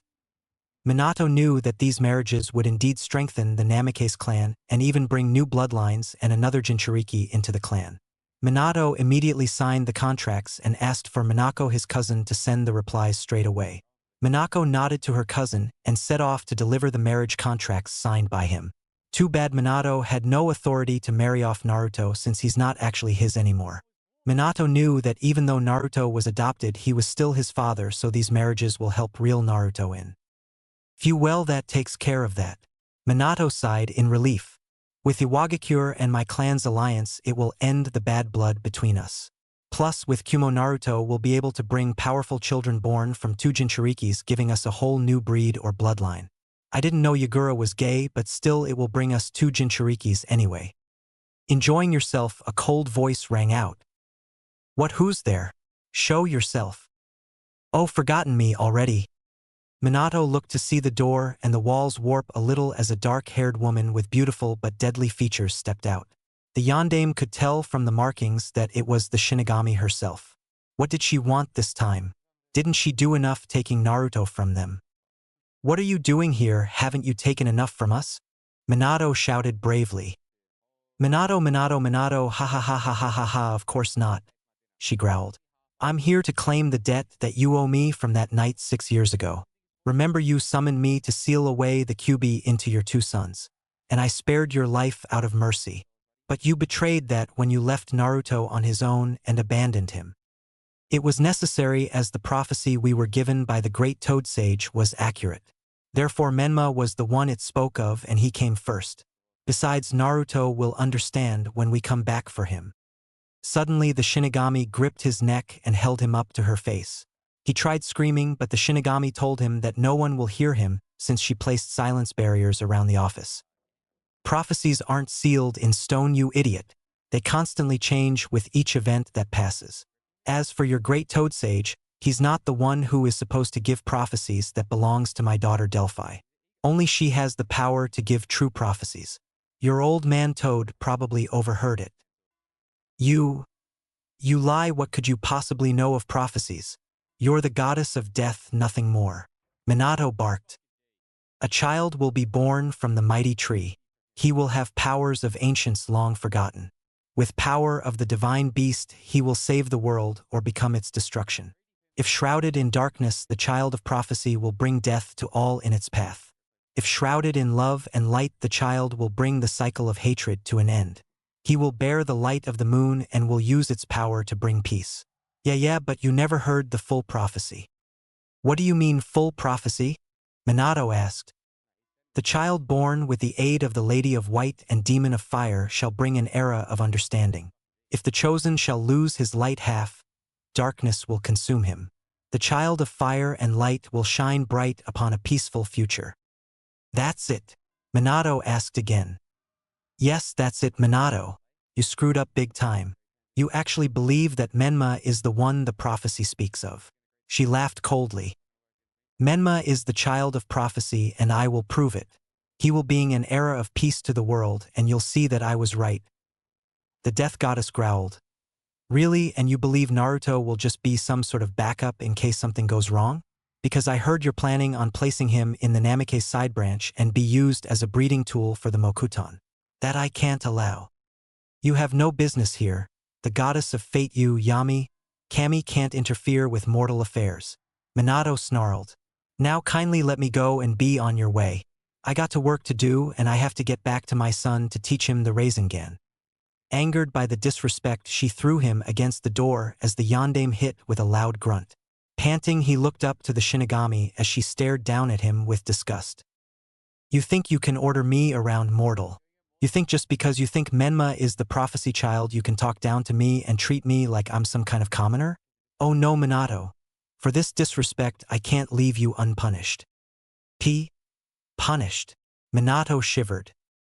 For your insolence, I shall take away from you the bloodline and most of our chakra that made you what the mortals call the yellow flash. You are undeserving of it, and so I will remove the Hiraishin and 60% of your chakra from your body. You will then learn what it means to suffer just like you made Naruto, she said harshly, reaching out her hand towards Minato. No. Minato whimpered. No. Pain. That's right, pain was the main thing that occupied Minato's thoughts as he lay in a disjointed haze of pain on one of the emergency room tables. A small army of doctors and nurses were currently working over him in a fevered swarm of barely controlled chaos, pushing, prodding, sticking him with needles and tubes, calling for blood and more units of drugs he had never heard of before or could ever hope to understand how they were supposed to drive back the encroaching rush of blood or patch the gaping slash across his stomach that was steadily draining him of life. It looked like Minato was attacked by a savage beast. But that was quickly debunked as the slashes were infused with some sort of dark energy. It felt cold with a smell of death. Apparently what they didn't know was that Shinigami might have gone overboard after she removed the Hiraishin and 60% of his chakra. They didn't know it was the death goddess, and it was better that way. To piss off one of the trio sisters was a death sentence. Minato grunted as he felt every poke, prod, etc. as they were desperately trying to stabilize him and keep him alive. How did things get this bad? Why was the goddess punishing him for trying to save the world? Why risk everything because of the sake of a single boy? Why? These thoughts went through his mind as he just laid there. One Medinine moved forward to press a square of gauze to his shredded stomach. As she leaned back again to give one of the doctors access to the seeping wound, he saw that her latex-gloved hand was now painted a disturbingly vivid shade of red all the way up to her wrist. That was the second major thing to register in his fading conscious.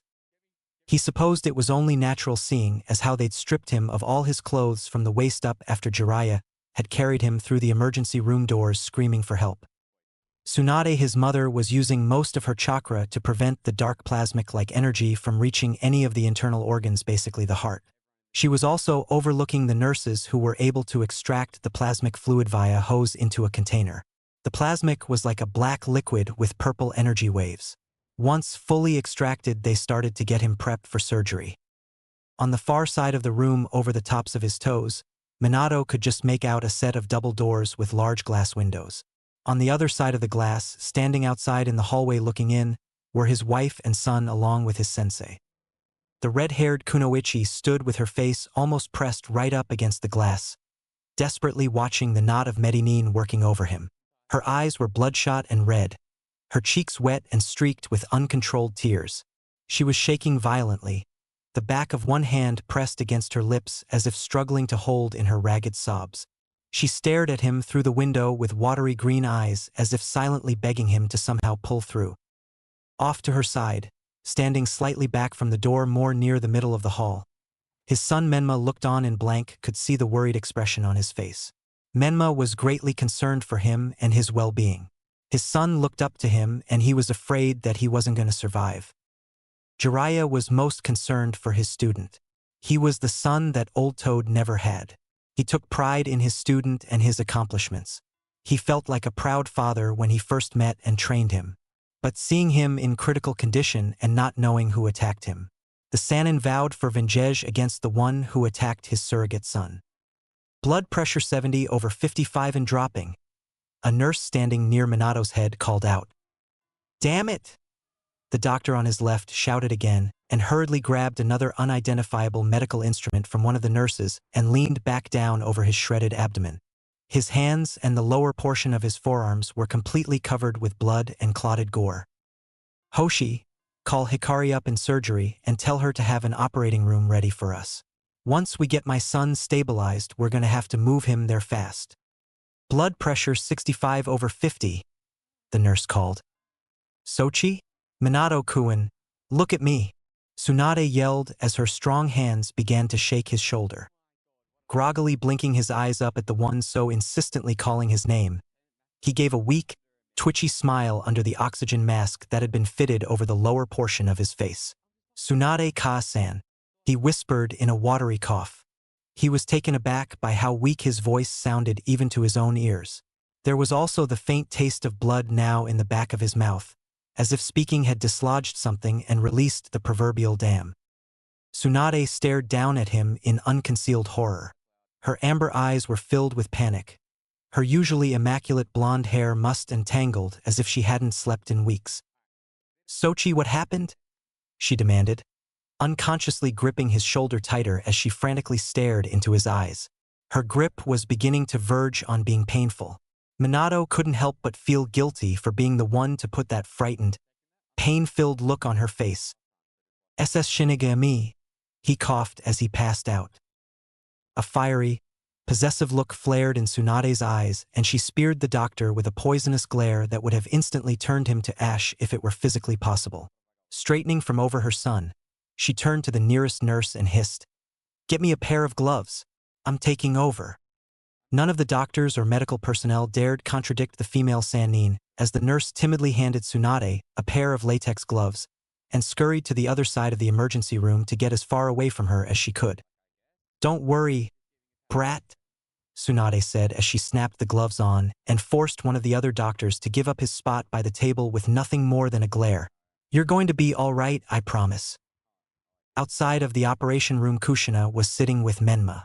Menma couldn't even sit still due to his worry about his dad's condition. Kushina was another story. She wondered how something like this could have happened. The compound was secured with powerful seals to prevent outside threats after the Namikaze massacre from Mito Uzumaki. The seals were powered by a triple matrix seal that encircled the compound with a powerful electric barrier that would fry anyone who dares touch it or tries to mess with it. The seal would also alert everyone within the compound if any intruder ever managed to get in. So what went wrong? Who managed to not only sneak in but assault her husband, the most feared man in the shinobi world? She knew it couldn't be Iwa Shinobi since they fear him. Kumo was out of the question due to A's respect for him. Kirigakure wouldn't bother since they are at civil war. Suna was the weakest, so they didn't pose a threat. Suddenly it all came back to Mito, her clansman. But Mito already proved her point by killing most of the clan and leaving an impact. Plus she was a sealing mistress, so she couldn't exactly rule her out for coming back for revenge. Oh, why did things have to go wrong? Why couldn't anyone just let fate do her job? Mrs. Namikaze? A nurse said. Yes. Is my husband okay? Kushina panicked. Well, your husband is stable. He suffered from 7 broken ribs. His right leg was broken in 6 places. His broken rib cage almost pierced his lungs. His fingers were broken, well, most of them. His body was also infected with an unknown black liquid plasma in his blood. We managed to extract it all and heal his injuries. But that's where the good news ends. What's the bad news? She asked, scared to know the answer. Whatever that plasma was, it apparently removed 60% of your husband's chakra. We tried to reverse it, but for some reason it affected your husband's chakra pools from replenishing what was lost. His chakra pools themselves have also shrunk to that of a civilian-born shinobi. Kushina covered her mouth with tears streaming down her face. She had no idea the extent of her husband's injuries and how far his assailant went. I'm sorry, Kushina-sama, but I'm afraid your husband won't be as powerful as he used to be. I'm sorry, the nurse apologized. You should head home. We will call you when the surgery is over. Get some rest. Kushina nodded as she left the hospital with her son. She wanted to stay with her husband, but the nurse was right. After all, Tsunade was the greatest medic in the world. If anyone can save her husband, she can. On the way to the Namikaze compound, she dropped Menma off at his friend's house because of a sleepover they were having. After kissing Menma goodbye, she walked down the streets and towards the compound. When she arrived, she unlocked the security seal, which allowed her access before relocking it. Namikaze compound main house. Humming to herself, she entered the main house and headed into the kitchen to make herself some ramen. The sweet smell of the ramen filled the air as she poured herself a bowl and sat down at the table. While eating, she felt a cold wind like chill. Did she leave the window open? Did I leave the window open? Kushina asked herself. It's freezing. She quickly noticed it was open as she walked over and shut the window.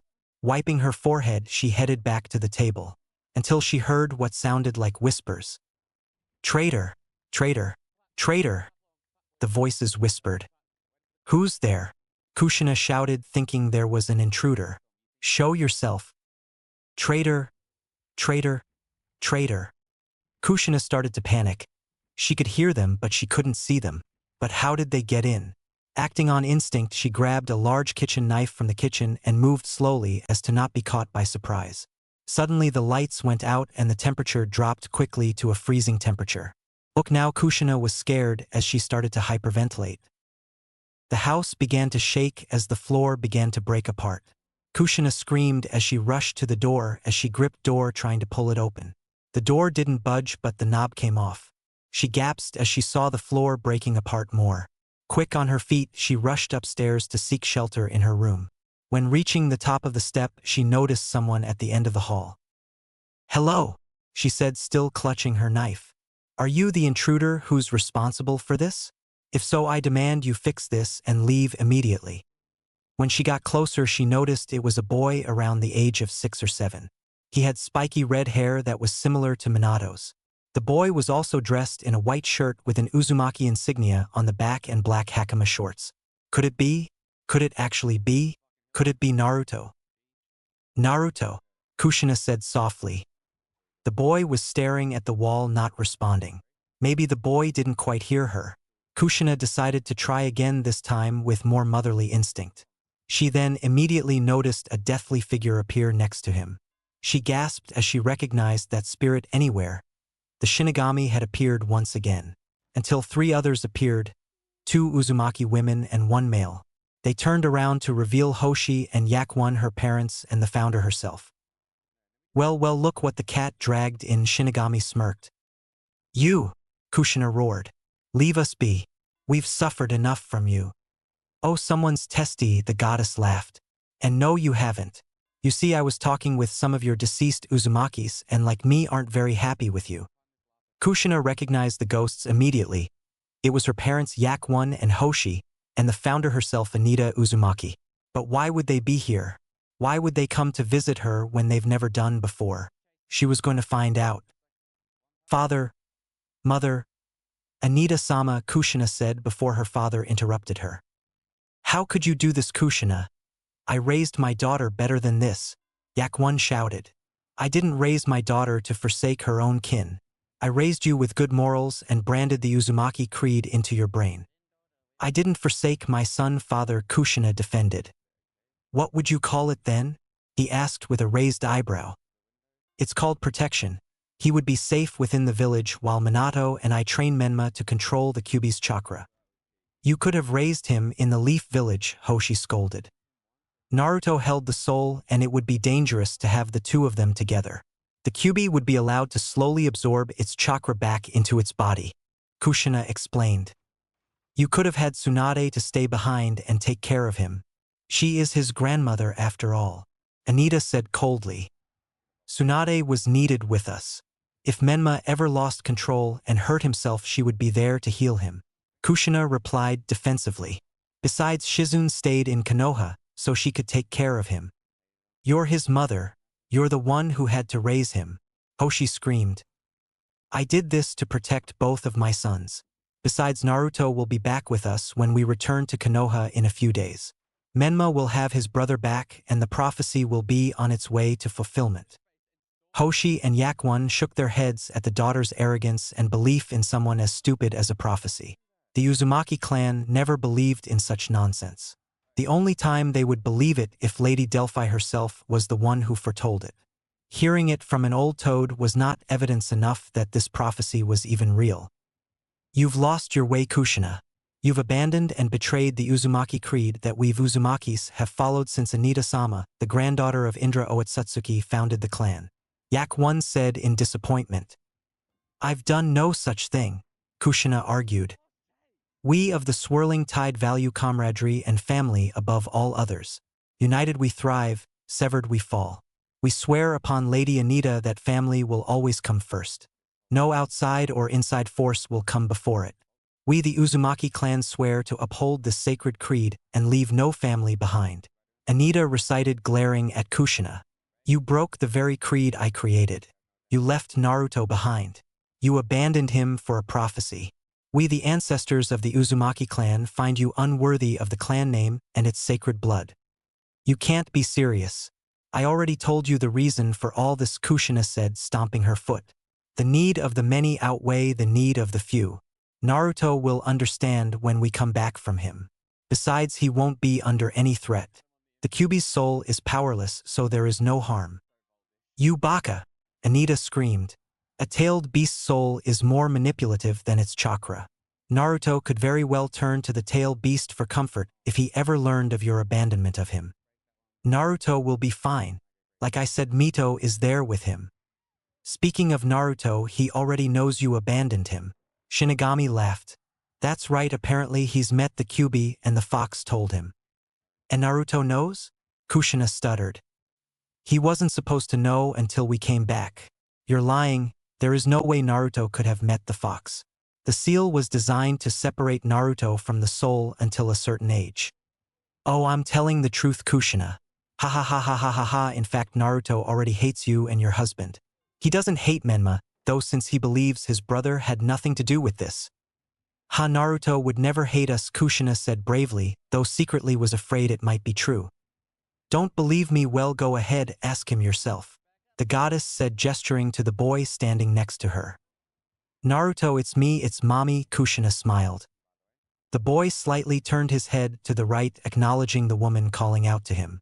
Kushina was breathing a sigh of relief. If this was Naruto, then perhaps Shinigami returned him to her. She smiled warmly until the boy turned around. It was Naruto, except half of his face and body were decayed and rotting. Like Emilia Croft Thrall in Tomb Raider Underworld. His clothes from the front were torn and bloody. He bared a similar resemblance to the goddess Hel. No. Kushina said, backing away as the boy slowly started to walk slowly towards her. No. No. No.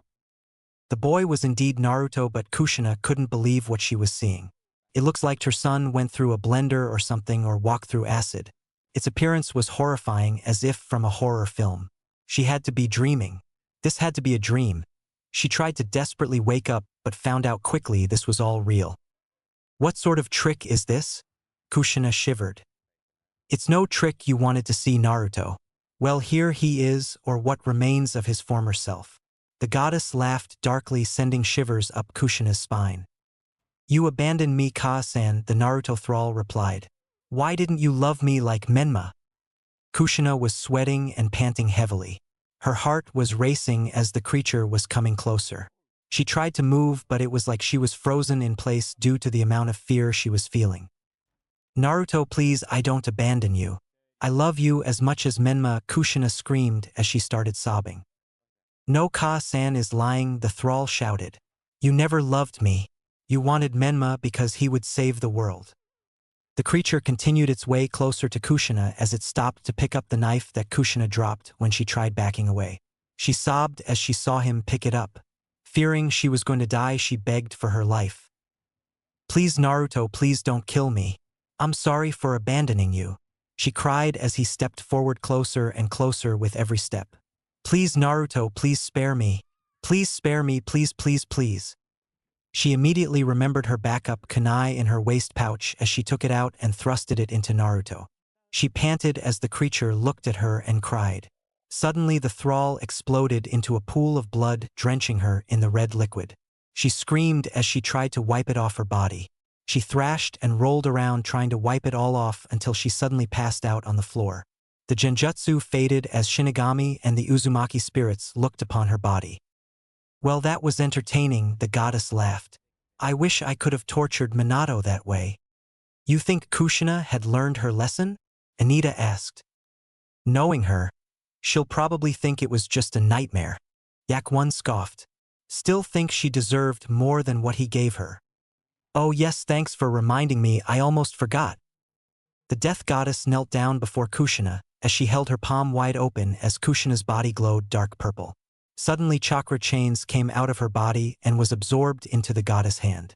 Kushina's chakra chains were slowly being removed from her body, while her chakra pools were undergoing a slight change.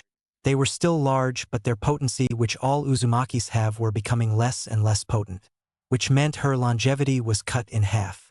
Normally Uzumakis can live to 200 years at best, but now Kushina will be live up to at least 80 to 100 years old.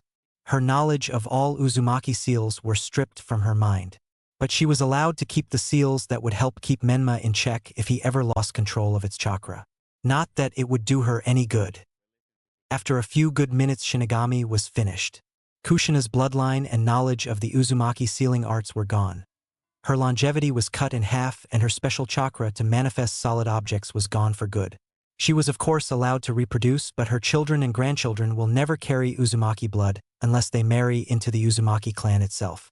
The goddess then moved the unconscious woman to her bed, so when she wakes up it will be like she had a horrible nightmare. I think we've overstayed our welcome. It's time we left for the netherworld. Our work is done here, the goddess chuckled. Will Kushina remember any of this? Hoshi asked. Your daughter will this day, Hoshi. It will be a day she will never forget. Why did you give her back the ability to reproduce? We had Kushina and Tsunade remain barren. We also stripped them of their bloodline. Anita demanded an answer. You may have been able to punish her, but you only made her bloodline and blood dormant, which meant she still had it in her body. However, I decided to tweak it a bit. I fully removed and absorbed her Uzumaki bloodline and cut her longevity in half. Also, I gave back her ability to reproduce. Her children and grandchildren will be full namikazes with no drop of Uzumaki blood. But Minato is quarter Uzumaki due to being Tsunade's son, said Hoshi. Oh, I took care of that. Minato's Uzumaki blood was removed when I punished him. He's still Senju by blood, but no blood relation to your clan. Unless, of course, you want her to always have a miscarriage. No, we will allow her to reproduce. Anita sighed. But at least she will never breed Uzumaki children again. What about Tsunade? Yakuan asked. Oh, leave that old woman to me. With that being said, the spirits vanished from the Namikaze compound, leaving a soon-to-be traumatized Kushina and a beaten-down Minato in the hospital. If Tsunade or Jiraiya catch wind of the Shinigami being responsible for both attacks, they better pray to Kami for protection if the Death Goddess dares to come after them next. They don't know it yet, but if they do catch wind of it, then they better start praying. It was a few months later since the whole Kushina incident, as we find Naruto Senju on his favorite swing under the big tree outside of THR Academy. He loved that spot so much. It was where he and his mother used to have their picnics.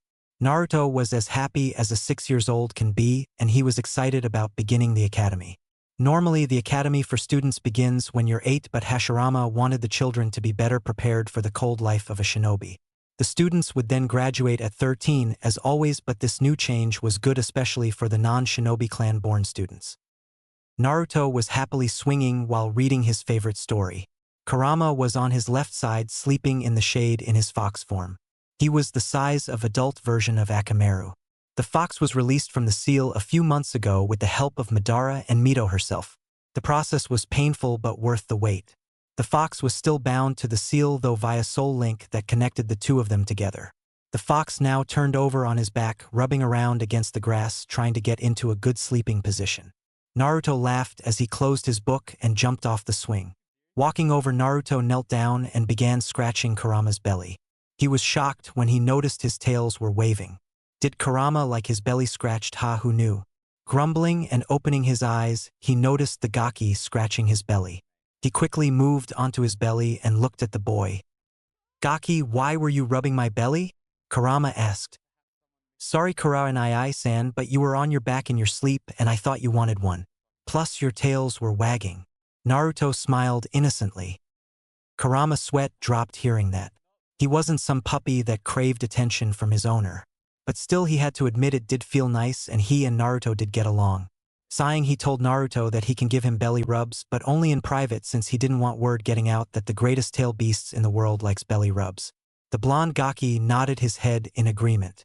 Naruto turned around and leaned back to snuggle into his side. This kid has really grown on me. Kyubi chuckled as he wrapped his tails around the boy. All tired out, is he? A voice spoke. Kurama turned to see Hashirama. The fox looked back at the Gaki and nodded his head. Out like a light, though I thought Uzumakis and Senjus had amazing stamina and energy to stay up for hours. Well, that's true, but not everyone is gifted with that. Hashirama laughed as he knelt down and ran his hand through his son's hair. So how are you enjoying your freedom, Kurama? Not complaining, although I enjoy the sweet fresh air and wind against my face. I don't enjoy the looks from certain people that I've been receiving. I have no quarrel with the mortals that hate me, but I am concerned about the brat's welfare. How so? The Hokage asked. Even if 98% of the village accepts me and Naruto as a Jinchuriki, the other 2%, though small, can still pose a threat to the boy. Even if he's your son, that alone won't stop them. People have betrayed the village for less. But they know you're close and protective of the boy. They wouldn't risk angering you. Like I said, Hashirama, even the most stupidest of men would take risk if meant ridding the village of Naruto. Kyubi answered coldly. Hashirama knew that no matter what the era, conflict will always happen. He knew firsthand how Jinchuriki were treated, but he believed his village to be different. But even that is wishful thinking. Yes, 98% love Naruto and accepted Kurama, but the last 2% still fear for their lives. Fear is natural, he knows that, and humans fear what they don't understand. But even still, anyone who threatens or harms his son, be it friend, ally, enemy, or family, he will never forgive them and will put an end to them. So any word from you-know-who? Kurama asked, growling, when he said, "You know who?" Hashirama nodded. "Yes, I received a letter from my granddaughter that the Namikaze family is arriving tonight via royal escort by the daimyo. Minato, from what I heard, was attacked while in his home, and his wife Kushina suffered a traumatic experience from some unknown source. Based on what Tsunade said in her letter, Minato's chakra reserves have shrunk to that of a low chunin. Kushina, however, is physically fine, but her ability to use chakra chains have vanished. Also, her mind seemed to have suffered quite a bit." Kurama took a moment to think for a minute of what kind of entity could do something that like. There were many demons and other beings that were capable of such damage. But something that involves chakra and bloodline loss, that was something different. He swore he knew someone that could do it, but quite put his claw on it. Any clues that they might have on who did it? The only clue they had was someone woman with long black hair and red eyes. Hashirama shrugged. "Wait, dark hair and red eyes?" Oh, Kurama grinned. "You know something? The only person capable of this is the Shinigami. She has the ability to punishment humans in the most sadistical way. She also has the ability to take away abilities from people. Plus, she is the only female deity with the darkest black hair and red eyes. Plus, she must be punishing Minato for breaking her deal. It all fits. So they won't pose a threat trying to get Naruto back." Hashirama sighed in relief. "Don't underestimate Minato nor Kushina, Hashirama. They may be weak now, but they've overcome much worse than what happened to them. Believe me, Uzumakis are very stubborn. Your wife is a good example. Plus, Minato is a genius, a very rare one, I might add, which I hate admitting. So even in their weakened state, just remember, a corned animal is the most dangerous." He couldn't agree more with the Nine Tails. Minato was a powerful shinobi, even with his flying thunder god, which was based of his father Tobirama's jutsu. Uzumakis were among the greatest of Fuinjutsu users, and they had very potent chakra and long lifespans. But Hashirama believed he could handle them due to him being the god of shinobi. But he shouldn't get too cocky. Their conversation continued for a few hours when Naruto somehow woke up from his mid-afternoon nap. Yawning, he noticed that his father had come to see him. Edad, Naruto smilat. "Hello, Maelstrom. Sleep well?" "Yeah, a good afternoon nap after playing ninja with Sasuke and Neji tired me out." "I can see you formed a great friendship with the two. Speaking of which, how is Neji doing?" Hashirama asked. Hashirama knew from the Hyuga clan what Kagaya had done. Hayashi burst into his office in full blunt rage, explained the situation, and demanded the head of Kagaya for her crimes. Kagaya was called to his office to explain her side of the story. She told him about a certain seal that was used to keep the side branch in line. She also told him the effects of the seal and what it does to the person's mindset. He was infuriated with this kind of slavery. He dealt with many disobedience and just during his time, but never would we result into barbaric enslavement. He chewed Hayashi out and tore him a new one. He couldn't interfere with clan affairs, so he couldn't do anything. However, Kagaya managed to win the day by gaining custody of the side branch and adopting them into her old clan Otsutsuki. He remembered Hayashi's horrified expression, as he knew the power and prestige of the Otsutsuki clan. To save face, Hayashi gave up the side branch to Kagaya, which saved him from any political embarrassments. "Neji is doing great too, San. He's settling in well, as are the others. However, I'm a little weirded out that when I one day marry Kagaya, I'll have to call Neji my stepson. But I like him more like a big brother." "What about that fangirl of yours? The one who has a crush on you? The one who's trying to impress Madara?" Kurama teased, making the boy fume. "Arrow Fox, she's not my fangirl, and I'm not into her, okay?" Naruto yelled. "Don't put images like that in my head." Kurama and Hashirama laughed at his little tantrum as the fox stood up and shook his body. Hashirama picked up his son and was going to take him to the Uchiha compound for dinner. Apparently, Mikoto invited them over for a special dinner. He then carried his son by piggyback as Naruto wrapped his arms around his neck. They walked down the street where many greeted them on their way to the Uchiha compound. On their way there, Kurama took a right, much to their confusion. "I'll meet you all there, I have to take care of something," the fox said, taking a shortcut to the graveyard. Hashirama and Naruto just shrugged and left the fox to his own business. When they left, some of the villagers, and yes, you guessed it, fox haters, decided to follow it and end it. Creeping through the shadows, they took notice of the fox heading into the graveyard. Deep into the graveyard till he came to a halt. The shinobi stood in the shadows waiting for a moment to strike. The fox sat down before a tombstone which read, "Here lies Tobirama Senju. A great shinobi. A faithful brother. A devoted friend. It's been a long time, my old friend." Kurama chuckled, wiping his eyes. "I'm sorry I haven't been here as much as I hoped, but things have been a bit busy for me. But a lot of good things happened. I made a new friend, your nephew Naruto. Your brother and sister-in-law were brought back from the grave to raise my Jinchuriki, who was abandoned by his real ones. Thanks to the brat, I am finally able to walk in the real world again. But still, I wish you were still here, Tobi. I still blame myself for not being able to protect you during the Second War, when Mito allowed me freedom to fight by your side." Kurama was allowed freedom after the First War but was still bound to Mito. He was allowed free reign as long as he behaved. Tobirama and his at first hated each other, but somehow not really sure how they managed to create a civilized friendship. Not best friends, but still friends. After Hashirama died, Kurama was always there for Tobirama, which the guy thanked him for. Their friendship soon became a close companionship. Maybe even more than that. Kurama would always fight alongside Mito or Tobirama in battle. Until that faithful day during the Second Shinobi War, when Tobirama chose to sacrifice himself for his village.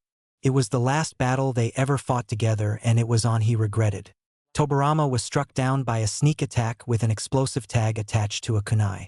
Kurama remembered going into rage and killed every enemy ninja there. Once he calmed down, he tried applying his chakra to his wounds. He was bleeding too fast and many internal organs were damaged. Kurama tried much to his ability, but Tobirama told him that his was okay. He did his job and he did it for the village. Kurama remembered his blood-covered paws as he looked down on the lifeless body of his closest friend. Tobirama was more than just a friend. Unknown to the second Hokage, Kurama was in love with Tobirama. The rest of the story was history. "Tobirama," he cried, tears as they dropped to the ground. "I can sense you, shinobi. Come on out." The group consisted for 4 jonin and 15 villagers. They all carried pitchforks and armed themselves with multiple weapons. "We are here to avenge our loved ones that you killed. The Hokage may believe your sorry sob story, but we don't. We know better. Today you die, demon, and maybe Hokage-sama's son will be free of your influence." Kurama rose to his feet as he turned around and glared at them. "You should know better than to threaten someone like me, especially when I'm in such a bad mood." Kurama charged at them as they charged in return, hoping to finally ending the fox. But boy, were they outnumbered. Oh, so very wrong. Kurama was not only able to overpower them, but he dismembered each of them slowly and painfully. Legs ripped off, bodies ripped open while still alive. Heck, even one of the ninja was dissected. Kurama showed no mercy as the ground was spilled and stained with blood. Panting as sat back down and began licking the blood off him, when he heard a clapping sound behind him. "Now that is what I call a show." The fox turned to see a old woman, well more like a hag. She was short and had a humped back. Her teeth were rotten and her skin was wrinkled and saggy. "Who are you?" he asked warningly. "I mean you no harm, Kurama. Allow me to introduce myself. My name is Gilda. I'm the embodiment of time and age." "What is someone like you doing here? And how do you know my name?" "I know all about you, Kurama, from your birth to your life right now. I also know of your relationship with Tobirama Senju." She laughed before coughing. "I can sense great distress and hurt in your heart. You blame yourself for his death, do you not?" "That's none of your business, old hag. Temper, just like a child. Well, I have come here on Kami-sama's wishes. I'm here to give you this." She holds out a bottle of silver water. "This vial contains water from the very river of eternal life. Sprinkle this water on any dead body, and they will fully be restored to the age of when they first died." "What's the catch? Kami wouldn't just give this for free.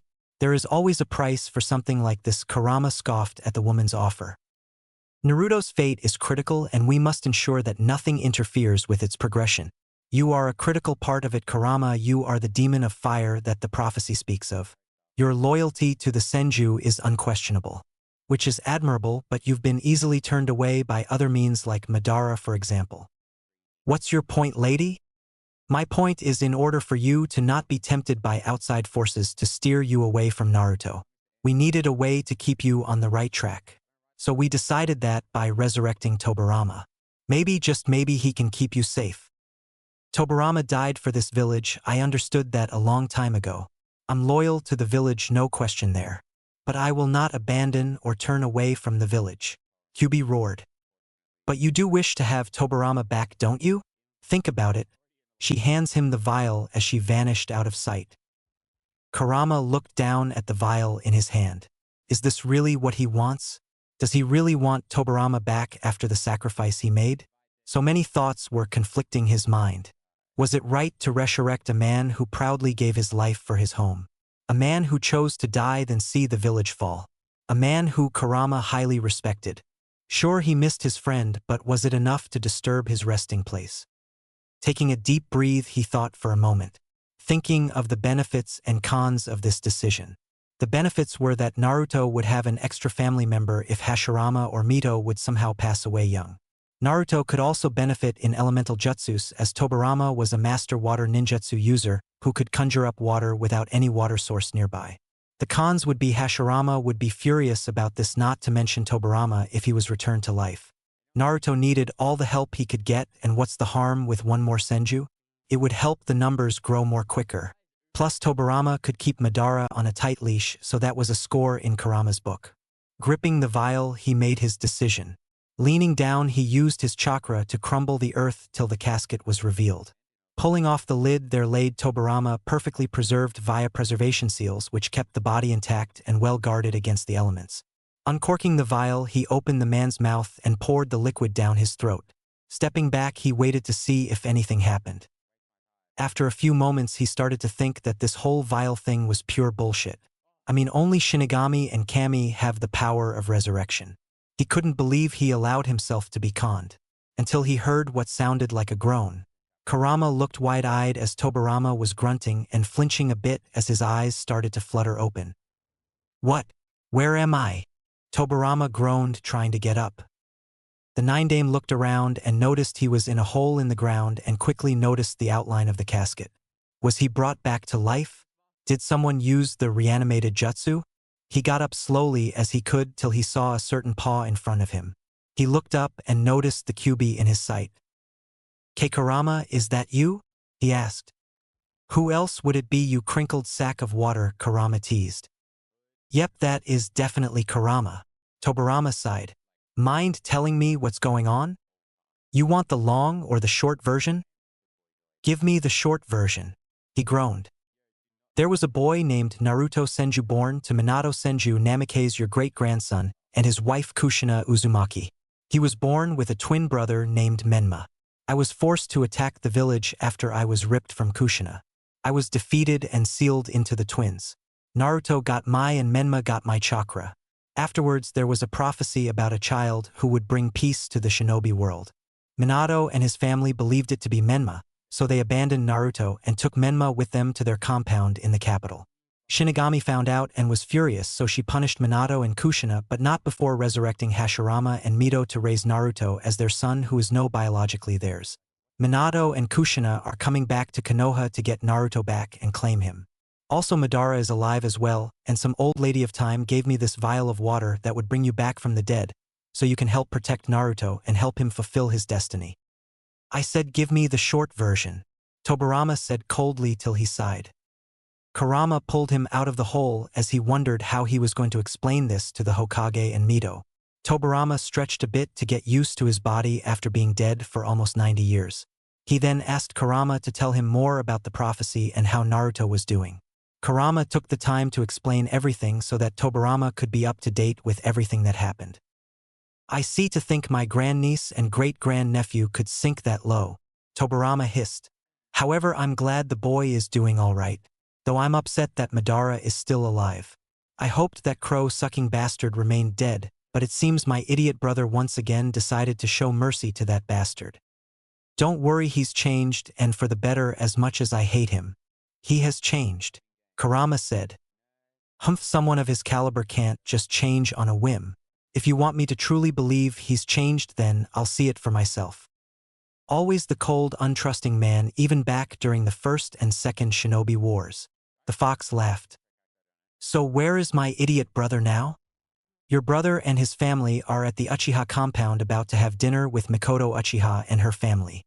Care to join them? Sure, I'm always up for a little dinner and a little drama once I make my appearance. All right then, let's be off, Kurama said, taking the scenic route away from anyone as this was to remain a secret for now. With the Namikaze family. A well-decorated carriage was coming towards the front gate of the Leaf Village. The two guards at the door noticed the design and believed it was a member of the royal court of the fire capital or maybe the daimyo himself. The carriage driver handed over the documents of the people inside. They looked shocked and with disgust but nodded as they were let through. Inside the carriage were 6 people. Minato, who was looking much healthier now thanks to his mother's skills in medical jutsus. He was also perfectly built after retraining day and night since his recovery. He managed to increase his speed and agility to make up for the loss of the Hiroshin. His chakra pools were now slightly high chunin to low jonin, but that was as much as he could do. Kushina was still suffering from the after effects of the nightmares she had. She was unable to perform any of the old Uzumaki seals due to her memory being erased of them. Her chakra chains were gone forever, but she was still a powerhouse to deal with. She never really relied on her seals or bloodline that much. She proved exactly how stubborn Uzumaki women are. Menma was doing fine as well. He was well built and quite handsome to boot with his father's looks and blonde hair. His power level was that of high genin, but he was well trained in D and low C jutsus. Jiraiya and Tsunade were there with them to bring unquestionable support for the family. The last person with them was none other than the Amazon Queen of Nadeshiko. She was the embodiment of perfect beauty with a slim figure and long, luscious black hair. She was dressed in her shinobi kimono outfit that hugged her figure with double swords on her back. They were on their way to meet with the Hokage Maru Senju, the 5th Hokage, to discuss the fate and future of one Naruto Senju, their former son, and the queen's daughter's future husband. Minato and Kushina believed they did everything they could to ensure the boy's safety and for the whole shinobi world. Plus, they also managed to secure a bright future for their sons. Menma would bring great power to the clan when he takes over the Senju, Uzumaki, and Namikaze clan. Naruto would be head of the Namikaze side branch and be the protector of his brother. Not to mention the powerful children he would breed with the Nibi Jinchuriki. You sure Naruto and Iisen won't hate us? Menma asked. Kushina laughed. Don't be silly, Menma. Naruto won't hate us. He's a smart boy from what I heard. He will come to accept us when we explain the situation. Your mother is right, kid. Your parents made a very tough choice, but it was for the benefit of the whole shinobi world. Jiraiya explained. Even if he does hate us, we will try to gain his forgiveness. Minato boasted. I mean, who wouldn't want to be the child of the Yellow Flash and the infamous Red Death of Konoha? Besides, Naruto will have everything he could ever want. Tsunade answered. Yeah, not to mention he's going to bed Amazon women and a hot Jinchuriki to boot. I mean, who wouldn't want that? Jiraiya chuckled, visioning it. Tsunade bonked him on the head, screaming about him and his pervertedness. The carriage came to a halt as the family stepped out of the carriage. All right, everyone, we have a Hokage to see. Minato smiled as he and his family headed inside. Uchiha compound. Meanwhile, back at the Uchiha compound, Hashirama and his family greeted Fugaku and his family. Words of greetings were exchanged as the group entered the house for a well-cooked meal. Mito complimented Mikoto on her cooking, making the matriarch blush. Sasuke and Satsuki greeted Naruto with the proper manners, which he returned. Please sit down, dinner will be served soon. Mikoto smiled brightly. Everyone took their seats as the family began making conversations. Fugaku explained how Madara was going through the reformation of the Uchiha clan. He wanted to ensure there were no uprisers or any threat from within the clan. Hashirama laughed, knowing that his old friend was always the paranoid one. Naruto was helping Mikoto cook the dumplings, which was his favorite part of their get-togethers. Sasuke and Satsuki were also helping as they enjoyed cooking a bit themselves. A puff of smoke appeared before them as Madara stood before them with a very serious expression. Hashirama knew that meant something was very, very wrong. Madara, is something wrong? Hashirama asked. The Uchiha only nodded as he replied. The Namikazes are here. They have arrived at the Hokage Tower. The group was silent as the Hokage stood up. It was time to finally face them and to put an end to their quest of reclaiming Naruto. Suddenly a loud knocking was heard as Itachi said he will get it. When Itachi answered the door, he noticed Kyuubi standing there. "Oh, Kyuubi-sama, welcome, please come in," Itachi bowed. "Thank you, Itachi, mind if my guests comes in?" Kurama turned to his old friend as Itachi gasped seeing the second Hokage standing before him. Tobirama sighed before walking past Itachi and towards the living area. Hashirama heard footsteps as he noticed a familiar shadow in the doorway. The shadow vanished as Tobirama came into view. Hashirama and Madara's jaw dropped. Was Tobirama standing before them? Did someone bring him back from the dead too? "Close your mouths, you'll catch flies that way," Tobirama said sternly. "Although I can say for sure it's not nice seeing you again, Madara team." Madara sighed but laughed. "Still acting high and might, aren't you, Toby-dobe? I can still crush you in an instant, Madara. Perhaps you would like another lesson up close," Tobirama screamed, releasing his intent. "Tobirama, enough!" Hashirama shouted. "How are you here?" "A certain old fox and an old lady," Tobirama responded plainly. They all looked at Kurama, who held his paws up. "Hey, don't look at me. I was just greeted by an old lady who said Kami sent her to give me this vial of silver water and bring him back. Anyway, don't blame the fox. For once I'm glad to be walking around instead of being dead in the ground. Besides, I'm here to meet my nephew. Is he here?" Naruto, overhearing, jumps down and runs over to the man. "I'm Naruto, sir," he smiled. Tobirama knelt down as he looked over Naruto and saw much of Hashirama in him with certain traits from Mito. Smiling, he ruffled his hair. "Hello, Naruto, I'm Tobirama, your uncle. I was the Hokage after your dad died young." Tobirama smiled. "Wow, you're the second Hokage," Naruto said, excited. "I heard so much about you from Tusan." "Good things, I hope," he said, looking at his brother. "Hello, Tobirama, it's good to see you again." Mito smiled. "Hello again, Firebird, you're looking good."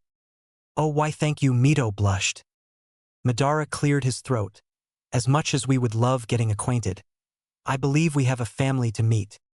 The group nodded as Tobirama asked if he could come along. Madara and Hashirama nodded as Tobirama highshined them to the Hokage's office along with Mito.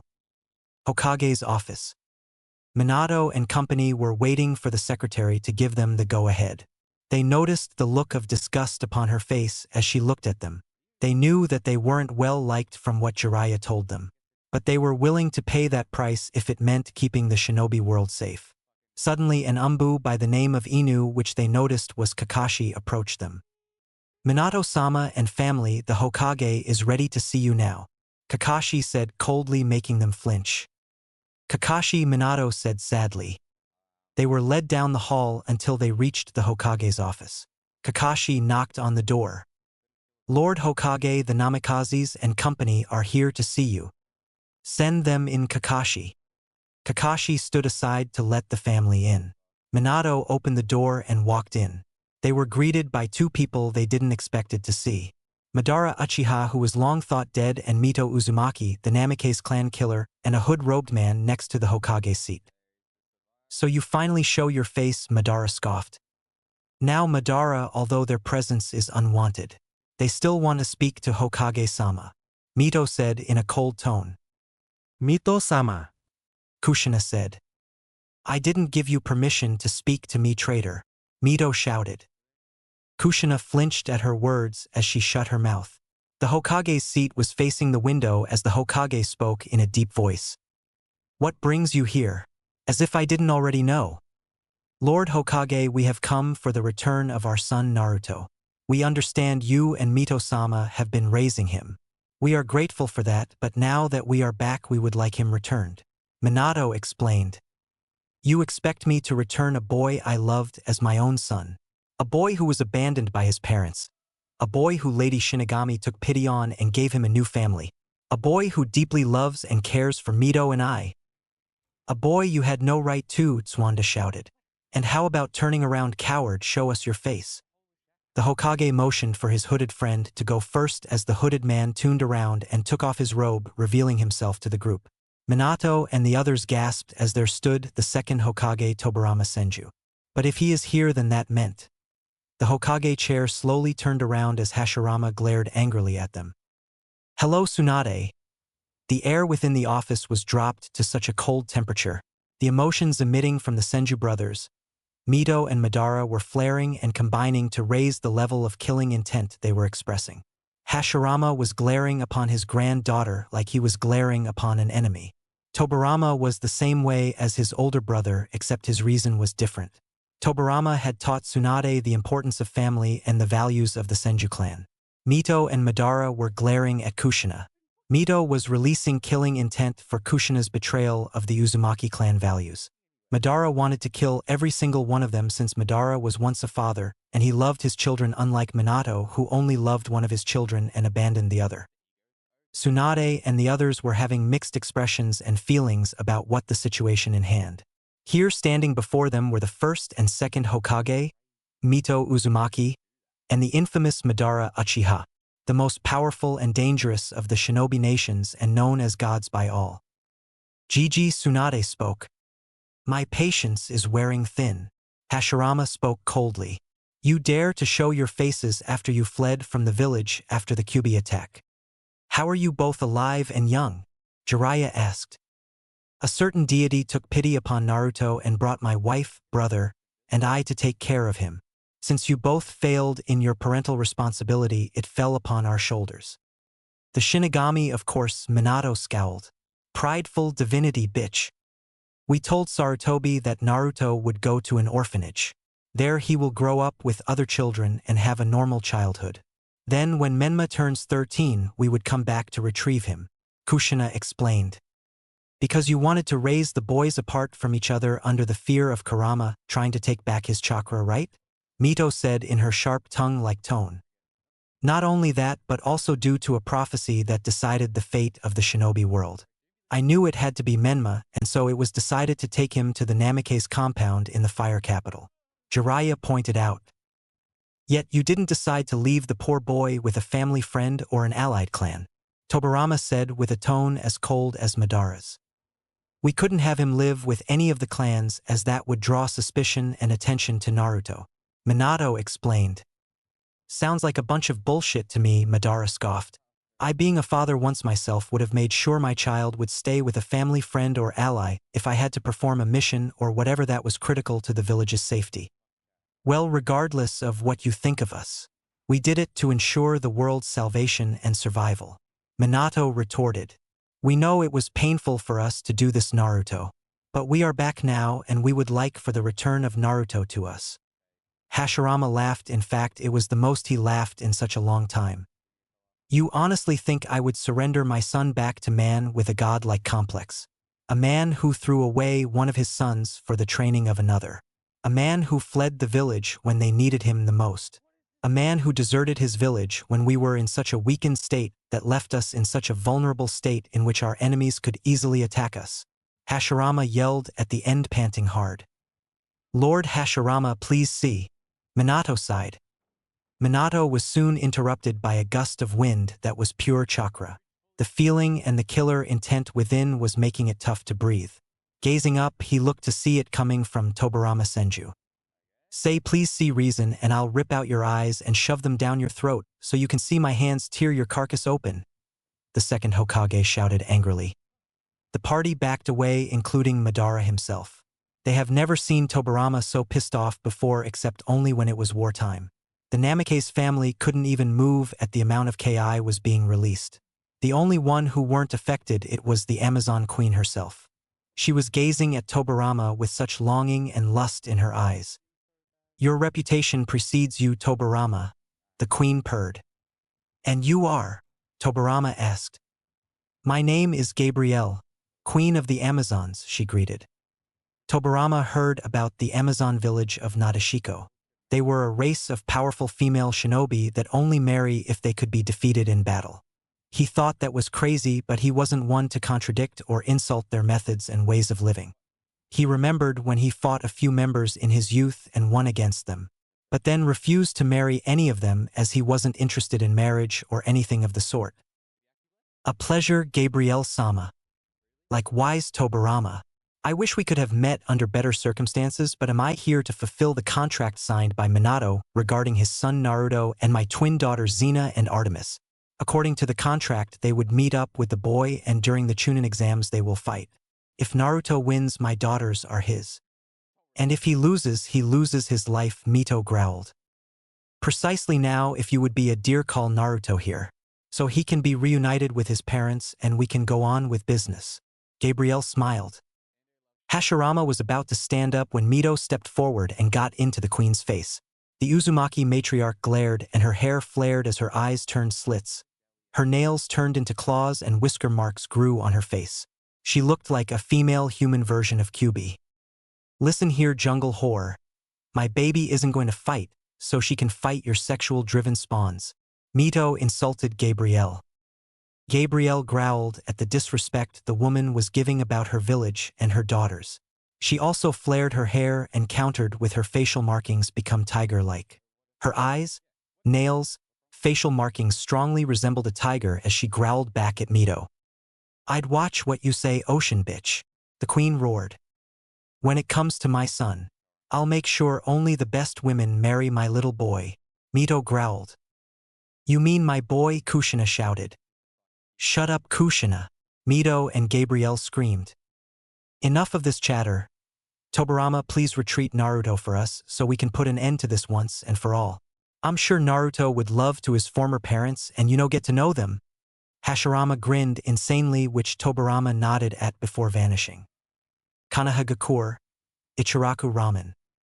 Meanwhile, we find Naruto at Ichiraku Ramen having some delicious miso ramen with Kagaya and Kurama. The sweet smell of aroma from the ramen bowl filled the redhead boy's nostrils as he dived into his bowl. Kurama never had ramen before, and he never understood why Naruto or Kushina could even devour so much of this stuff. Still, it couldn't hurt to try it. Take his chopsticks, he tasted the noodles, and his taste buds took him to a whole new level of taste. Holy Kami, never would I have believed that ramen would taste so delicious. The fox laughed, eating more. Told you, buddy. Ramen is the food of the gods. Naruto smiled, finishing his sixth bowl. Kagaya was eating her ramen with more sophistication as per her character and status. She was enjoying the food that her future husband-to-be loved so much. Thank you, I am San. This ramen is wonderful. You and your father are amazing cooks. Thank you, Lady Kagaya, it's our pleasure. Thank you for the kind appreciation. I am blushed. Excuse me, I'm looking for Naruto, a voice called out. Everyone turned to see Lord Tobirama standing in the entrance. Tucci and Ayam immediately gasped at seeing the presence of the second Hokage. They immediately bowed their heads. Lord Second, welcome to Ichiraku. Tucci welcomed him. Pardon me for the interruption, but I am here to collect Naruto, for my brother wants him to come to the Hokage's office. Tobirama answered. Any particular reason, uncle? Naruto wondered.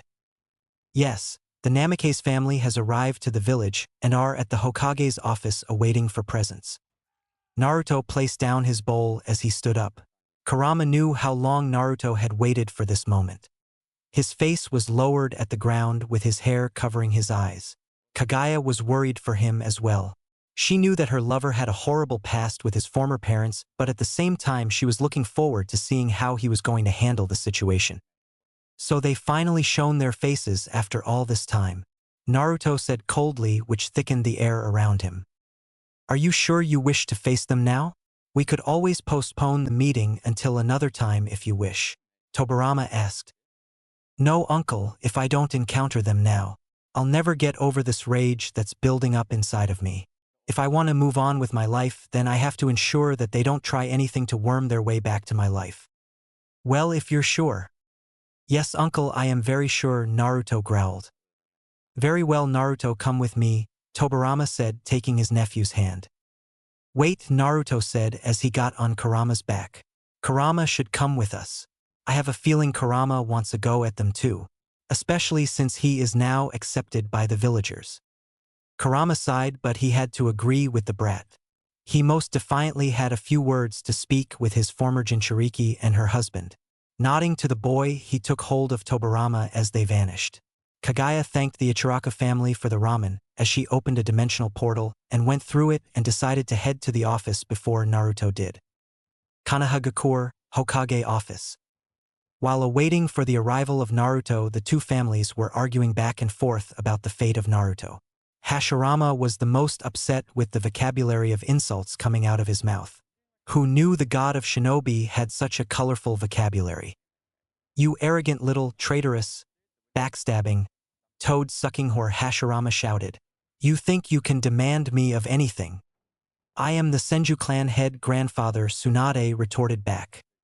You're a cowardly nobody that I am ashamed to have created from my son's loins. You turned your back on everything your parents and I taught you. I did no such thing, old man. Like we told Sarutobi-sensei, the survival of the world outweighs the needs of a single boy. Tsunade scoffed at him. We put the survival of the world above our own family. A loud slap was heard as Tsunade felt her head turn sharply to the right. Minato and the others gasped at what they had witnessed. Tsunade was most shocked as her grandfather never rose a hand against her. We Senjus don't put anything above family, Tsunade, Hashirama shouted back. You hit me? You've never raised your hand against me. Tsunade gasped, shaking a little. I'm your granddaughter. You're nothing to me now. As of now, I disown all traces of you. You are no longer a Senju and don't even try to argue. You've never taken the mantle of Lady Senju while you were still in Konoha. Sarutobi told me you were too busy gambling and building up debt after debt. You've never attended council meetings, and you haven't been taking care of the Senju clan compound and the clan's bank accounts. You've never even married, and yet you had this man here with a man out of wedlock. Hey, my personal life is none of your business, and for your information, Minato was the best thing that ever happened to me. He became the infamous Yellow Flash and won us the Third Great War. Hell, even Iwagakure fears him so badly they wouldn't dare attack Konoha. You mean the Hiraishin that my brother invented and mastered during the First and Second Great Wars, Hashirama scoffed. Your son even dared to claim that it was a bloodline that his clan was famous for. Suddenly a knock was heard at the door as everyone wondered if it was Naruto. Hashirama smiled and told whoever it was to come in. Suddenly a portal came out of nowhere as they saw a beautiful woman coming through it. Jiraiya was awestruck and made perverted sounds as he gazed at the beauty before him. He could see she was a lovely beauty with long white hair, black lipstick, and soft skin. She was also wearing a kimono with pink flower petal designs on it. Lady Kaguya, greetings, Hashirama greeted. Greetings, Hashirama, Mito, Madara. Kaguya smiled before looking at the Namikazes with a glare. The Namikaze's pleasure. Hey, show my parents some respect, Menma growled. They are well-known and respected heroes. Little boys should learn to be quiet when the adults are speaking. She hissed as she let out her intent, which suffocated them and brought them to their knees. Who the hell are you? Kushina demanded. My name is Kaguya Oitsutsuki, soon to be Kaguya Senju. She answered the demanding Namikaze woman. You're marrying my grandfather? Tsunade asked.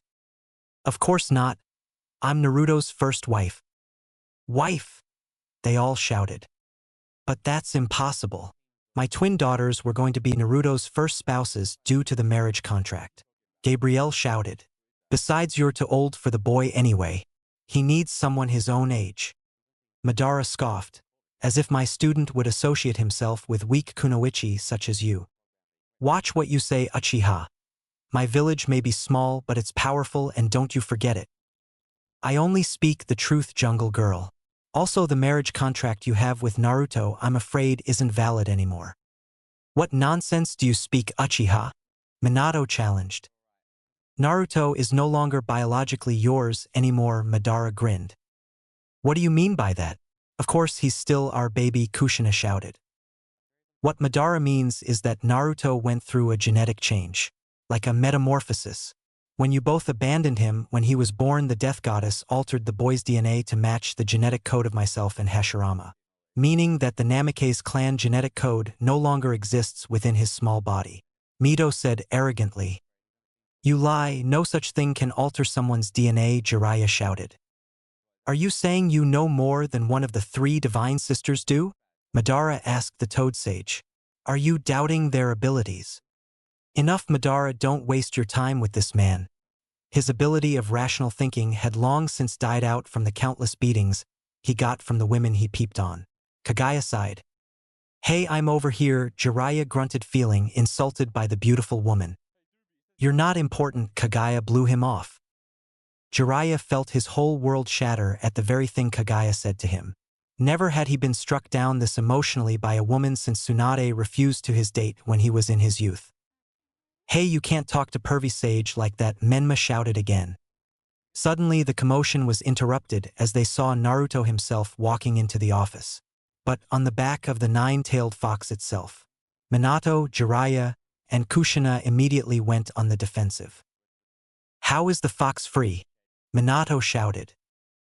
We set it free, Mito smirked. What, why would you do that? Kushina yelled.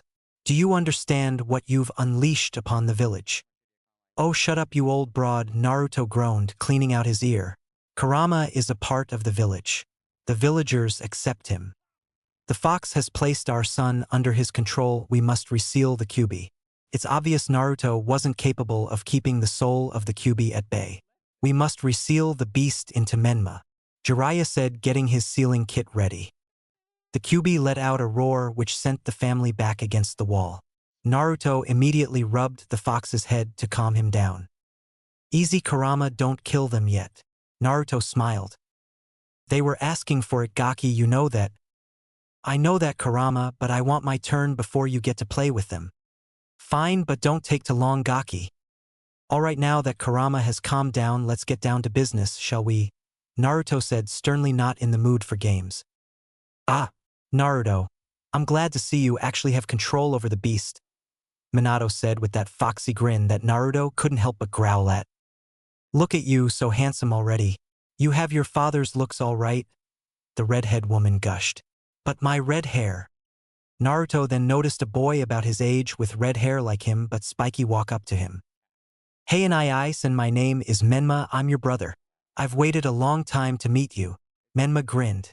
Now that we're together again, we can finally fulfill the prophecy together, and you can also fulfill your duty. What duty? Naruto asked. That's simple, son.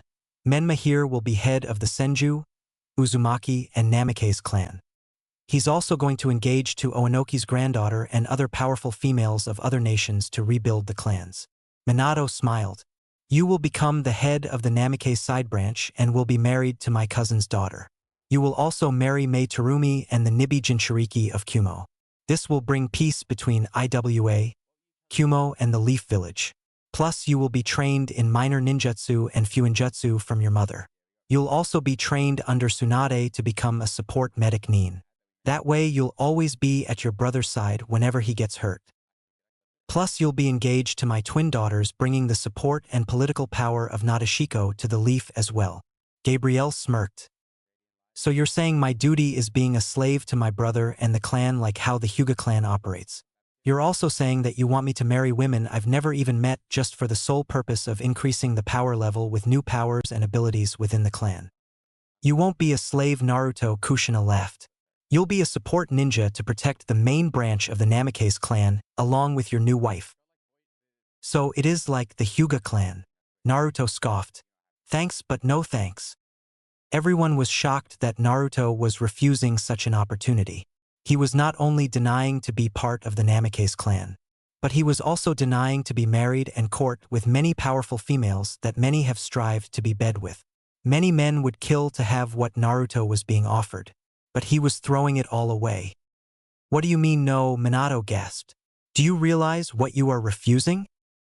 Of course I do, besides I already have a wife-to-be, and she's proven herself to me in more ways than one. Naruto smirked as he winked at Kagaya.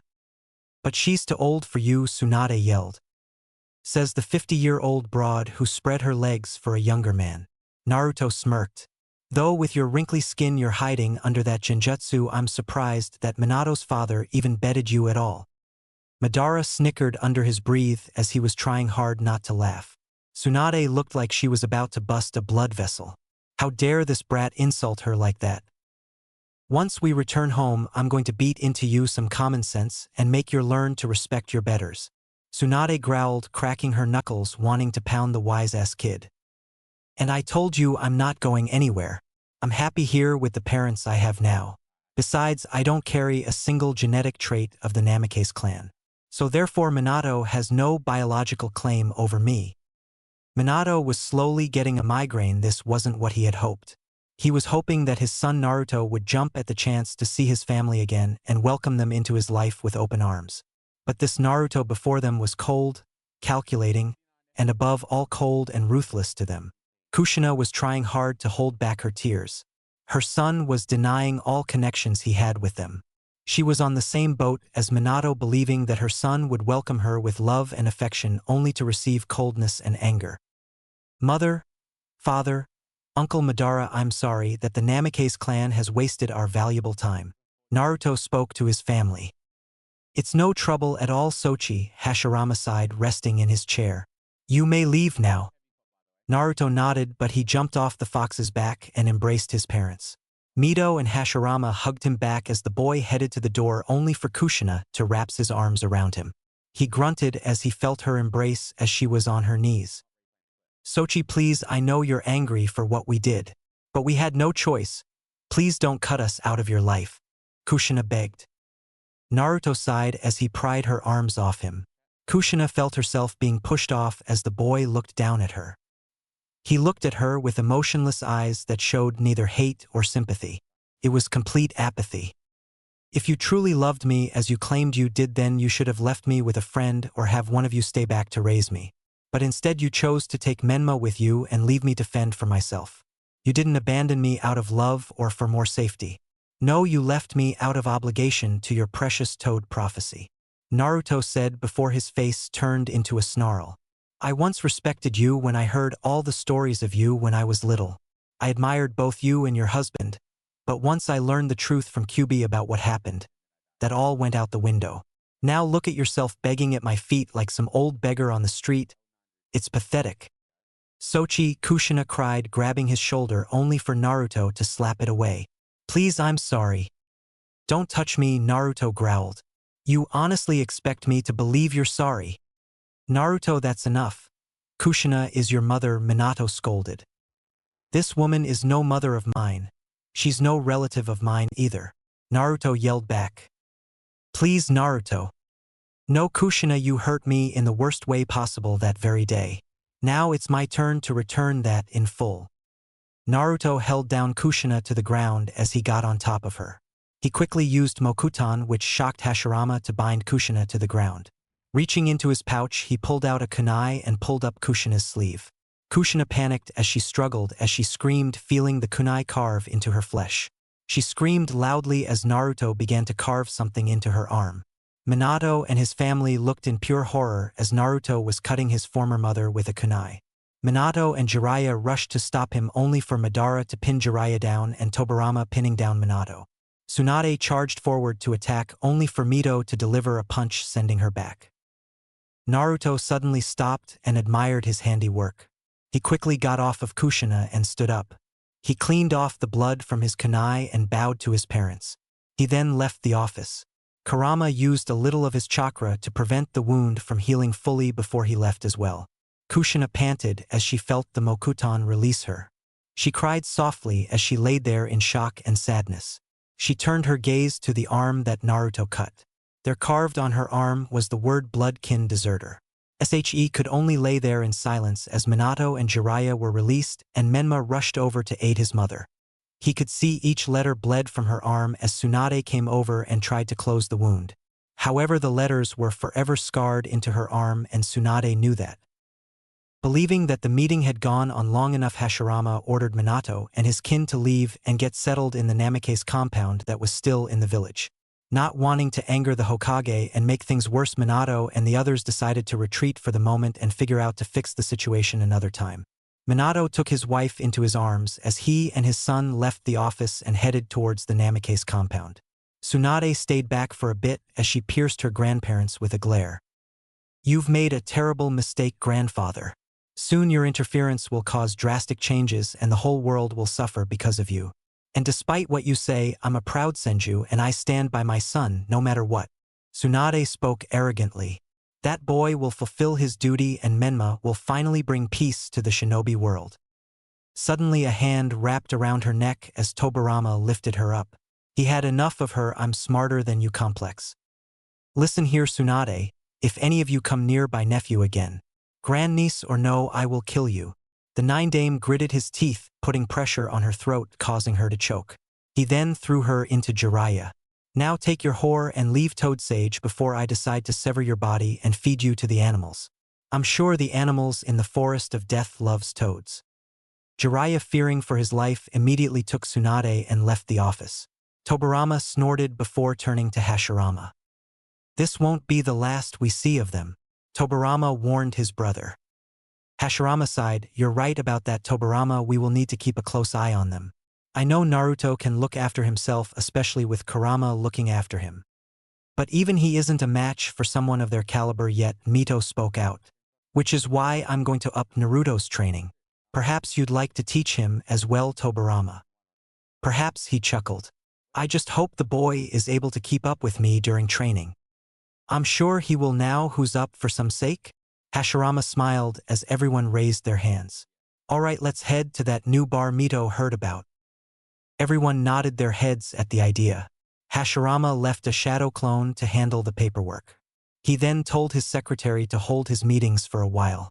Once that was finished, they headed out to the new bar to share a drink together like the good old days. The morning soon came as the sunlight shined through the beautiful crafted windows of the upper level of the Senju mansion. Its rays shined bright upon the sleeping boy who was snuggling close to his lovely companion Kaguya. Mito and Hashirama couldn't understand why their son loved sleeping with Kaguya. But according to their son, he says he feels safe. Naruto fluttered his eyes open as he heard the sounds of birds chirping. With a groan, he sat up and let out a yawn. I hate waking up early in the morning, he groaned, rubbing his eyes. He soon turned to see Kaguya still asleep. She looked so beautiful when she slept. Not wanting to disturb her, he started to get dressed. He put on a bright orange shirt with the Uzumaki symbol on it along with black hakama shorts. Once fully dressed, he walked over and kissed Kaguya's cheek before heading downstairs. He was suddenly greeted by a sweet smell of delicious eggs and bacon as he saw his mother cooking and his dad reading the morning paper. Morning, Ka-san. Morning, Tuchan. Naruto greeted them happily. Mito turned her head to see her son up and at so early.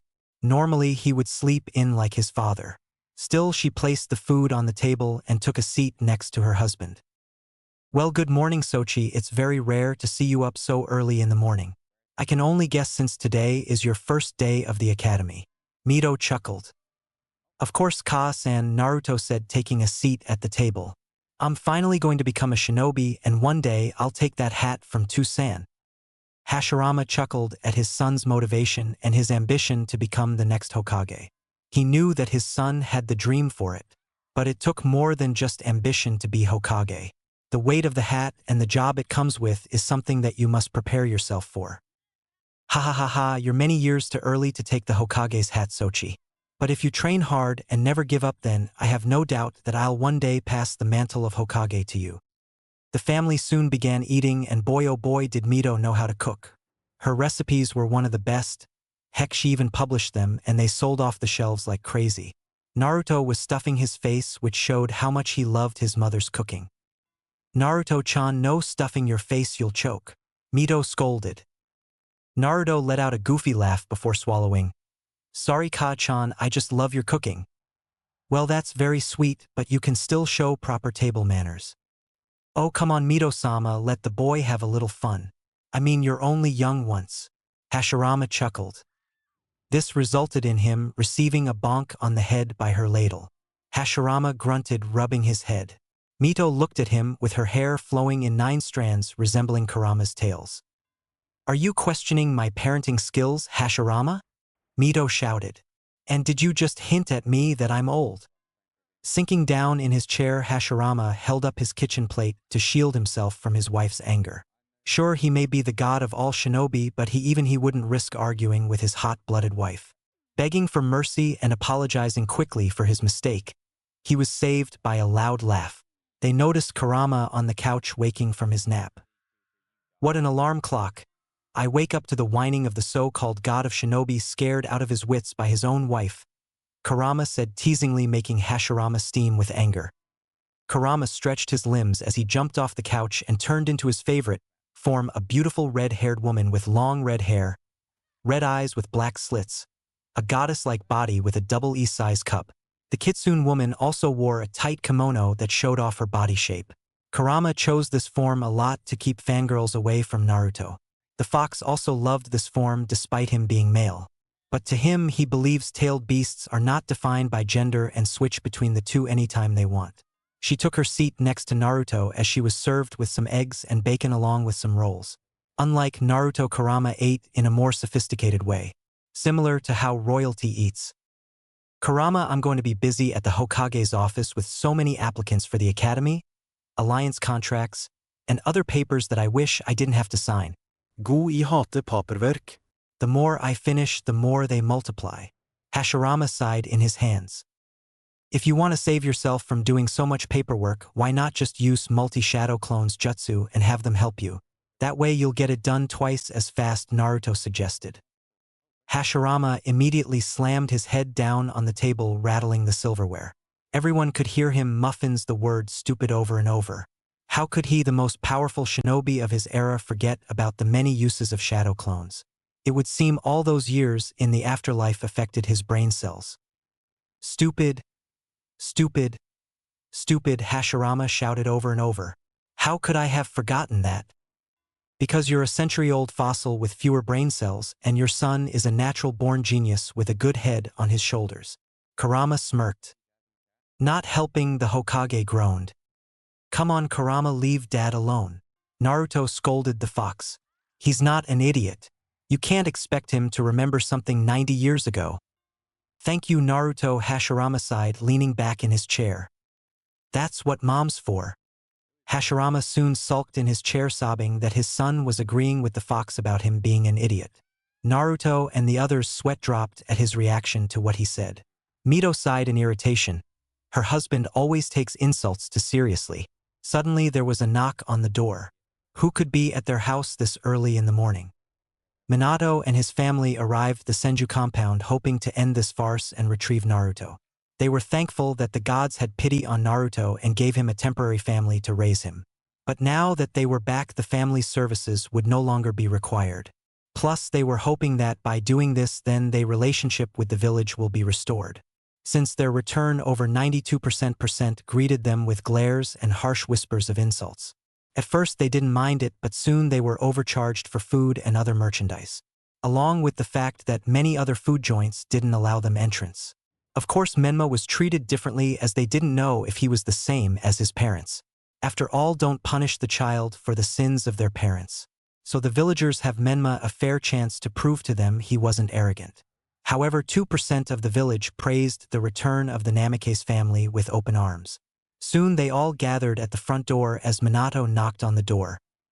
Minato had been planning on teaching his son his uncle's elemental jutsus and the side branch taijutsu styles. Since Naruto was going to lead the side branch, he wanted to ensure his son would be powerful enough to aid Menma. Kushina was planning on teaching him Fuinjutsu and Kenjutsu, which would allow them to be closer and form a mother and son relationship. Tsunade, however, was planning on teaching Naruto medical jutsu, since Menma didn't have the proper chakra control to use it. Although she was still peeved at the brat for mocking her and making fun of her age, she decided for the good of her family she would put aside her pride. Jiraiya was going to train him to summon toads, despite the fact that unknown to him Mito was going to have Naruto sign the White Tiger contract and that Kurama would let him sign the Fox contract.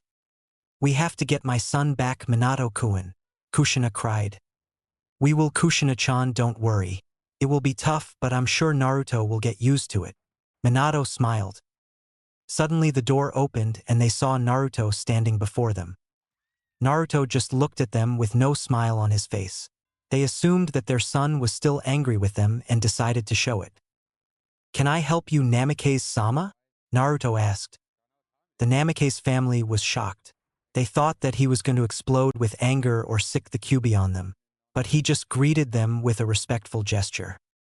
Hello, Naruto, we hope we aren't intruding, but we need to talk to you, Minato smiled. Mother, the Namikaze family is here, Naruto called out to Mito. Mito, who was clearing some of the dishes, heard what Naruto said. She growled in irritation, wondering what could they possibly want now. Send them in, Naruto. Let's see what they want. Mito called back. Naruto allowed them inside as the group entered the dining hall. Tsunade was shocked to see the old compound in such good shape after being deserted for so many years. Kushina was trying her best not to get into a confrontation with Mito, her old mentor. Jiraiya on the hand noticed next to Hashirama and noticed the goddess-like beauty next to him. The Toad Sannin's eyes popped out as he immediately got out his notebook and began taking notes. The said woman glared at the Sannin as she noticed that Jiraiya was staring at her and writing notes in his notebook. Jiraiya-san, I hope you're not writing notes about me to put in your filthy smutty books, are you? She growled. Wait, what? Naruto said, grabbing the notebook from his hands. Hey, give that back, Gaki, that's personal, Jiraiya shouted. Naruto read through the notebook and turned to glare at Jiraiya. The Sannin, however, was unfazed with the kid's glare and demanded his notebook back. Oh, I'll give it back. Naruto growled as he walked over to the dining hall fireplace and threw it into the fire. Jiraiya screamed as his new novel work of Ica Ica Paradise went up in flames. He cried anime tears as he sobbed about his hard work and research were now gone forever. Kushina and the other women didn't really care since they despised that novel. Now that the entertainment is over, what do you all want? We told you that Naruto is ours now and you have no legal bindings to him. Mito said harshly. We told you that Lady Shinigami replaced your DNA with ours, therefore making Naruto our son. That's a load of bull crap, Tsunade shouted. And you know it. Now we understand that you were brought back to raise him and you did a fine job. But now it's time for Naruto to return to his real family. My real family is right here, Lady Tsunade. Lord Minato and Lady Kushina had their chance and they blew it. I'm also protected by the laws of Konoha. So if Minato and Kushina really want me back, then they shouldn't have left me in the first place. Naruto replied coldly. Naruto, we already told you the reason why we had to leave. Kushina sighed, getting a headache. It was for the betterment for the world. Yeah, I heard. But you could have done it another way, actually a lot of ways. Kurama spoke up in his female voice. You could have left Naruto with Mikoto since you were friends since you were kids.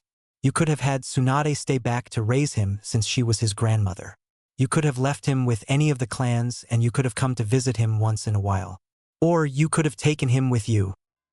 Minato and Kushina understood they had many options, and while many of them were good, they thought that if none of their enemies knew Naruto existed, then he would be safe from all attempts of assassination. Yet they failed to understand that many of the clans were powerful in their own right and would have done anything to protect Naruto. Yet they failed to see that if our enemies didn't know Naruto existed, then he would be safe. Minato defended himself. But now that we're back, we can finally be a family again. Hashirama stood up, showing off his dominance for the first time in years. You seem to lack brain cells for someone who was a natural-born genius. Naruto is my son now. He's happy here and has been for the first 8 years of his life. So why, pray tell, should he leave parents that loved him, fed him, heard his first words, saw his first steps, and comforted him when he was scared or sad, to someone who saw him more of a tool than a child? We never saw Naruto as such a thing, Kushina retorted. Really, then what would you call it? Mito asked, crossing her arms. Kushina opened her mouth to speak, but no words seemed to escape her lips. Mito only nodded her head as she proved her point. Minato cleared his throat and stepped forward towards Naruto. Naruto, we understand that you've grown attached, Lady Mito and Lord Hashirama. We are thankful that they raised you while we were gone, but now it's time to come home. You can still come and visit them, but your duty is to your family, Jiraiya said firmly. Naruto stared up at him with cold eyes. How dare this man come into his house and tell him to leave his family for people who threw him away like some useless toy? I'm sorry, Jiraiya-sama, but I'm happy here. My duty is to my father, Hashirama. I'm needed here. Naruto shook his head at them, showing his refusal to leave. Naruto, this rebellious attitude is unbecoming of a Namikaze. Minato scolded him like a little kid. You're destined to perform a great service to the world of shinobi with your brother. Now please pack your things, we can start your training when we get home. Plus my cousin is there, so you can get to know your future wife. It would appear you're hard of hearing, Minato. My son is not going anywhere. Now I've tolerated your presence here long enough. Leave my home or I shall call the Umbu and have you executed for not only trying to kidnap a Hokage's heir but also trespassing on my property. Hashirama released so much ki. Say, I do come with you. What could your clan possibly offer me other than enslavement and forced marriages? Naruto asked, not buying into their we miss you and want you back crap. Minato smiled at this opportunity. Simple, my son, I can teach you the lightning elemental jutsus of my uncle that made him famous in the Second Great War. As well the Namikaze taijutsu style. I already have Kakashi and Ai-san to teach me Raitun jutsus. Naruto scoffed. Plus my mom and dad can teach me Senju and Uzumaki taijutsu style to its full potential than you. Minato stuttered as he tried to think of something else. Kushina, seeing her husband was trying to control the situation, spoke her piece. I can teach you Fuinjutsu and the Uzumaki Kenjutsu style Raging Tide. Kushina smiled. We can bond over that and learn so much about each other. To get together as mother and son again. Naruto found it tempting as Raging Tide was once of the powerful Kenjutsu styles of the Uzumaki clan. But it was the most toughest styles to learn. Naruto wasn't really interested in Kenjutsu as he preferred a staff like Hiruzen Jiji. Plus he already had a Fuinjutsu teacher, his mother, since she was one of the greatest sealing mistresses in all the nations. Sorry, but I don't have the patience or the love of swordplay. And as for sealing, I've got Mito Kaa-chan, who is the greatest sealing mistress in existence. So sorry Kushina-sama, but I'll have to pass. I can teach you summoning Kido, Jiraiya boasted. After all, the toads and slugs are two of the most powerful summonings in the world. Naruto and his parents sweat dropped at that. Apparently no one ever told the pervert that the toads and slugs were one of the top 15 most powerful summonings. Even Hashirama knew that the top 5 most powerful summons were the lions at number 5, the tigers are number 4, foxes are number 3, phoenixes at number 2 and dragons at number 1. Surely every summoner and their summoning clans know that. Forgive me Jiraiya-sama, but Mito Kaa-chan is letting me sign the Uzumaki White Tiger contract and Kyubi-sama is letting me sign the fox contract. Naruto grinned. So forgive me, old hermit, but I must refuse the toads and slugs. I don't mean to insult, they are powerful, I admit, no doubt about it. But the foxes and tigers are one of the top 5 most powerful for a reason. Geez Gaki, since when did you become so smart? Jiraiya asked. From studying and reading, you should try it sometime. Naruto answered. Well, I can teach you medical jutsu and my super strength. Surely you can't pass that up. I'm the world's best medic. Swanda smirked with a boastful look on her face. Your skills are impressive, Lady Tsunade. Naruto nodded. But I'm afraid that Kurama has you beat there. Yes, Kurama may be made of chakra, but his knowledge of healing and medicines outdo yours. You're giving me too much credit, Gaki, Kurama thought, watching it all play out. You're comparing the Kyubi's skill to mine. I've developed poisons that can kill a Jinchuriki. My skills are not to be criticized. Tsunade fumed. Jinchuriki, maybe, Hashirama butted in. But tailed beasts are a whole different thing. See, there is nothing you can offer me. If that's all you're willing to offer, then I suggest you leave now. I have to get ready for the academy and I don't want to be late because my so-called birth family can't take a simple no for an answer. Silence filled the room. The Namikaze family was outwitted by a mere 8-year-old child. Their plan was simple: to convince Naruto to come back, regain control of the village, train the boys, and save the ninja world. Why couldn't fate just let the prophecy come to fruition and let their sons do their duty? Seeing there was no way out, they decided to try something else. Minato took from his back pocket a scroll and tossed it to Naruto. Naruto, seeing Minto toss him a scroll, caught it in his hands. He unraveled it and noticed that was a strange seal. There was a long list of what was inside it. It was also a letter from the first Namikaze side branch leader, Katajin Namikaze. Dear future Namikaze side branch leader. However finds this letter proves that you are the future Namikaze side branch leader. I am Katajin Namikaze and my duty was to protect the future of the Namikaze clan. In my time as leader, I've created many deadly jutsus and seals that protected the clan for almost a century. I was known during the clan war era as the Lightning Flash, not just for my speed but for my mastery in Raitun jutsus. In this scroll are all my works and research notes, along with all my jutsus and my lightning blade that earned me my nickname. Hopefully you can use and perhaps experiment with them to make them stronger or make your own creations. I have no doubt that already there will be many to continue my legacy. Glory be to the Namikaze clan. Katajin Namikaze, leader of the Namikaze clan side branch. Naruto looked at the scroll as the contents also had a list of all Katajin's jutsus. From the sound of it, Naruto could see this man was truly a devoted clan member that went to great lengths to protect his family. However, on the other hand, this also showed him that this scroll was his obligation to follow in the man's footsteps. Naruto was about to lose his temper but decided against it and rolled up the scroll. The boy was silent as everyone waited to see what his reaction would be. Naruto turned towards the fireplace and in a flash threw the scroll into the fire. Minato gasped as he saw his ancestor's scroll thrown into the fire. Like a flash, Minato pushed Naruto aside and reached into the fireplace, ignoring the burns and blisters from the flames. Minato used the bottom off his robe-like jacket to put the flames out. Once the fire was extinguished, the scroll was severely damaged. Minato unrolled the scroll to find the letter part was okay, but the seals on the scroll were destroyed beyond repair. Katajin's research, his Raitun jutsus, and legendary lightning katana that made him the lightning flash was now lost forever. Minato's eyes filled with tears before turning to Naruto with a glare. "You little turd, do you realize what you done?" Katajin was a hero that many Namikazes after him respected and admired. His legacy that was passed down to future generations now gone because of you. You could have been the next lightning flash. Minato shouted and raged. "I did it because I've broken the final chains that chained me to you. I'm not a Namikaze, nor do I want to be one. I'm a Senju and an Uzumaki," Naruto declared proudly. "I, Naruto Senju, hereby wash my hands of Minato and Kushina Namikaze. I here renounce their status as my parents. From now on, they are strangers to me." "Naruto, you can't mean that?" Kushina covered her mouth, trying to control her tears. "I do, Kushina-san. I've detached myself from you. You gave me life, and for that I thank you. But now this is where we part ways for good.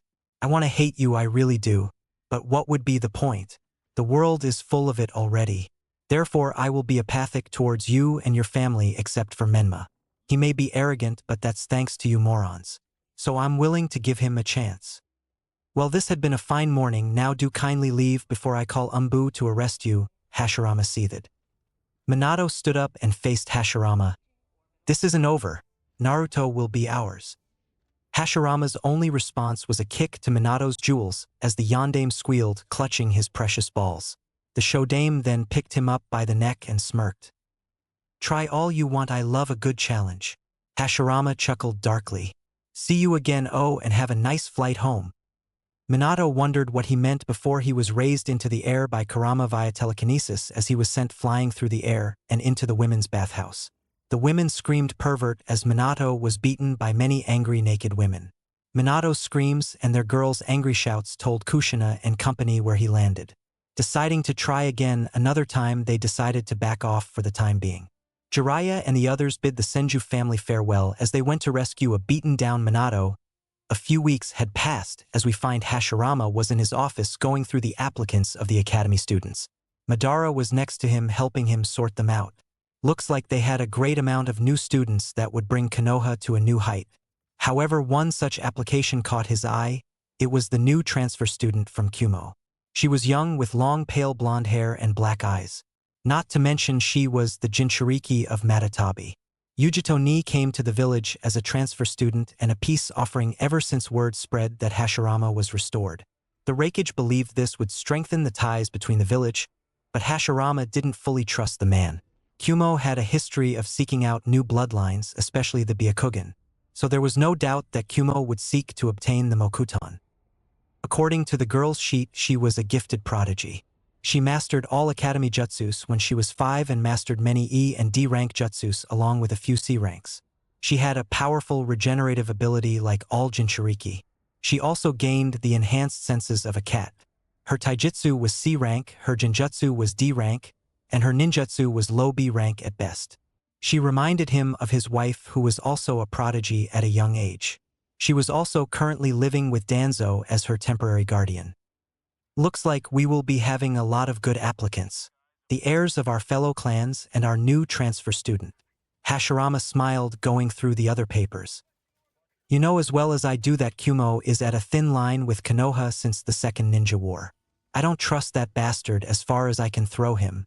You know they've sought out many bloodlines from this village. Madara said coldly. I have a feeling that when they come here to sign the peace treaty they will try it again. Hashirama sighed as he couldn't argue with Madara's statement. But if peace was to restored they had to take a chance. However, he would make to strengthen security during the treaty signing. He thought having Tobirama and Madara would be enough security, but it wouldn't hurt to post a few more men. The door opened as Minato and Kushina walked in.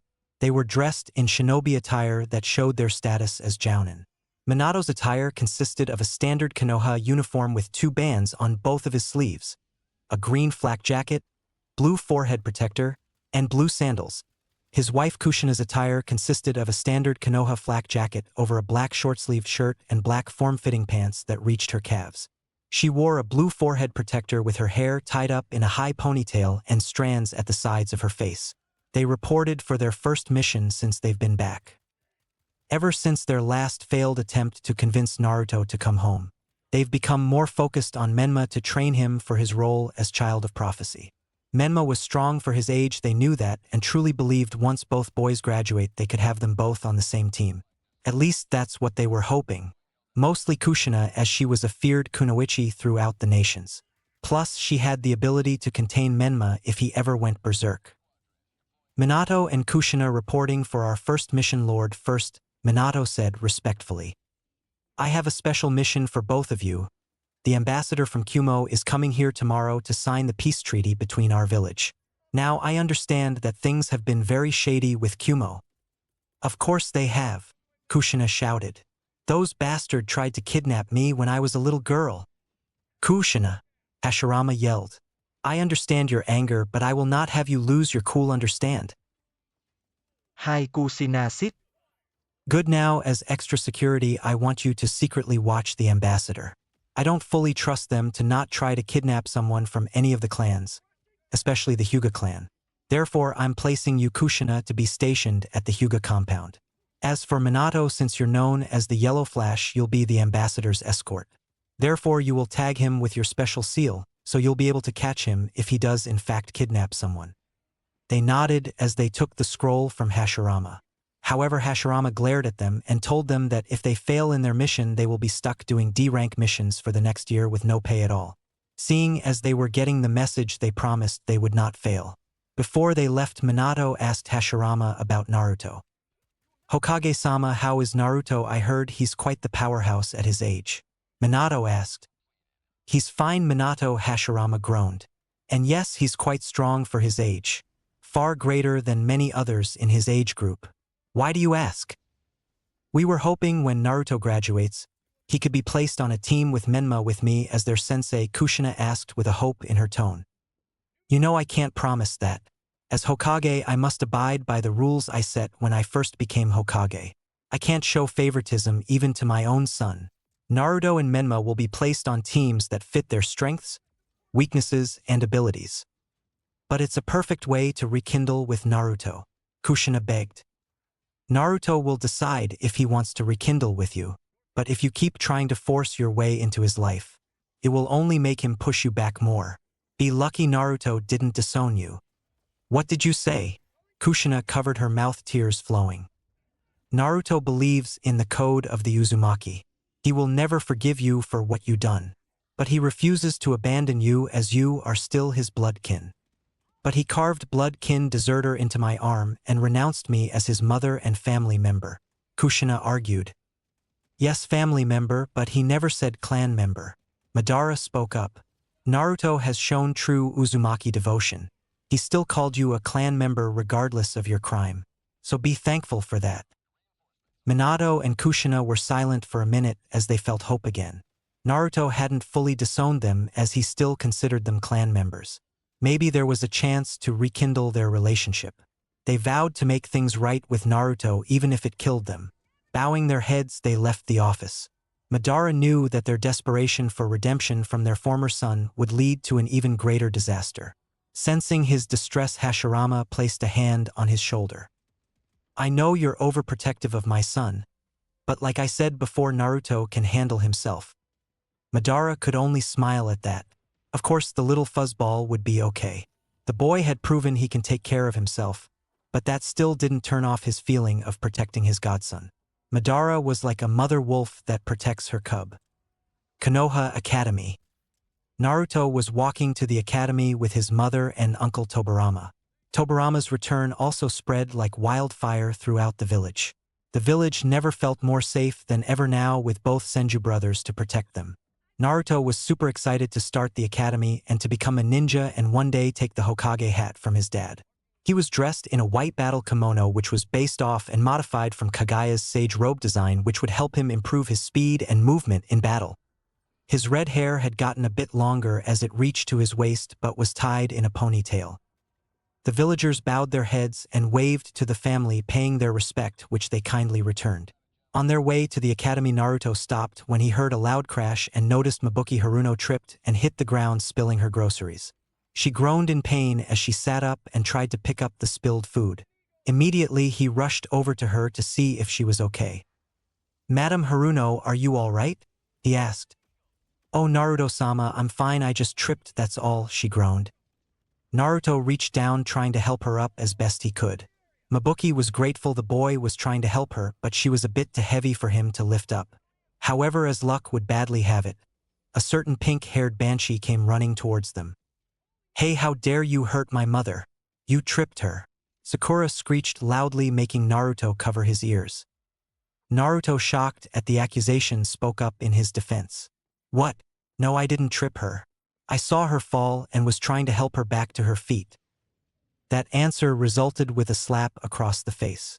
Naruto held his cheek as everyone around them gasped.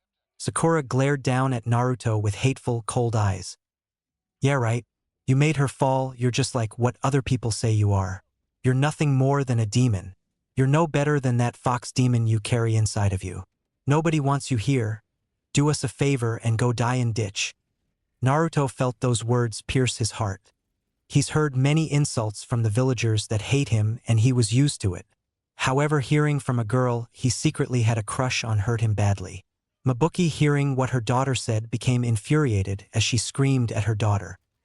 "Sakura Haruno, apologize this instant," Mabuki shouted, shocking Sakura. "Apologize? But Mom, he's a demon. He's the reason Dad is dead," Sakura shouted back. "He's a Jinchuriki, there's a difference," Mabuki argued back. "The Kyuubi and Naruto are two separate beings. Now you will apologize this instant, young lady. Also, when you get back from the academy today, I am going to teach you some respect, young lady." "I say she needs a lot of it," Tobirama growled as Naruto turned around. "Uncle Tori," Naruto smiled. "You all right?" "Yes, uncle, I'm fine." Tobirama walked over to Mabuki and held out his hand, helping her to her feet. "Oh, thank you, Lord Tobirama, Lord Naruto." She thanked them. "Please call me Naruto. I don't like having my lord title being used, as it makes me feel like I'm above everyone else." Naruto blushed a bit. "Such a kind boy with a good heart. I see your parents have raised you well." She chuckled, stumbled to her feet. "Please take this," she offered Naruto an apple from her bag. "Ooh, thank you, but I can't accept it," Naruto replied shyly. "Oh, please, I insist, it's the least I can do to thank you," she begged. "Well, all right," Naruto smiled, taking the apple. "Thank you." "No, my boy, thank you for taking time to help a lady." She smiled before dragging her daughter to the academy. "You did a good thing, Naruto?" Tobirama smiled. "I couldn't just leave her like that," Naruto sighed. "That wouldn't be right, to let a sweet lady just lay there." Spoken like a true hero, Tobirama ruffled his hair. "Come on, your mother is waiting for us." Naruto nodded as they headed back down the road to meet up with Mito, who was at the front of the academy. Mito noticed them and asked them what took them so long. Tobirama told her about how Naruto helped an old lady who fell and hurt herself. Mito turned to her son, who nodded, which had confirmed his story. "That was a nice thing you did, Sochi." Mito praised him. "Thank you, Ka-chan." Naruto smiled. "Well then, come on, I don't want my son to be late on his first day." Naruto nodded as he hugged and kissed Mother goodbye and high-fived Tobirama. He followed the batch of students to the classroom where their sensei Irika Yumino greeted them. Naruto also noticed many of his friends were there. Kiba, heir to the Inuzuka clan and a brash kid with a alpha male's complex. But on the inside he was as soft as newborn puppy, all bark and no bite most of the time. Sasuke Uchiha, his brother in arms and closest friend since childhood. Satsuki Uchiha, his #1 fangirl that dreams of marrying him. He swears that she is worse than Sakura Haruno, Sasuke's #1 fangirl. Speaking of the Banshee, she was sitting next to Satsuki. She was one of the students that hated Naruto and blamed him and the Nine Tails for her father's death. She also hated him for corrupting her mother.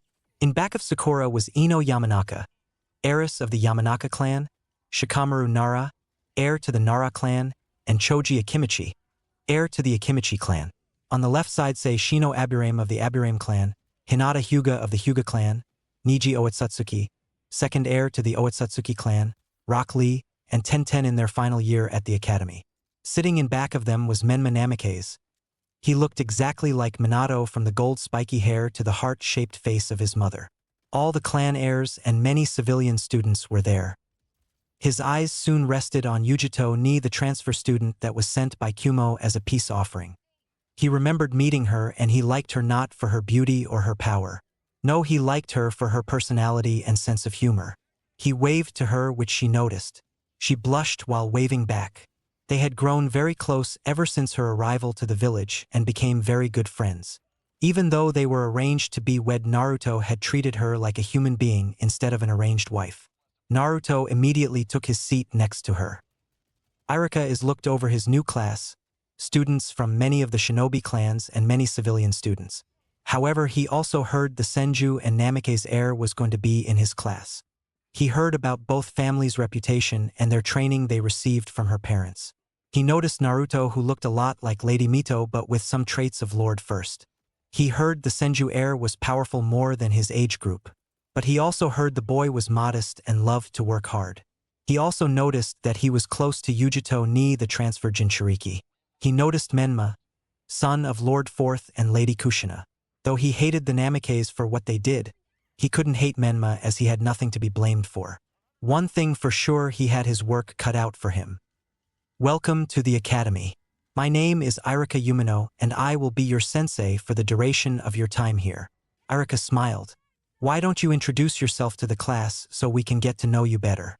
Also, I have Lady Kagaya with me, as she will take over as head of the academy to ensure we produce actual shinobi and kunoichi. He motioned to the woman who sat next to him.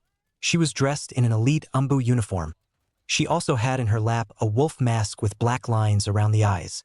She was known as the Ukami Megami, aka Wolf Goddess. Her hair was in a long ponytail and was shiny as silver. She waved to everyone but blew a kiss at Naruto, who blushed, making Yujito quietly growl. Everyone began to greet the junior or senior students, telling them about their likes, dislikes, and their dreams. Some had dreams of being legendary shinobi while others dreamed of being Hokage. The next one to introduce themselves was Menma Namikaze. He stood at a height of 4 feet 5 inches tall, and he wore black shorts and a white t-shirt with the Uzumaki spiral on the back of it. He greeted everyone and smiled. My name is Menma Namikaze. I'm 6 years old, and I like my family, Konoha, and clan. I love learning new jutsus and ramen. My dislikes waiting for ramen to cook. Emos, a certain red-haired woman. He looked at Naruto before turning back to Irika. My dream is to become Hokage, but also my dream is restore my clan and to make a certain someone pay. Naruto knew that Menma was talking about his mother Mito. He heard that his mother was ordered to eliminate the Namikaze clan to prevent them from using him for breeding purposes. Naruto believed his mother's actions were justified. I mean, would you allow someone to use your baby as a bloodline breeding stallion? But he also understood his big brother's anger. But that didn't mean he would allow him to kill his mother. Okay then, Irika sweated, as he was one of the very few who heard about the Namikaze clan massacre. Looks like we got ourselves an Avenger here. I hope I pray to Kami Menma won't do anything stupid. Naruto cleared his throat as he decided to introduce himself next. I'm Naruto Senju. I'm 6 years old. My likes are my family, Kurama, Kagaya-chan, Kitty-chan, Yujito, foxes, the moon, and ramen. My dislikes are Lord and Lady Kushina, Lady Tsunade, and Jiraiya for his filthy books that degrade women in such a way I find absolutely abominable. I hate rapists and predators who prey on innocents. My dream is to restore the world to a peaceful era and to be as strong as Daddy and Uncle Madara. Iruka nodded as he smiled. The kid truly had big ambitions, especially with wanting to be as strong as his parents and uncle.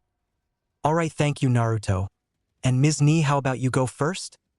Alright, my name is Yujito Ni, I'm 7 years old and I like my village, cats, Matatabi, Foxy Kuin, Naruto, cooking and castrating men who annoy me.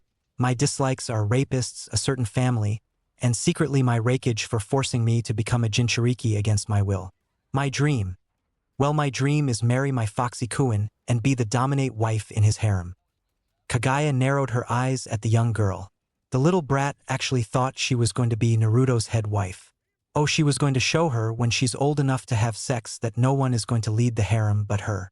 Kagaya always had a superiority complex when it came to sex, and she wanted to ensure only the worthiest of women would bed him. Yujito noticed Kagaya looked pissed off as she gave her the stink eye, making her silently fume. Naruto, noticing it, groaned as he face-palmed, shaking his head. Why was he cursed to be so desirable? After the rest of the introductions were finished, the class was now in session. It started with the basic curriculum, much to the disgust of Naruto. His uncle Tobirama told him that the academy's academics the former civilian council had chosen were utter bullshit that wouldn't even help you on the battlefield. However, despite that, the best part was when it was time for the battle portion of the day. Taijutsu spars was the most fun for Naruto because she was facing against Menma. He wanted to see just how much Menma learned from his parents and the Sannin. 1, 2, 3, Hajime. Menma got into the hummingbird stance as he rushed at full speed. But Naruto expected this. He could clearly see Menma rushed in rashly and was acting upon only power and speed. He immediately sidestepped and tripped him. Menma caught himself as he delivered a punch aimed for his chest, which Naruto blocked with his elbow. Naruto was soon swung off his balance by a low kick, falling on his back as Menma swung a punch down only for Naruto to roll out of the way. Naruto smirked as he was impressed. Well, I must say, Menma, your parents taught you well. Your speed is incredible and your use of the hummingbird style is truly impressive. Naruto praised him. But let's see how you handle this. Naruto dove in the whirlpool taijutsu style as he vanished from sight, making the crowd gasp as Naruto appeared behind Menma. Menma immediately countered the punch that was aimed for him but was kicked back a few feet. Menma grunted, feeling the power behind the kick. Naruto soon charged forward, not letting him recover, delivering kicks at his waist, chest, and his face, kicking him against the metal fence. Menma fell to one knee as he growled at Naruto. I won't lose, not this time? He started leaking red chakra, which everyone knew what that was. His eyes turned slits and his teeth sharpened. He let out a roar as he charged extremely fast. Naruto quickly dodged a swipe of his sharp finger like claws. Damn, he succumbed to his anger that quickly. Naruto thought to himself. Looks like there is no choice. I got to find a way to calm him down. Naruto was pushed back against the fence pretty hard, grunting from the pain of the impact. Naruto stood up as he went through hand signs that his father taught him. With style, cage restraint, he shouted. Soon wood sprouted around Menma like a cage, and the wooden bars sprouted more strands of wood that wrapped around him, contracting him. Menma struggled as the chakra began to be sucked into the wood, which allowed Naruto to absorb the chakra. If only I still had Kurama in me, it would be a big help, Naruto groaned softly. Naruto was only able to absorb 10% of the Kyuubi's chakra from Menma before the Namake's air collapsed. Naruto panted as the jutsu was released. He soon collapsed a few minutes afterwards. Kagaya immediately rushed both boys to the hospital as the students were sent home early. Konoha Hospital, Room 204. Menma POV. I yawned as I woke up and found myself in a comfy hospital bed. Looking out the window, I saw it was a bit cloudy. Upon realizing I was in a hospital, I began to remember how I got there. Suddenly I remembered that I was sparring with my little brother, and then I remember losing my temper, and soon, oh God, I lost control of the Nine Tails. Oh my God, Naruto, I hope I didn't kill him. I'd never forgive myself. Quickly throwing off the covers, I ran out of room to the receptionist in the lobby, having been to the hospital many times before back home. Excuse me? I asked the receptionist. Which room is Naruto in? Naruto-sama is in room 504 Lord Menma, she told me. I thanked her as I rushed up to the 5th floor despite my small injuries. Upon reaching the room, I slowly opened the door to see Naruto resting in the bed with small parts of his body bandaged. He didn't look beaten up at all. I guess he had regenerative abilities like me. I gazed upon my brother's sleeping face as I felt a pang of guilt. I don't know if you can hear me, Naruto, but I know you can. I'm sorry I lost control of myself. I could have almost killed you. If that happened, I'd never forgive myself. I know you and my family don't see eye to eye, but I would like to at least be part of your life. I won't force you to leave the family you already have. I can see Lord and Lady Senju make you happy. I would be a bastard for taking that away from you. For what it's worth, little brother, I'm sorry. I hope you'll still consider me as your big brother. I leaned down and gave him a kiss on the forehead before leaving before my parents find out I went AWOL in the hospital. Normal POV. Naruto opened his eyes slowly as soon as Menma left. He wasn't really out cold, he was just resting a bit, as an injury like this was nothing compared to the sparring matches with Madara or Kurama. However, a small tear ran down Naruto's cheek as he let out a small smile after hearing his brother's words. He found no deceit in his words and he felt pure remorse and love from it. I already have Menma,